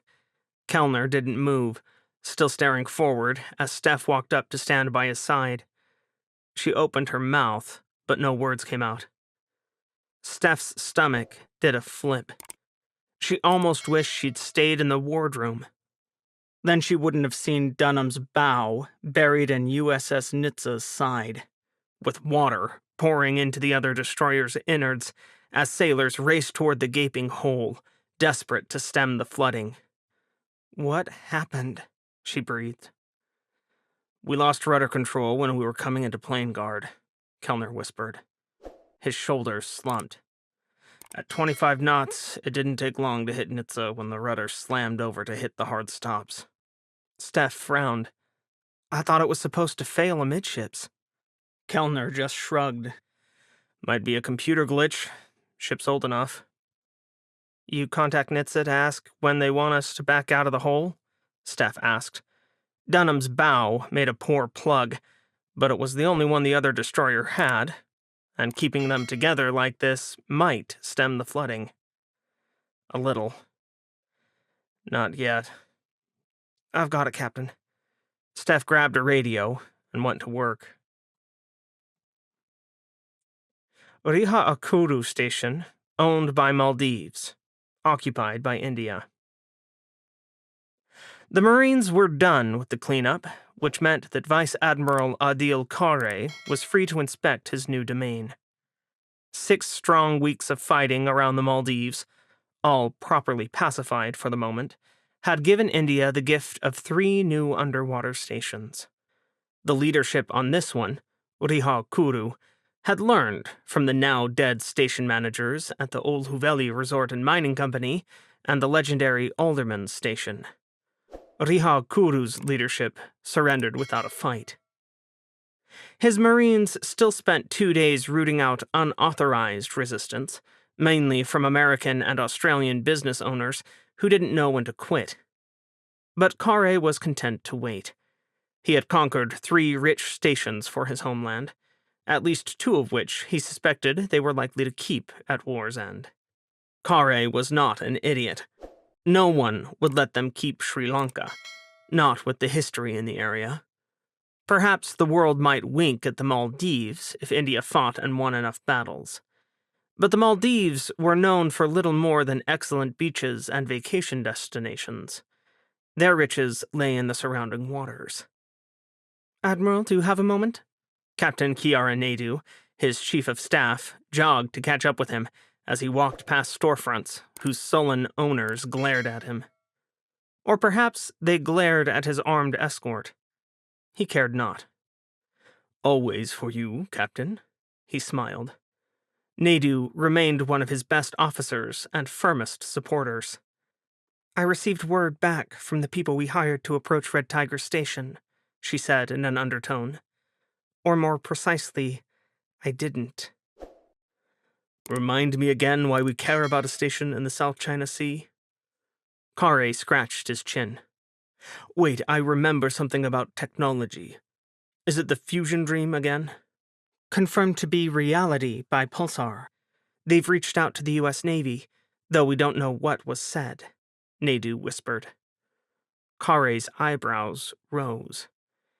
It is good we are closer, then. What happened to your team? They appear to have died in an accident involving explosives, Naidu scowled. A civilian submarine fleeing a pirate crashed into the underwater garage at Red Tiger Station, and everyone inside died. How convenient. It appears to have been a complete accident. We can hire another team, but it will take time to get them in place. Do it. Kare shook his head. We cannot afford to let the Americans achieve submarine-sized fusion reactions before us. It could change the course of the war. I will pursue it immediately, Admiral. Southern Indian Ocean, steaming toward Australia. Command conferences on the carrier were Nancy's favorite activity. She liked them so much that she even narrowly preferred them to carving her eyes out with tulips. But command conferences meant hopping on a helicopter to fly over to the carrier, which was a lot less fun than it sounded like when your helos were small things designed to hunt submarines, not carry passengers, and then fawning all over an admiral whose claim to fame was trying to bomb ships that could move out of the way.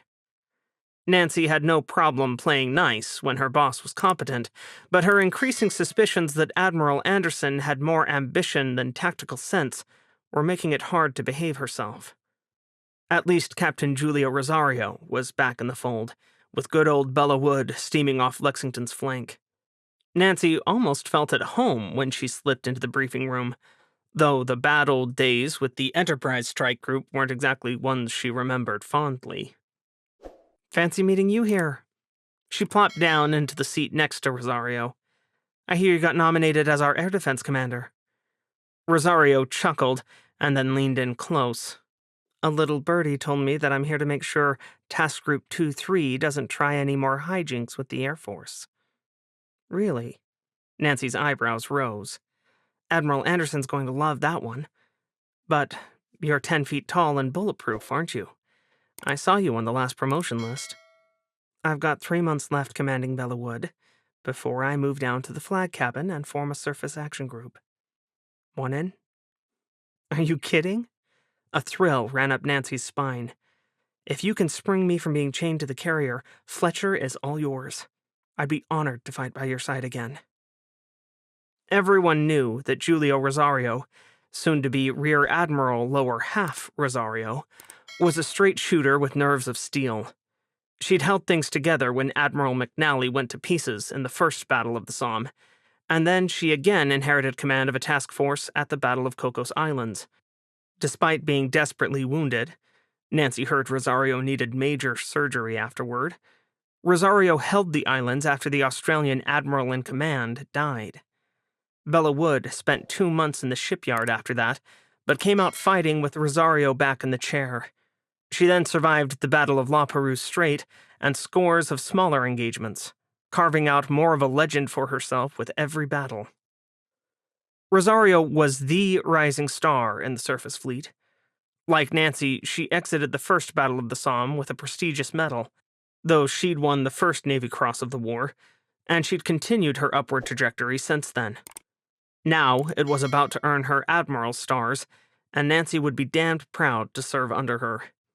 Rosario shot her a grin, but couldn't say more before Admiral Anderson stalked into the Lexington's CVN 84 flag briefing room. Christy Anderson was a tall woman, with dark hair, eyes, and skin to match. She was fit, too, which Nancy respected. In fact, she was pretty sure Anderson could break most of the staff in half without breaking a sweat. Rumor said she had a couple of black belts, and Nancy believed it. "Attention on deck," the Admiral's aide ordered. They all popped to their feet, but Anderson's eyes bored in on one target, Commander Todd Kellner. "Do you care to explain to me what the hell happened with Jason Dunham, Commander?" Anderson snapped. "Nitsa is still fighting flooding 9 hours later and barely under her own power. Worse yet, they have at least 12 sailors missing so far and no combat capability like this." Todd sucked in a shaky breath. His face was drawn and pale, nothing like the breezy confidence Nancy remembered from department head school. They hadn't been besties there, but they'd been in the same tactical group, and Todd was fun to hang out with when she wasn't wrestling her daughter's active sports schedules. "Ma'am, as I told you earlier, we lost steering control while coming into plane guard station behind the carrier. The rudder locked right 35 degrees, and by the time we could regain control manually, we were too close to avoid Nitsa." Too close to avoid. Anderson's tone was mocking. "Why didn't you have aft steering manned, Commander?" "There's no requirement to—" "Clearly there was a need," Anderson spat. "One you didn't foresee." She crossed her arms. "But that's typically been a problem with you, hasn't it? It seems that you're very fond of the shipyard. Do you want to go back? Perhaps avoid the war entirely with your broken destroyer?" "Admiral, I resent the implication of that remark." Kellner squared his shoulders. "I am prepared to take responsibility for what happened.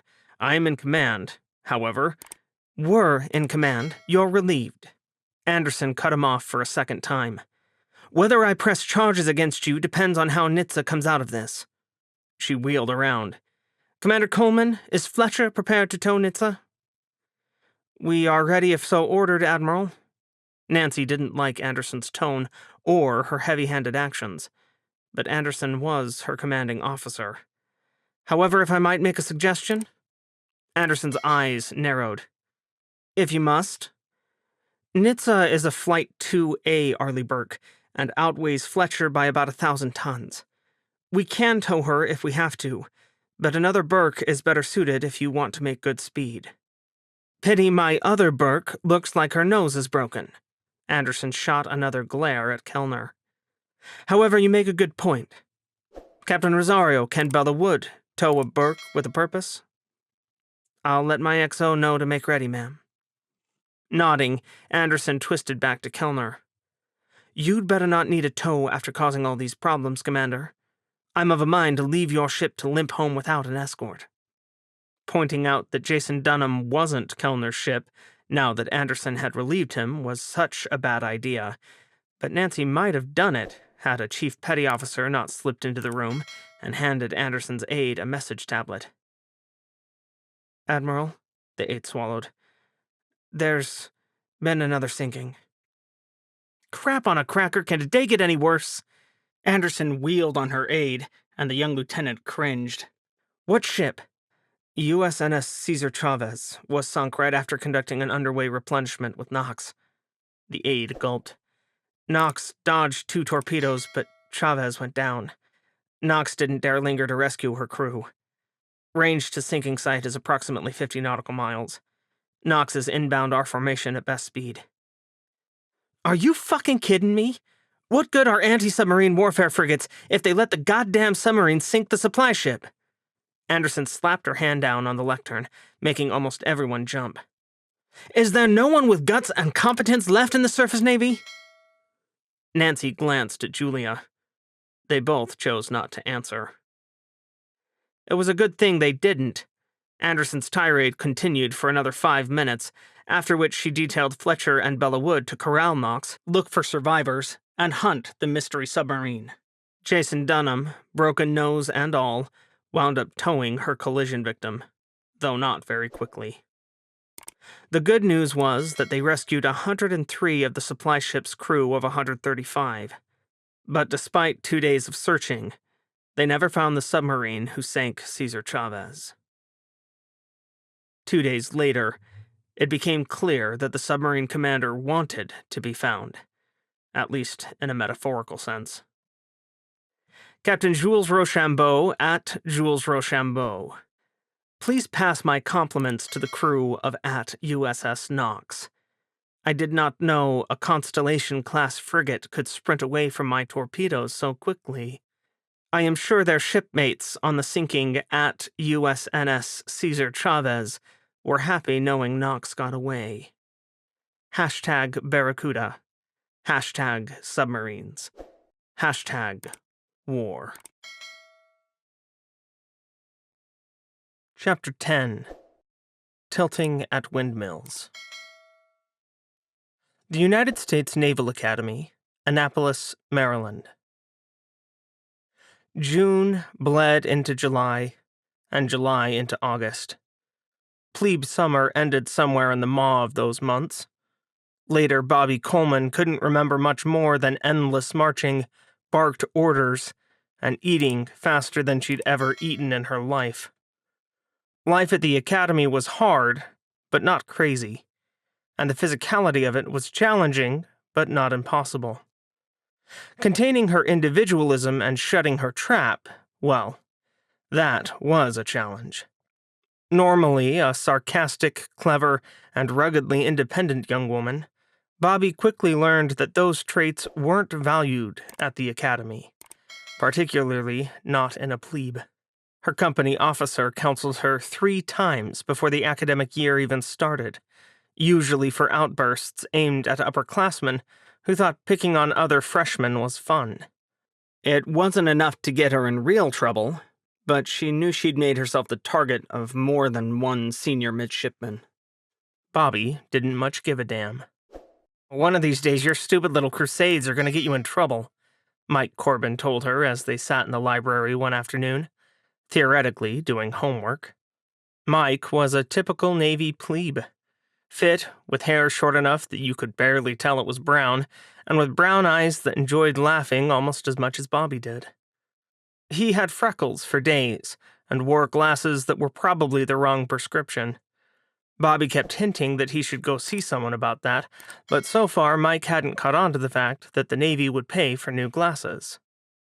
He'd also somehow become her best friend in the months they'd been at the academy. Bobby wasn't attracted to him, but they had a lot in common.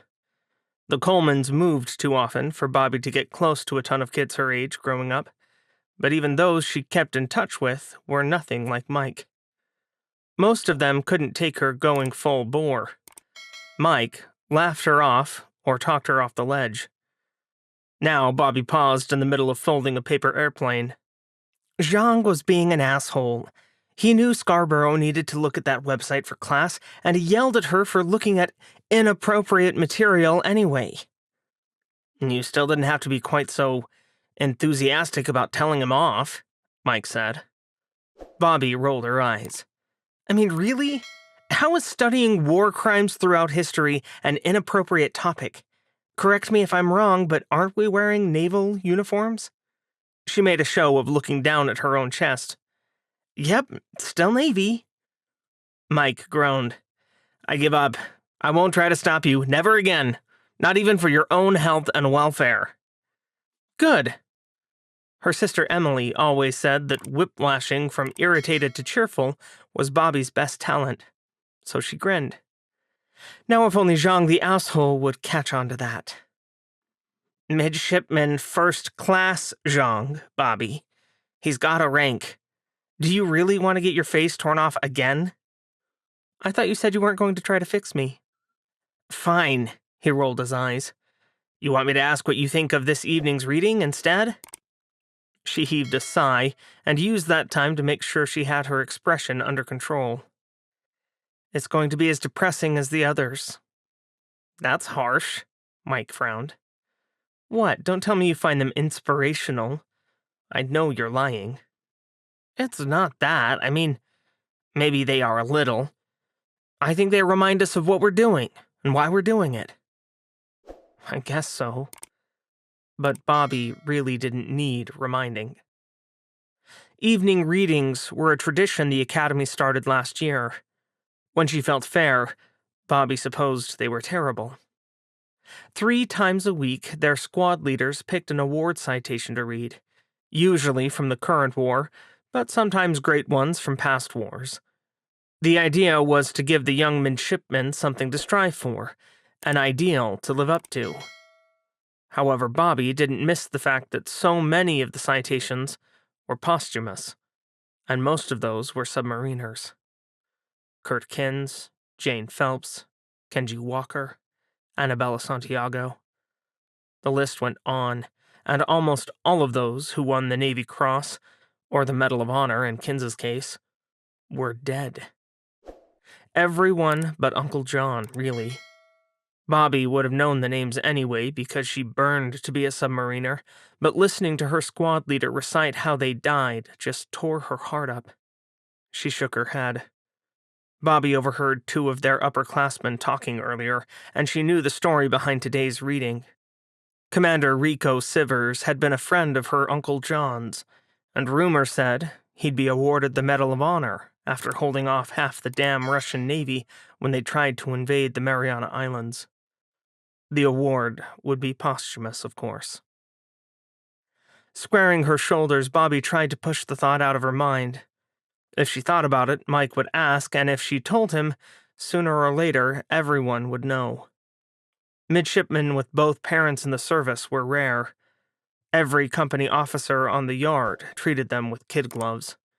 Everyone worried about what would happen to some poor kid who had both parents die, and Bobby would be damned if she'd tell the bastards that they needed to watch over her like sick mother hens. She could take care of herself without their interference, and she didn't want to be treated like she was fragile. She particularly didn't want them to know that her father commanded a submarine, no matter how old it was. Bobby knew what could happen. She hated the evening readings because they reminded her of the dangers her father faced every day. Her mom wasn't much better. She commanded a surface ship, and somehow Nancy Coleman was always in the thick of the action. Between that and the death rate on subs... You okay? Mike asked. Yeah, why wouldn't I be? I don't know, you just looked like you were on Mars. No one could ever accuse Bobby of being slow on her mental feet, or of being a poor liar. Thinking about war crimes, and the rumors coming out of Russia. Yuck. Why would you want that crap rolling around in your head? History would call August 2039 the worst month of the war for Alliance submariners, both for the sheer number of boats sunk and how the war spiraled out of control. What had been a lopsided conflict became a losing proposition in August. French, Russian, and Indian submarines ran amok, while the Alliance struggled, unable to find anyone able to carry the fight to the enemy. The best of their best were on the bottom, and replacing the boats turned out to be easier than replacing their commanders. There were isolated examples, such as Captain Ursula North, still the best the Alliance had, but when the British Admiralty sent her up to the Java Sea, there were few left in the south who could hold a candle to the best of the enemy. North performed admirably, clearing out the multitude of smaller nations' sub-forces that were allied with the Indians. But where she wasn't, Rochambeau was. He wasn't the only threat, just the most dangerous. The first kill recorded for Rochambeau in August was Flasher, commanded by Lucky Joel Bennett. Bennett's crew pinned that nickname on him after they escaped Rochambeau 3 times. The name stuck. Within 2 patrols, everyone in the sub-community caught on. Unfortunately, Bennett's luck ran out on his 4th round. Whether Rochambeau deliberately targeted Flasher was still a matter of rumor. But the French legend certainly knew about the nickname. Someone mentioned it to a reporter, and the nickname was plastered all over the war followers' Twitter accounts in a flash. Less than 2 weeks after that revelation, Flasher went down with all hands. Rochambeau tweeted about it 4 hours later.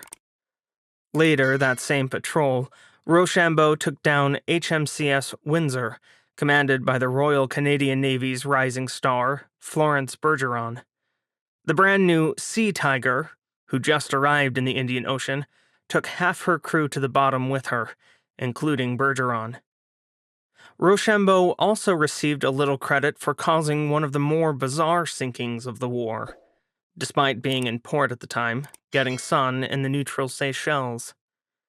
But everyone knew that Jason Shea's Silversides had encountered Barracuda on their previous patrol.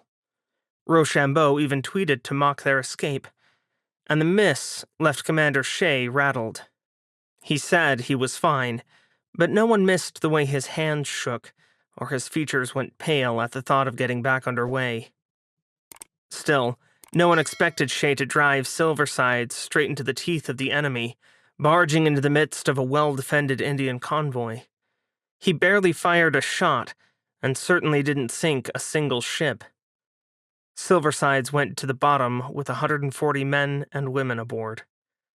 A blogger started calling it suicide by way of the enemy, and the phrase stuck. Rochambeau tweeted that he wished that more Allied sub-commanders would do that and save his crew the bother that sinking them required. The odd sinkings didn't end there. Rochambeau wasn't blamed for California, only because no one knew who to blame. Naturally, ire landed on the commanding officer, Commander Darrell Richardson. An acquaintance of Alex's from Prototype, Richardson was straightforward and reliable, not the type who was careless enough to run his submarine headfirst into a seamount, which was the usual explanation when a submarine straight up vanished. Someone must have sunk California, but no enemy subs were detected in the empty stretches of ocean California had transited between Pearl Harbor and her assigned station in the Indian Ocean. Her sub-miss, sub-sunk buoy never activated, and no last-minute signals were detected. There wasn't even a place to start looking, and Rochambeau never tweeted either. The Careless Submariner Award of August 2039 went to Commander Brenda Vicker, who took Narwhal too deep fleeing Indian torpedoes and somehow survived the experience, only to smash her boat smack into an underwater mountain an hour later. Vicker was as lucky as she was careless, however, and successfully babied her maimed submarine to the surface. She only got a third of her crew off before a lucky scorpion stumbled upon Narwhal and torpedoed her. But at least there were sailors alive to tell the tale. Rumors said more than a third of Narwhal's crew made it off, only to be sent by the Indians to a Russian POW camp. But both nations denied it. Civilized nations followed the Geneva Conventions and reported prisoners' identities, and there had been no problems of that sort in this war. Then Rochambeau sank an entire convoy single-handedly, complete with old-style periscope pictures of all 5 escort warships going down, and the Allied sub-community took another body blow. The French news media went mad, and even Americans talked about this arrogant old-world submariner with something approaching awe. Even Captain John Dalton struck out in August. Assigned the task of finding Rochambeau and sinking Barracuda, he was in the wrong corner of the ocean when the Frenchman sank convoy 35433. The resulting tweet made his squadron commander, Commodore Banks, rescind the mission and assign Razorback to her first boring convoy escort of the war, which headed John directly away from his enemy. Admiral Rodriguez rolled his eyes, cursed Banks under his breath, and let it slide. He couldn't countermand every order a squadron commander gave, even the dumb ones. Besides, he had bigger fish to fry, and another battle for the Strait of Malacca to plan, assuming Admiral Anderson didn't bite off more than she could chew. Bobby O'Kane and Rose Lang raised another illicit drink to classmates on eternal patrol, wondering if they'd ever get back in the fight.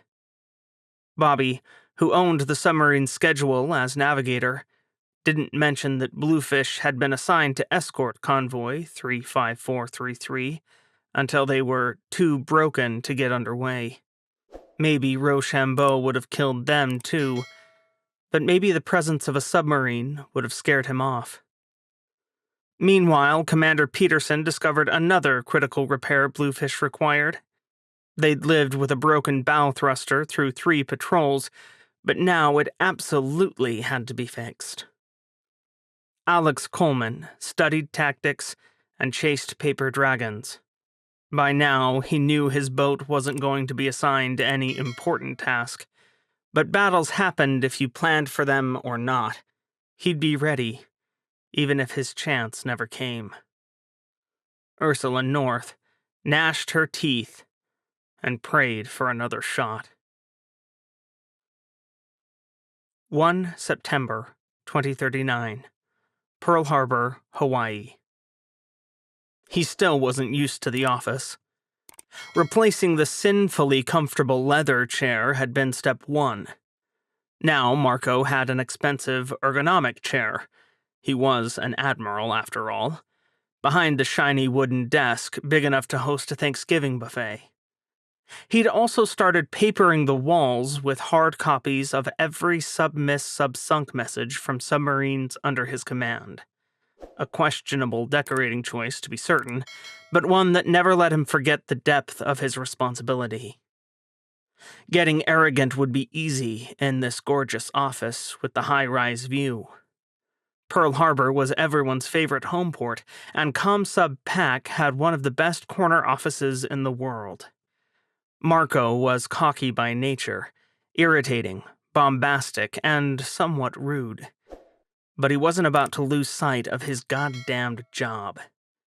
In the good old World War II vernacular, he needed his people to shoot the sons of bitches, and then Marco needed to bring them home. His phone chirped, and Marco picked it up himself. He hated having his aides screen shit. They always got things wrong. The carrot-topped kid was out, unable to keep up with Marco's grinding work ethic. So was his replacement. Aide number 3 was Lieutenant Commander Carolyn Lowe, and so far, she seemed sturdier than the last 2. Problem was that she was pregnant and due to go out on maternity leave in 2 months. Well, Marco would enjoy her competence while it lasted. "What's up, Freddy?" he asked his boss and counterpart. Theirs was a weird relationship. He reported to ComSub 4, or Commander, Submarine Forces. That was Vice Admiral Freddie Hamilton. But ComSub Plant, who was his Atlantic Ocean counterpart, happened to live in the same body as ComSub 4. Freddie had both jobs, which was a stupid consolidation move he thought the Navy could do without. But since they didn't have someone competent enough to make ComSub plant if they just left Freddy with the top job, Marco kept his mouth shut.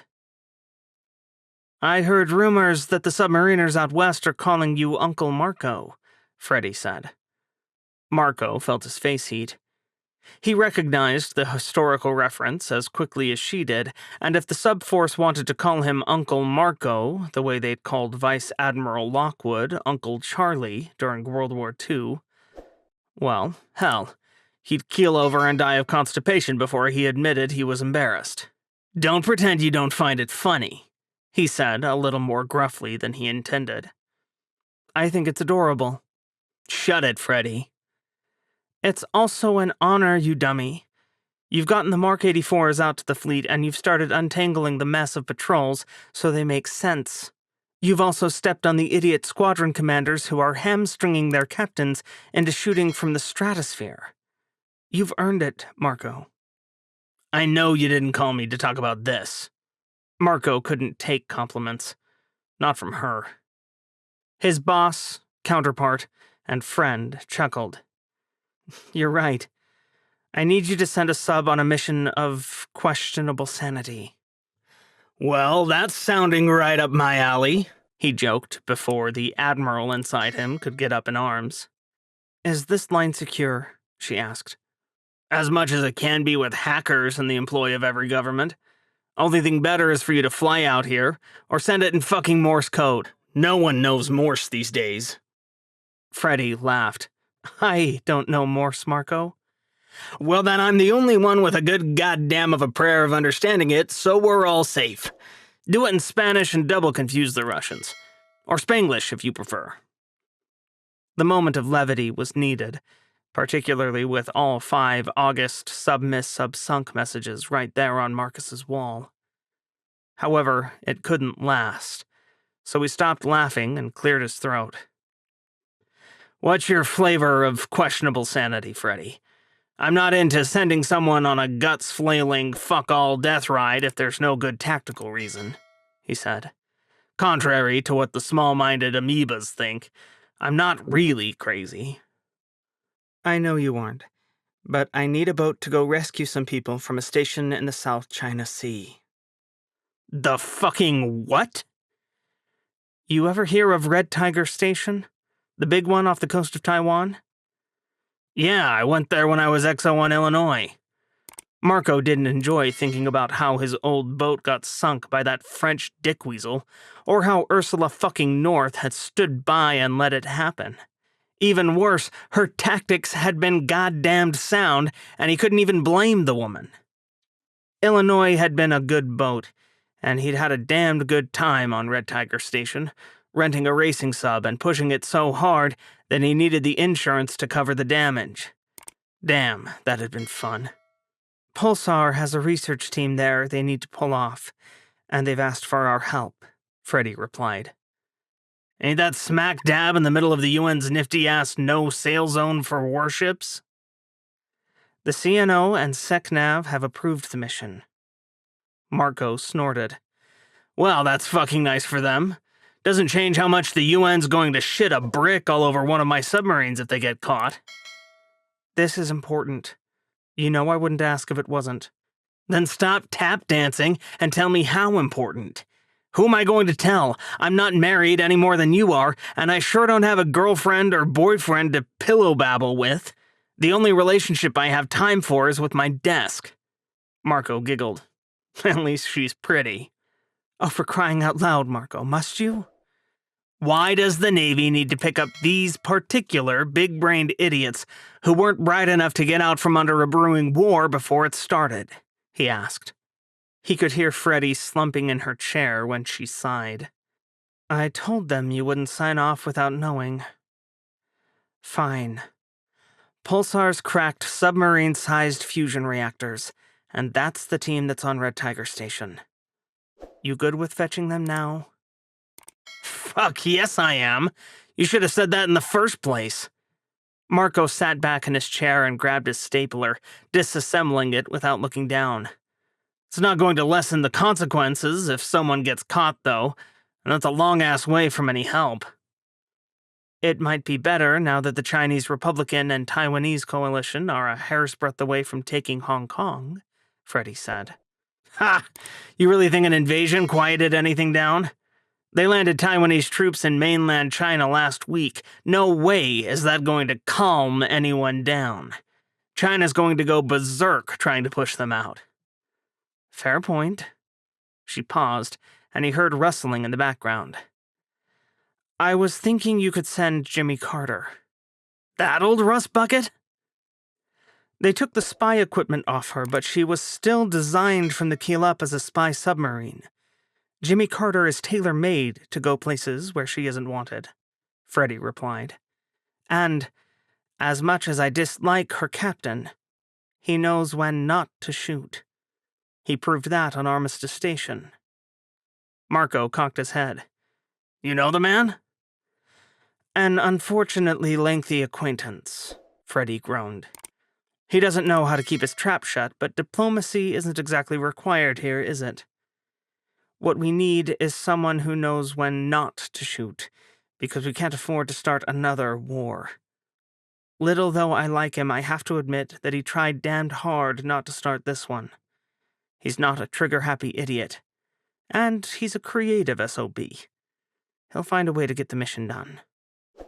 Huh. I might like this cat, assuming he survives. Diego Garcia, British Indian Ocean Territory. Intelligence suggests that Rochambeau and other French COs are using satellite imagery to track and target surface ships, Lieutenant Commander James Harrison said during Gallant's weekly intelligence brief. Captain Ursula North sat back in her wardroom chair and rubbed her nose. Is it working? Anything that mentioned that French peacock made her blood boil. Stepping on her temper was hard. But she had to be smart, or smarter, since that American bumbled into the midst of her best and smartest tactic. So she would sit on her fury like a good girl. Apparently, Rochambeau sank an American strike group in the GOA. I bloody hate that man, she sighed. The Gulf of Aden was right inside Ursula's current operating area, but of course Jules would not be there now. He was too slippery. Ursula shook herself. Well, two can play at that game, can we not? Assuming we can get the satellite imagery, I can't see why not. Harrison spread his hands. The Yanks are, of course, slow to share such things, but I imagine that Fleet will talk to them. Is it worth the effort, Captain? Beats letting him have a propaganda victory. Ursula knew her mission.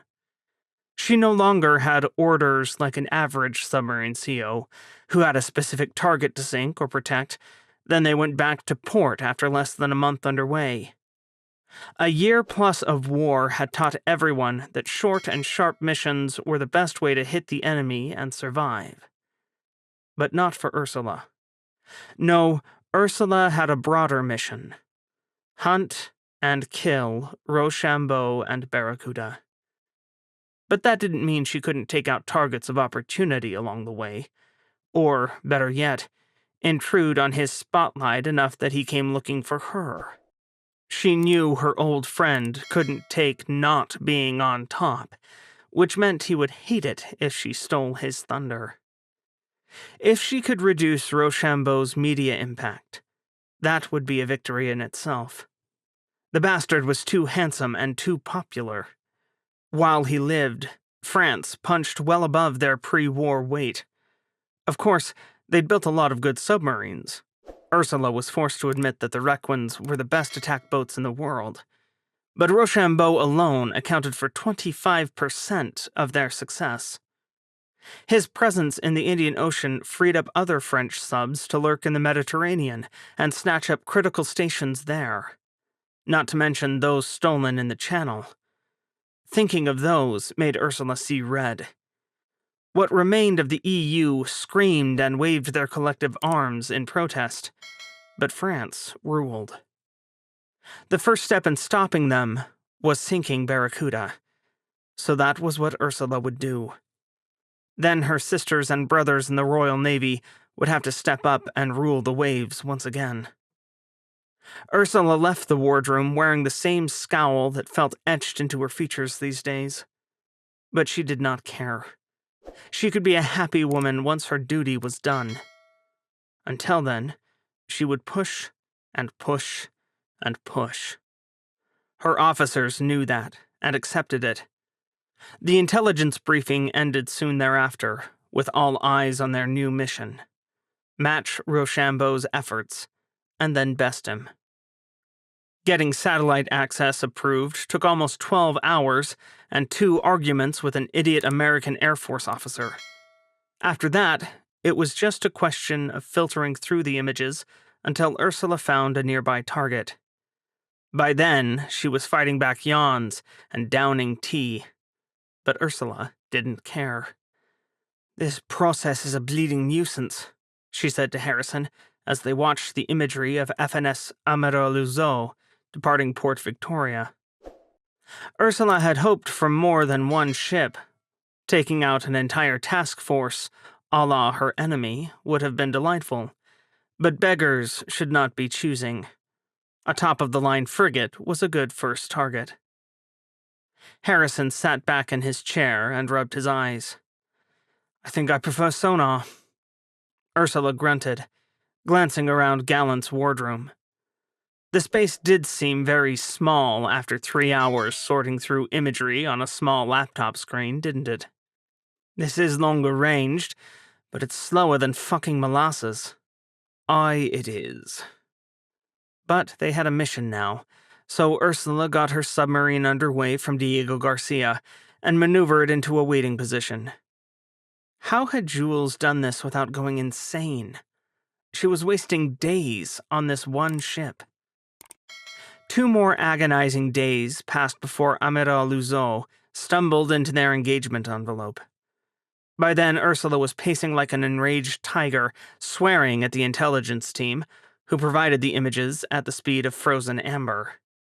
Harrison continued conning the submarine like a consummate professional. Finally, Ursula could order, "Match your bearings and shoot, Mr. Harrison." Her team, aching for action as badly as she was, jumped into motion. Amiral Luzo did not stand a chance. "Damn Jules Rochambeau to hell," she thought as Gallant's torpedoes slammed into the frigate. Amiral Luzo went down with barely a whimper.